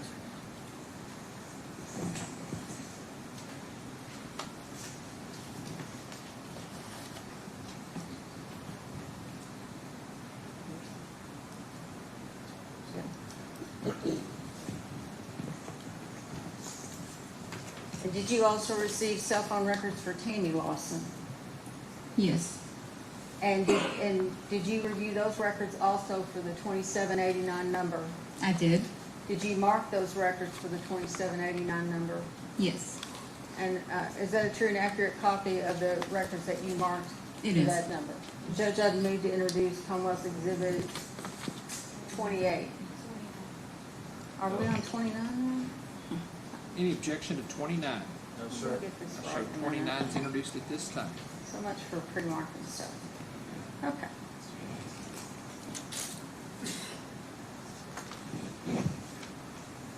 And are there calls on Tammy Lawson's phone to Brooks House phone? Yes.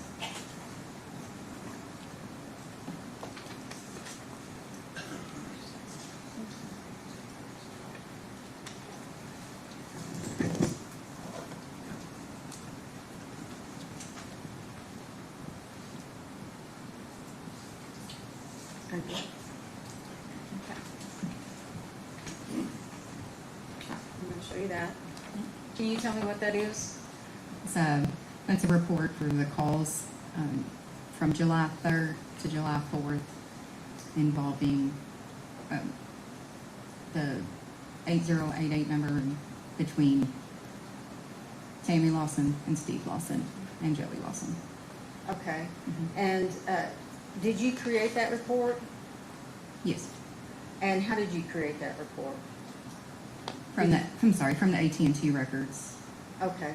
And so you just, did you just take the phone calls that were, the records that were on the AT&T report and just put them on a report so that it's kind of like your job, so it could be something that people could look at and know what it is? Yes.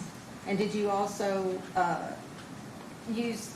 take the UTC time that we previously heard about in this case and notate what the local time was on that report? Yes. Okay. Judge, I move to introduce Commonwealth's Exhibit 31. What number? Any 30. objection to 30? No, sir. Yeah. Counselor 30 is introduced at this time. Can you pull up?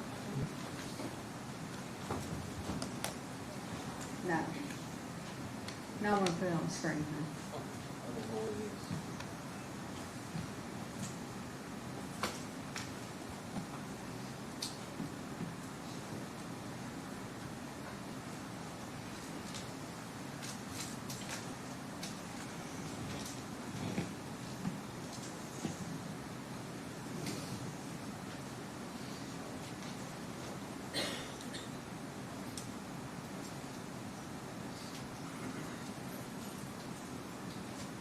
Actually, that's the other one. Sorry.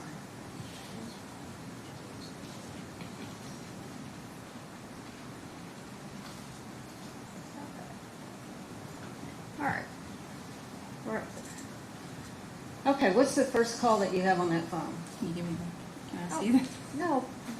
You have to not to testify from memory. The first call is from Joey to Steve Lawson. And it was at 11:06 p.m. on the 3rd. And that, when you say 11:06, that green notes the time in Nelson County, correct? Correct. On that day, and that's on July the 3rd at 11:06 p.m.? Sorry, yes, July 3rd. And does that call appear to have been answered? No, it went to voicemail. Okay, and what's the next call you have? The next call was at 7/3/2015 at 11:07, and it was also from Joey, and this one was going to Tammy. Okay, and was that answered? No, it too went to voicemail. Okay, next call, please. The next one was 7/3 at 11:54 p.m. from Joey to Steve. It also went to voicemail. Okay, and the next call? 7/3, 11:55 p.m. And that's going to be from Joey to Tammy, and it also went to voicemail. Okay, and what's the next call you have? And the next call would be 7/4 at 12:01 a.m. And it's going to be from Steve to Joey. And does that look like it was answered? It could have been. Okay. It's kind of iffy on that one. The 06 seconds is not very long. Okay, and what's the next call you have? The next call was at 12:03 on 7/4, and it's from Joey to Steve, and that one was answered. And how long was that phone call? It was 2 minutes and 58 seconds. And that was at 12:03? 12:03. Okay, and what's the next call you have? Next one is 7/4 at 12:07. It's going to be from Steve to Brooks House. Okay, and how long is that call? AT&T record shows it as 15 seconds. Okay, and the next call you have? The next one would be from Joey to Steve. And I'm sorry, go ahead. I was going to ask you the time. I'm sorry, at 12:43 on the 4th. All right, and the next one? The next one is it's from Tammy to Steve at 1:08 a.m. And that one was for 3 minutes and 43 seconds. Okay. And then I think you have one more. Did I skip one? Did we skip one? No. Okay. Go I ahead. got two more. 7/4, 1:48 a.m. It was from Tammy to Joey, and that is an 8 minute and 37 second phone call. Okay. And what's the last phone call you have? The next one is at 7:28 a.m. on the 4th, and it was from Joey to Steve, and that one went to voicemail.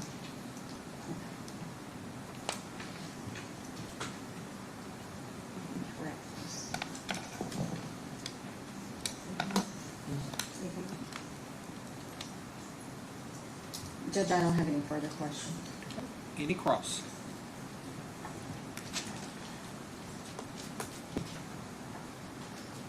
No, Your Honor. Any questions from any jurors? You'll write your question down, ma'am.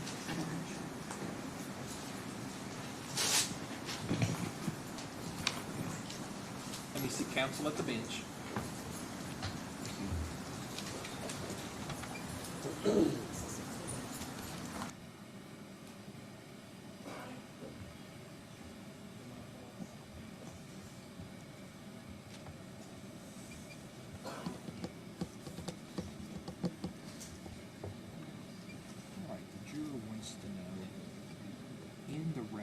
Was there a date of the deleted call between 502-492-1390 and 502-349-2789?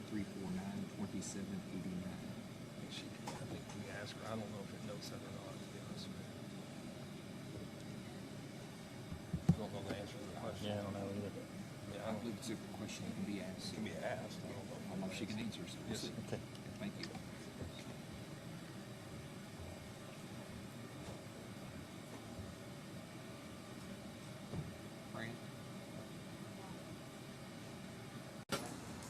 In the records, Was there a date of the deleted call between 502-492-1390 and 502-349-2789?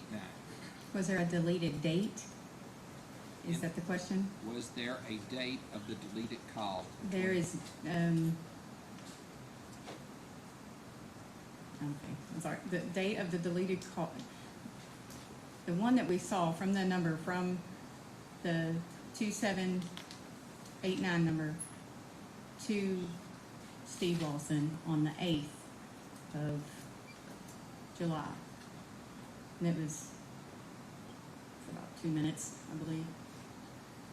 And it was a deleted call, but if you're asking, we can't tell when a phone call had been deleted. Like if it had been deleted, 5 days prior or a week prior, there's no way of telling on Celebrate when that phone call was deleted. Any redirect based upon that question, Ms. Young? Yes, sir.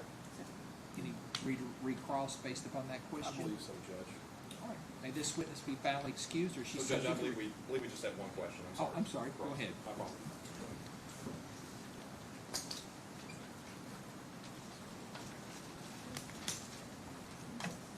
Mr. Stover, thank you for being here. Yep. Got one question. Sorry, let me get this microphone turned on.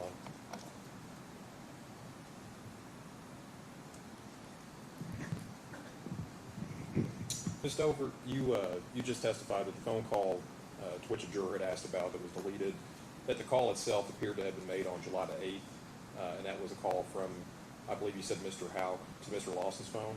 Yes. And you testified that you could not, the software, Celebrite, doesn't tell you when the calls are deleted. Correct. Okay. And I know that this was a limited report that was provided in court today, but you reviewed the entire Celebrite extraction, correct? Yes. You didn't yourself actually do the Celebrite extraction, though, did you? No, I did not. Okay, somebody else did that. Yes. And when you reviewed the Celebrite extraction, you agree that there were other deleted calls, correct? Yes, so when you look at the AT&T bill, AT&T records, and you look at the Celebrate records together, several of those calls are gone. They're not on the Celebrate at all. Okay. And I know we isolated that. The question for you on direct examination was just to isolate any calls to the 2789 number belonging to Mr. Howe, correct? But I'm sorry, I'll let you answer. I'm sorry. No, there was no numbers, no 2789 numbers except that came up as deleted, but that one on the 8th. Now, and you also heard Priest say sometimes it doesn't grab everything. It doesn't grab every deleted call. Sometimes it rewrites itself. Okay. So that's. And that was only with respect to the 2789 number, though. That's the question I'm asking. Oh, yes.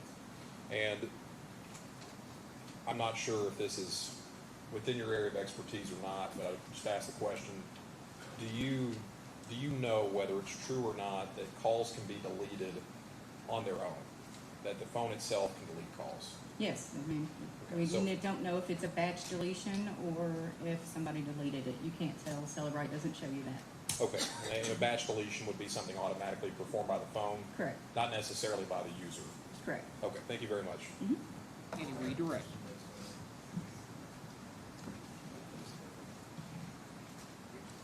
I just want to explain what a batch deletion is, okay? Oh, thank you. So if you have a batch deletion, could you explain that to the ladies and gentlemen of the jury? Do you know?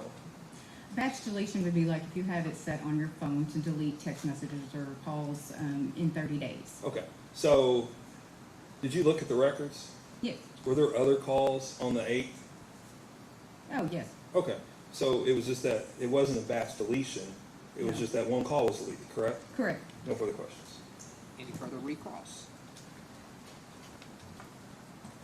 No, Your Honor. Any other questions from jurors? May this witness be found excused? Yes. You're found excused. You may go. Thank you. Mr. Young, you have one more witness today? We do.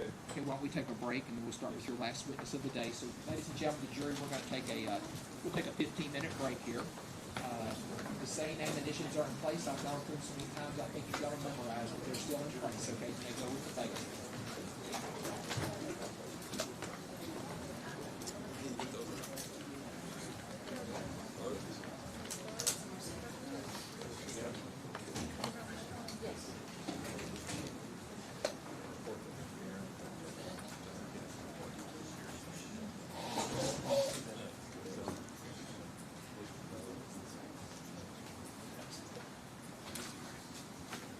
Court's in recess for 15 minutes.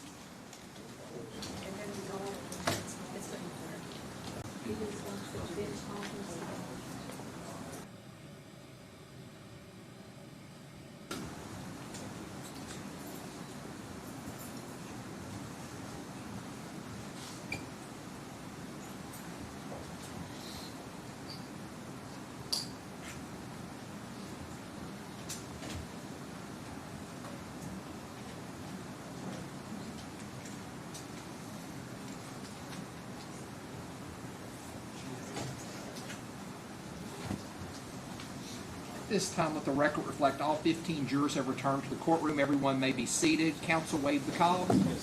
Call your next witness. Shannon Burba. Shannon Burba. Yes, sir.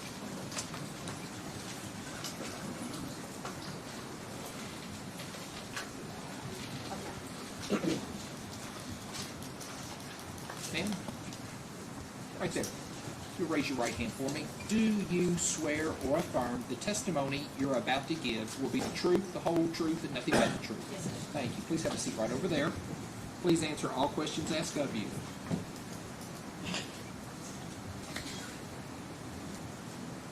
Shannon, would you go ahead and introduce yourself to the ladies and gentlemen of the jury? My name is Shannon Burba, All right, and where do you work at? the Harden County Commonwealth Attorney's Office. Okay, and that's the office I work at too, Yes. right? All right, and what do you do there? I am the grand jury coordinator. Okay, and as part of your duties, do you record grand juries? Yes. Okay, and you mainly work in Harden County, correct? Yes. Although back in 2023, during the spring and fall of 2023, our office was working in Nelson County, correct? That's correct. Okay, and were you the grand jury coordinator that was appointed to work on the special grand jury in Nelson County? Yes. Okay, and that run from March of 23 up to November of 23, I believe. Is that correct? Yes. Okay, and during that time, did Steve Lawson appear in front of the grand jury? He did. Okay, how many times did he appear in front of the grand jury? 3 times. Okay, were those dates May 10th of 2023, Yes. June 14th of 2023, Yes. and September 20th of 2023? Yes. And were those recorded? Yes, they were. And did you make a copy of the grand jury recordings? Yes. Okay.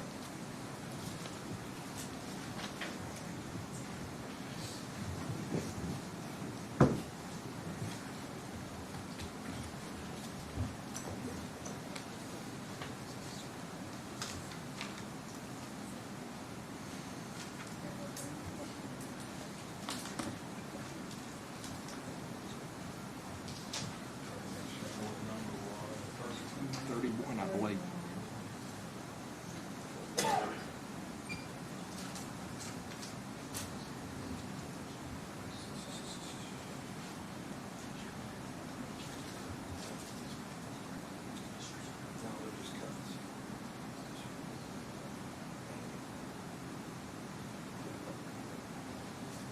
Shannon, I'm going to show you what's marked as comments exhibit number 31. It's a flash drive. Is that what you place the recordings on? Yes. All right.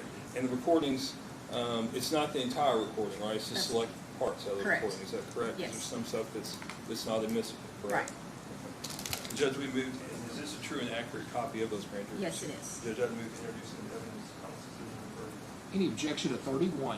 No, sir. Okay, show 31 is introduced at this time. And at this time, Judge, I'm going to ask to play the May 10th of 2023 recording of the grand jury user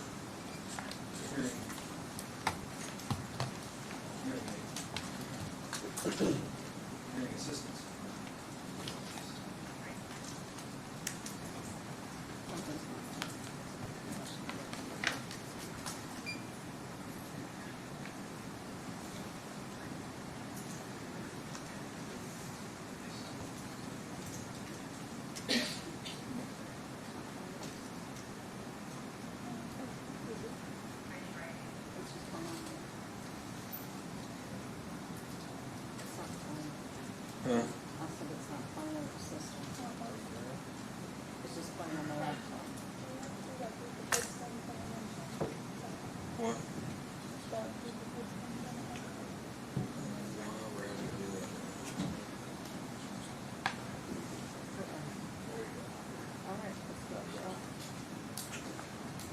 Yes, sir. Can you raise your right hand?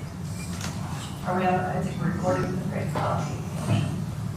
Are you recording? Yeah, I'm Do recording. you swear to tell the truth, the whole truth, and that? It is? Okay. All right. Yes, ma'am. Okay. Would you state your name for the record? That's Stephen Eugene Lawson.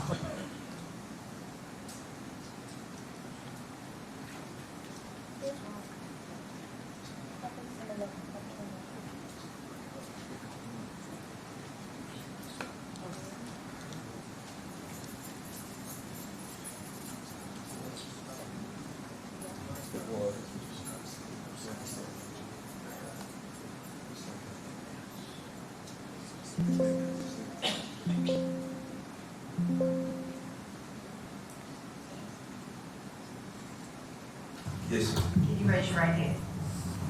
Are we on, is it recording the great policy?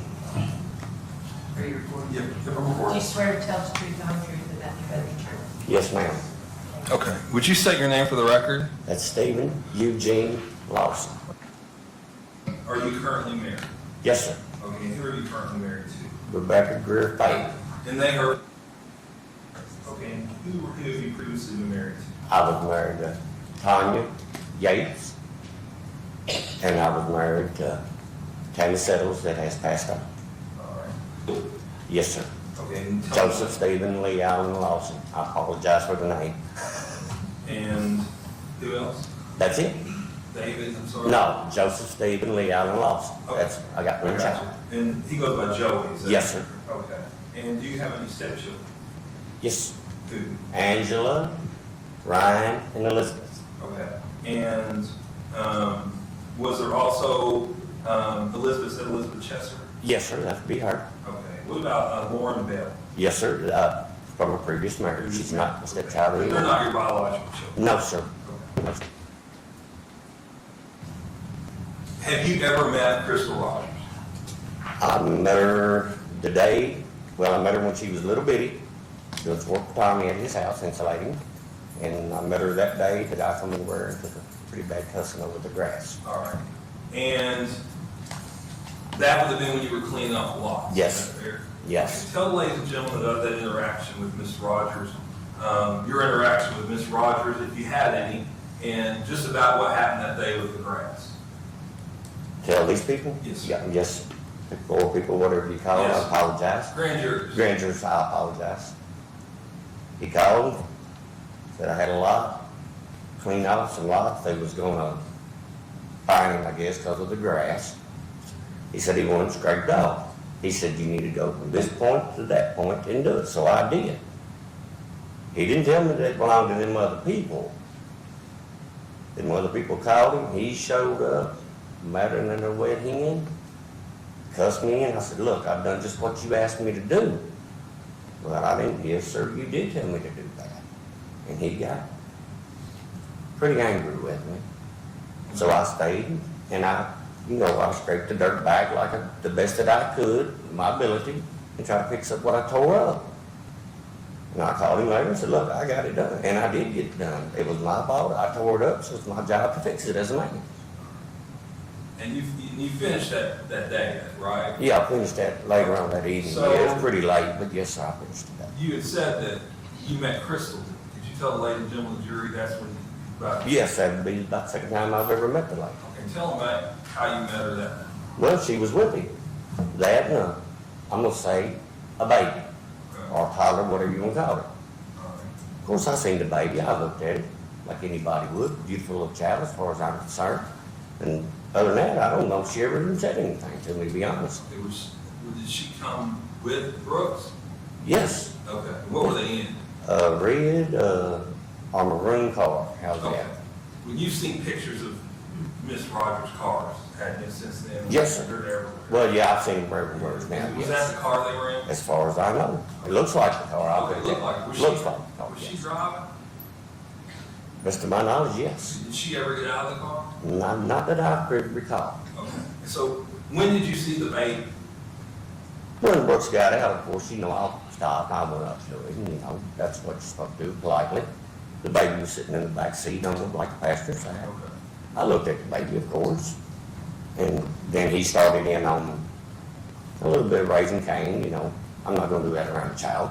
Right. It's time to walk away from the car here. If you wanna cuss, rant, and rave, you do it over here, not around the baby. Right. It's not cool. Do you remember making a phone call around midnight on July 3rd to Brooks' house? I recall that I did tell you, I stayed and I got it completely done, and I called and told him I got it done. Yes, sir, I do. So that would have been the day you got done, correct? Yeah, I did get it done. Which would have been the day that you just testified to, that you finished up work that day, and that was the day Crystal and him were there, correct? Yes, Crystal was there that day. So the day Crystal was there, you would have finished up work on the lot, Yes. correct? And you called him around, tell me about when you got off work that day, what did you do? Joey was with you, right? Well, we done a little drinking. I don't lie to anybody, had a bad drinking problem, don't anymore. Did Joey ride with you? He usually rode with you. Yeah, well, most of the time he would ride with me. Now Joey, was he living with you at the time? He living pretty much wherever he wanted to, same way he's still doing so. Would he stay there sometimes? Yes, sir. Okay. With you and Miss Lawson? Yes, yes, sir. That's our name at the time. And that, do you remember when you all got off work, where did you take Joey? Did he go home with you, or? Well, we rode around, got a little drinking, just like I said. You all got off, rode around, done a little drinking? Done a little drinking, this and that, yes. Okay. What would you have been driving then? What would you have been driving? I don't remember if it was a Nissan or, I think it was a Nissan. I'm not for sure, to be honest, Would it be yes. a car? Yes, it would Okay. be an automobile car. And after y'all rode around and done some drinking, did Joey go home with you, or? No, I ain't sure that I didn't take him back to Thompson Ridge. And what's at Thompson Ridge? That's where Mr. Thompson lived at. And he had, Is that Jeremy? yes, he had a old trailer up there my son stayed at. a His whole father lot. lived up there too, right? David? Yeah, that Mr. Thompson, yes. All right. And was Joey living up there? A lot of the time, yes. Where was he? Was he staying in the trailer with Jeremy, or? Well, I don't know exactly where Jeremy was Oh. staying at. I just know Joey was staying there. I can't. Jeremy had a trailer. is that Yes, Jeremy did have a trailer.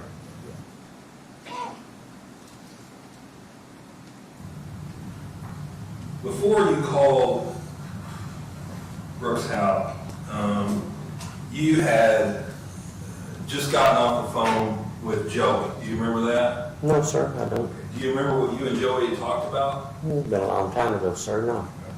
All right. And I think you previously given a statement, and please correct me if I'm wrong, okay? That after you got off the phone with Brooks, you ended up on the Bluegrass Parkway. Is that fair? Yeah, about to have a fight with a few people, just to be honest with you. So tell the ladies and gentlemen jury how you ended up on the Bluegrass Parkway. Well,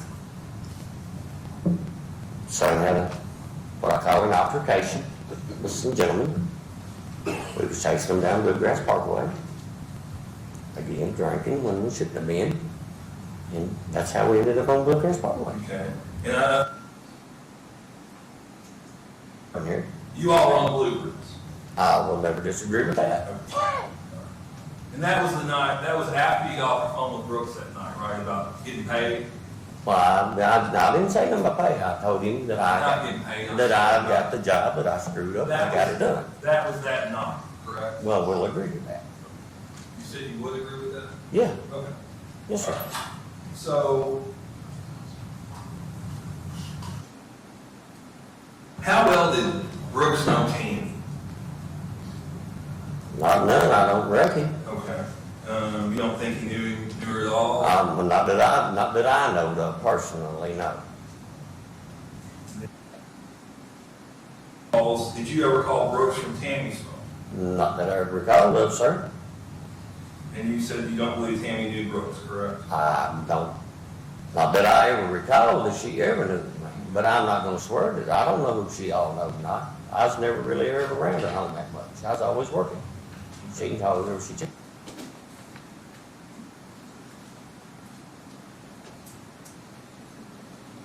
So Shannon, after that May 10th, when was the next time he appeared? Was it June 14th? June 14th. Okay, in between That's correct. Judge, we'd like to play the June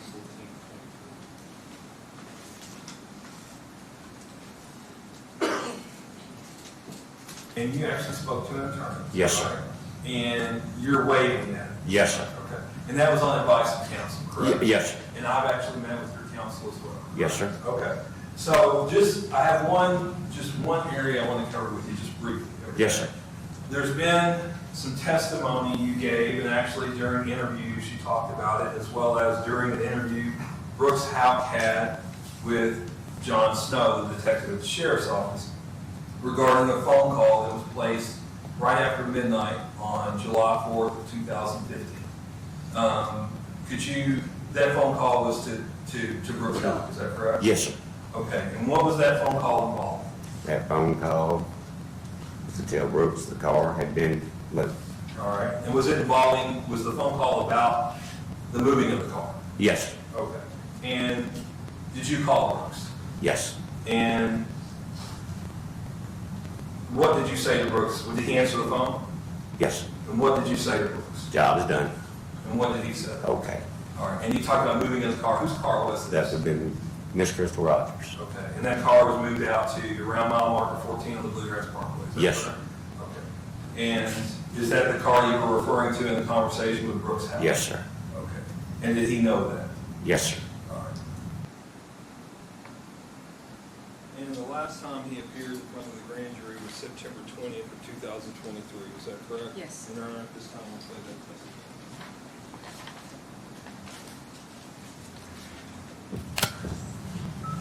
Today is September 20th, 2023. We're present from the Nelson County Special Grand Jury relating to the disappearance of Crystal Rogers. You swear to tell the truth, the whole truth, and nothing but the truth? Yes, sir. Okay. All right, Steve. You've introduced yourself before the grand jury, right? I think so. You've been here before? Yes, sir. Okay. All right. So, do you remember a day back during that summer, somewhat close to Miss Rogers' disappearance, where you all were working on the house where someone had put a hole in the driveway? Yes, sir. Sure do. Okay, and that Brooks asked you to take a look at it Yes, sir, he did. and to see how much it would cost to fix. This is correct. And who all was there? Me, Brooks, Joey, and Charlie was somewhere in the vicinity. You say Charlie, you mean Charlie Girdley? Charlie Girdley, sir. And you say it was somewhere around, he wasn't directly He was involved? not directly in there, no. And did Brooks ask you for any help? Yes, sir. What did he ask you? He asked me would I help him move a car. Okay. And what did you tell him? Told him, yes, sir. Okay. And do you know whose car it was that was going to be moved? He said Crystal's. Okay. And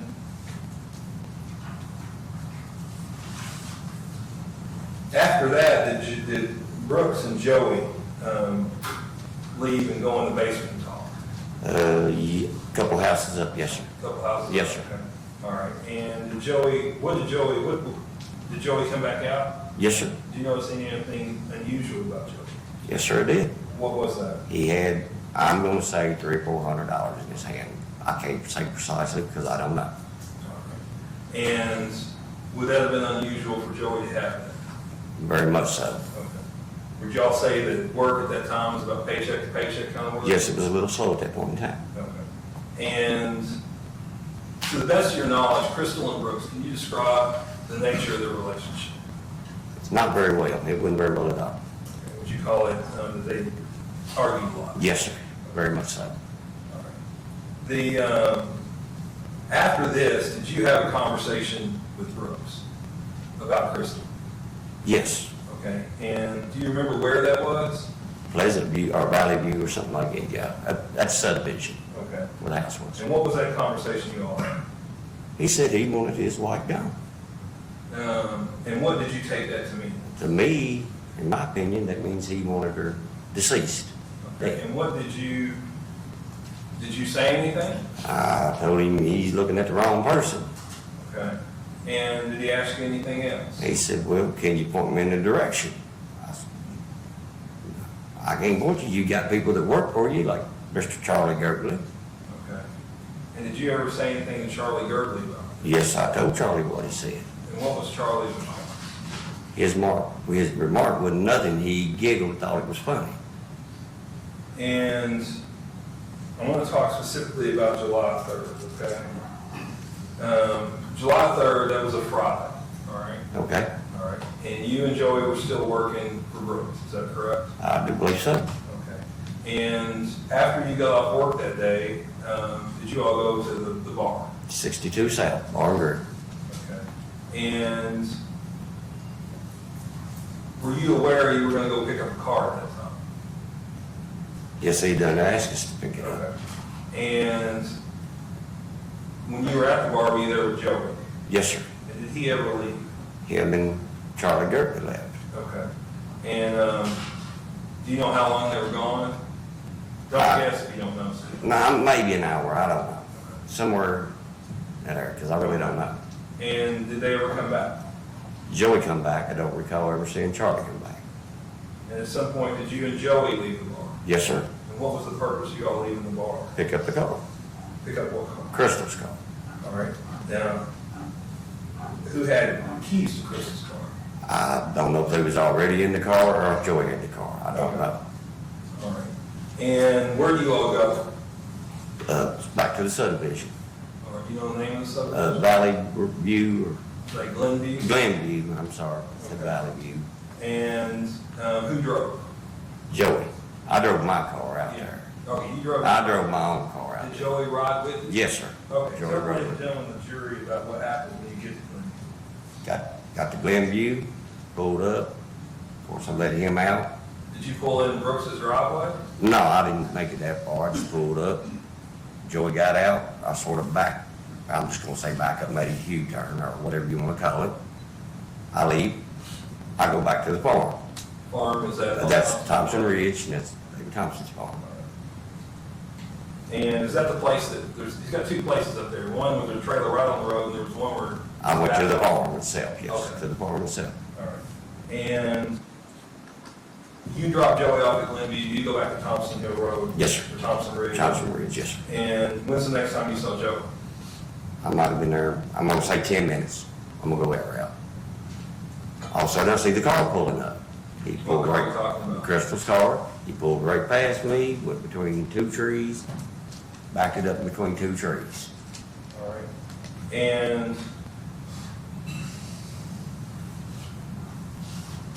what happens after that? It gets out, and then we had some words, I'm not gonna say any cuss words, and I told him, the effing car cannot stay on this man's property. So, Okay. he gets back in the car, he takes back off. I'm thinking at that point in time that, I think I went back to Demery, I'm not exactly for sure, but I think I did. Pick up phones, or I went back to the bar one. It wasn't, I don't know, an hour, maybe less. Get a phone call. You gotta come to the Bluegrass Parkway and pick me up. I'm like, well, I don't even know where you at. So I take off driving down Bluegrass Parkway going toward E-Town. There's a little, I passed the car up, there's a, I don't know, turn off maybe 100 yards up above it, I don't know. I make a little U-turn, come back on the other side, headed back toward Bardstown. I get out of the vehicle, I walk across the road. I see the doors open, but dome light's not on it. It catches my eye. I'm like, what you doing? So he said, well, we gotta go. So I reached in there and I said, well, the seat's back too far. You've been driving the car. So I pulled the seat up. Why would you do that? Crystal wasn't a tall lady. She was So short. you're trying to fix it to where it looked like Joey wasn't driving? Yes, sir. He always packed a little Louisville slugger with him, no matter where he went. Yes, sir. And it was laid right here. You can see it. So he's always got it with him. It had a hook in it on the top, so I grabbed it and gave it back to him. Head back to the car, we drive off. I'm thinking I dropped him a 5-star. Just to be honest with you, he was picking up dope. That's what he was doing. At that point in time, I think I go back to my house. All right, and then, so you go back to your house? Yeah, I think I went back to my house. Okay. So, somewhere in this, did you have a phone conversation with Brooks? Yep. Okay, when was that in the sequence of events you just described? I think coming back from the Bluegrass. I'm not sure, going to the Bluegrass. Would it have been after Joey called you? Yes, it would have been after that. And would it have been right after Joey called you? Yes. Okay. Yes, sir, it would be. Just based on your phone, the way your phone, they watched the video of your phone. Okay. After that phone call is when, with Brooks, is when you begin to move down the Bluegrass. Okay. That's correct. Okay. And what was that phone call about again? I told him the car was moved. And did you have any other conversation with, you ended up, Brooks called you from the sheriff's department on July, correct? This is correct, sir. Prior to that, in between the phone call on July 3rd or 4th that night, and when he called you from the sheriff's office, did you and Brooks have another conversation? Yes, sir. What was that conversation? I had previously, maybe I'm gonna say 2 weeks before that, I asked him for an apartment. He had rental properties. And he said he could use me asking for that. When he called me or I called him, he said, just ask for an apartment. I guess, what would you call it, a code word? Okay, so was your story supposed to be about the phone? Were you supposed to tell her, you were asked about the phone call, were you supposed to tell him that the phone call was About the apartment or a rental property. Now, in this, did Brooks ever promise you anything? Yes, sir, he did. And what was that? All of his work, sir. Okay, all his drywall? Yeah, every bit of his work, yes, sir. And all this was in Nelson County, Kentucky, right? Yes. Did any of the grand jurors have? Anybody else? Yeah, so why now all of a sudden you want to tell us that you all did move the car when, you know, you could have said that months, years ago to help Miss Ballard get some closure?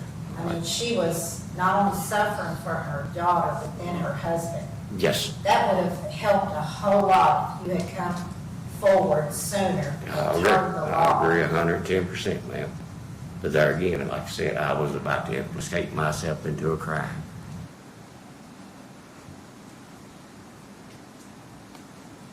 And was that the last time that Steve Lawson testified in the grand jury? Yes, it was. Judge, I don't have any further questions for this brother. Any cross?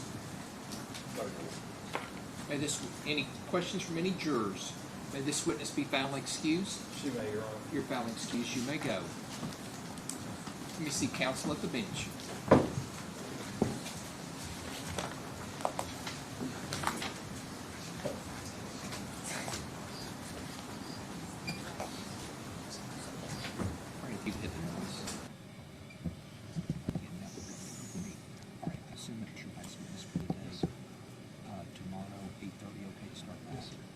And are you, did I hear you're anticipating closing tomorrow?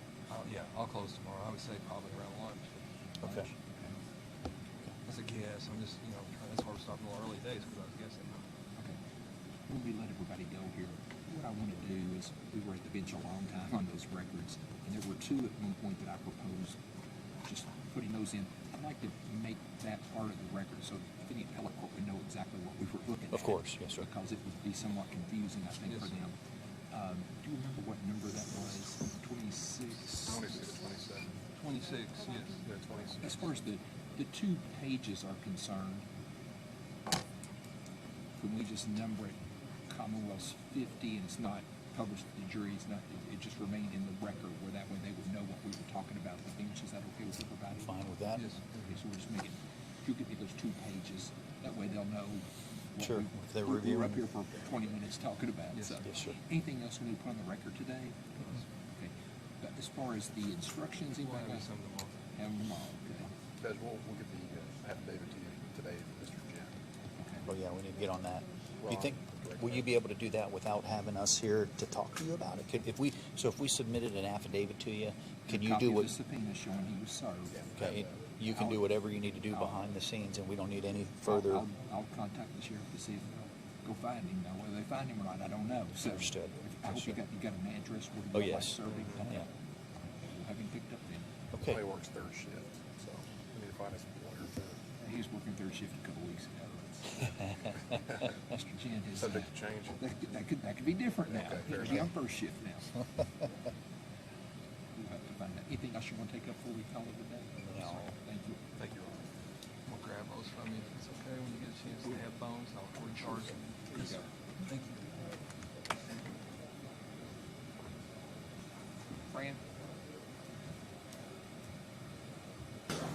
Okay, ladies and gentlemen of the jury, that is going to be our last witness of the day. The Commonwealth has a couple more, 3 witnesses or so more to go. They think they're going to finish their case tomorrow around lunchtime, so I think we're moving pretty good. So I think we're going to finish the Commonwealth side if everything goes well by lunch tomorrow. We're going to start back tomorrow at 8:30 a.m., just like today. The same admonitions are in place. Do not discuss this case among yourselves. Do not let anybody discuss this case with you. If anybody tries to discuss this case with you, I need for you to immediately report that to me. And you're not to finally make up your mind about the case until you've heard all the evidence, you've received the instructions from the court, you've gone to the jury room to consider what your fellow jurors have to say about the case. Again, no research, nothing related to this case. Anybody have any questions before we let you go today? Thank you. I'll see you in the morning at 8:30.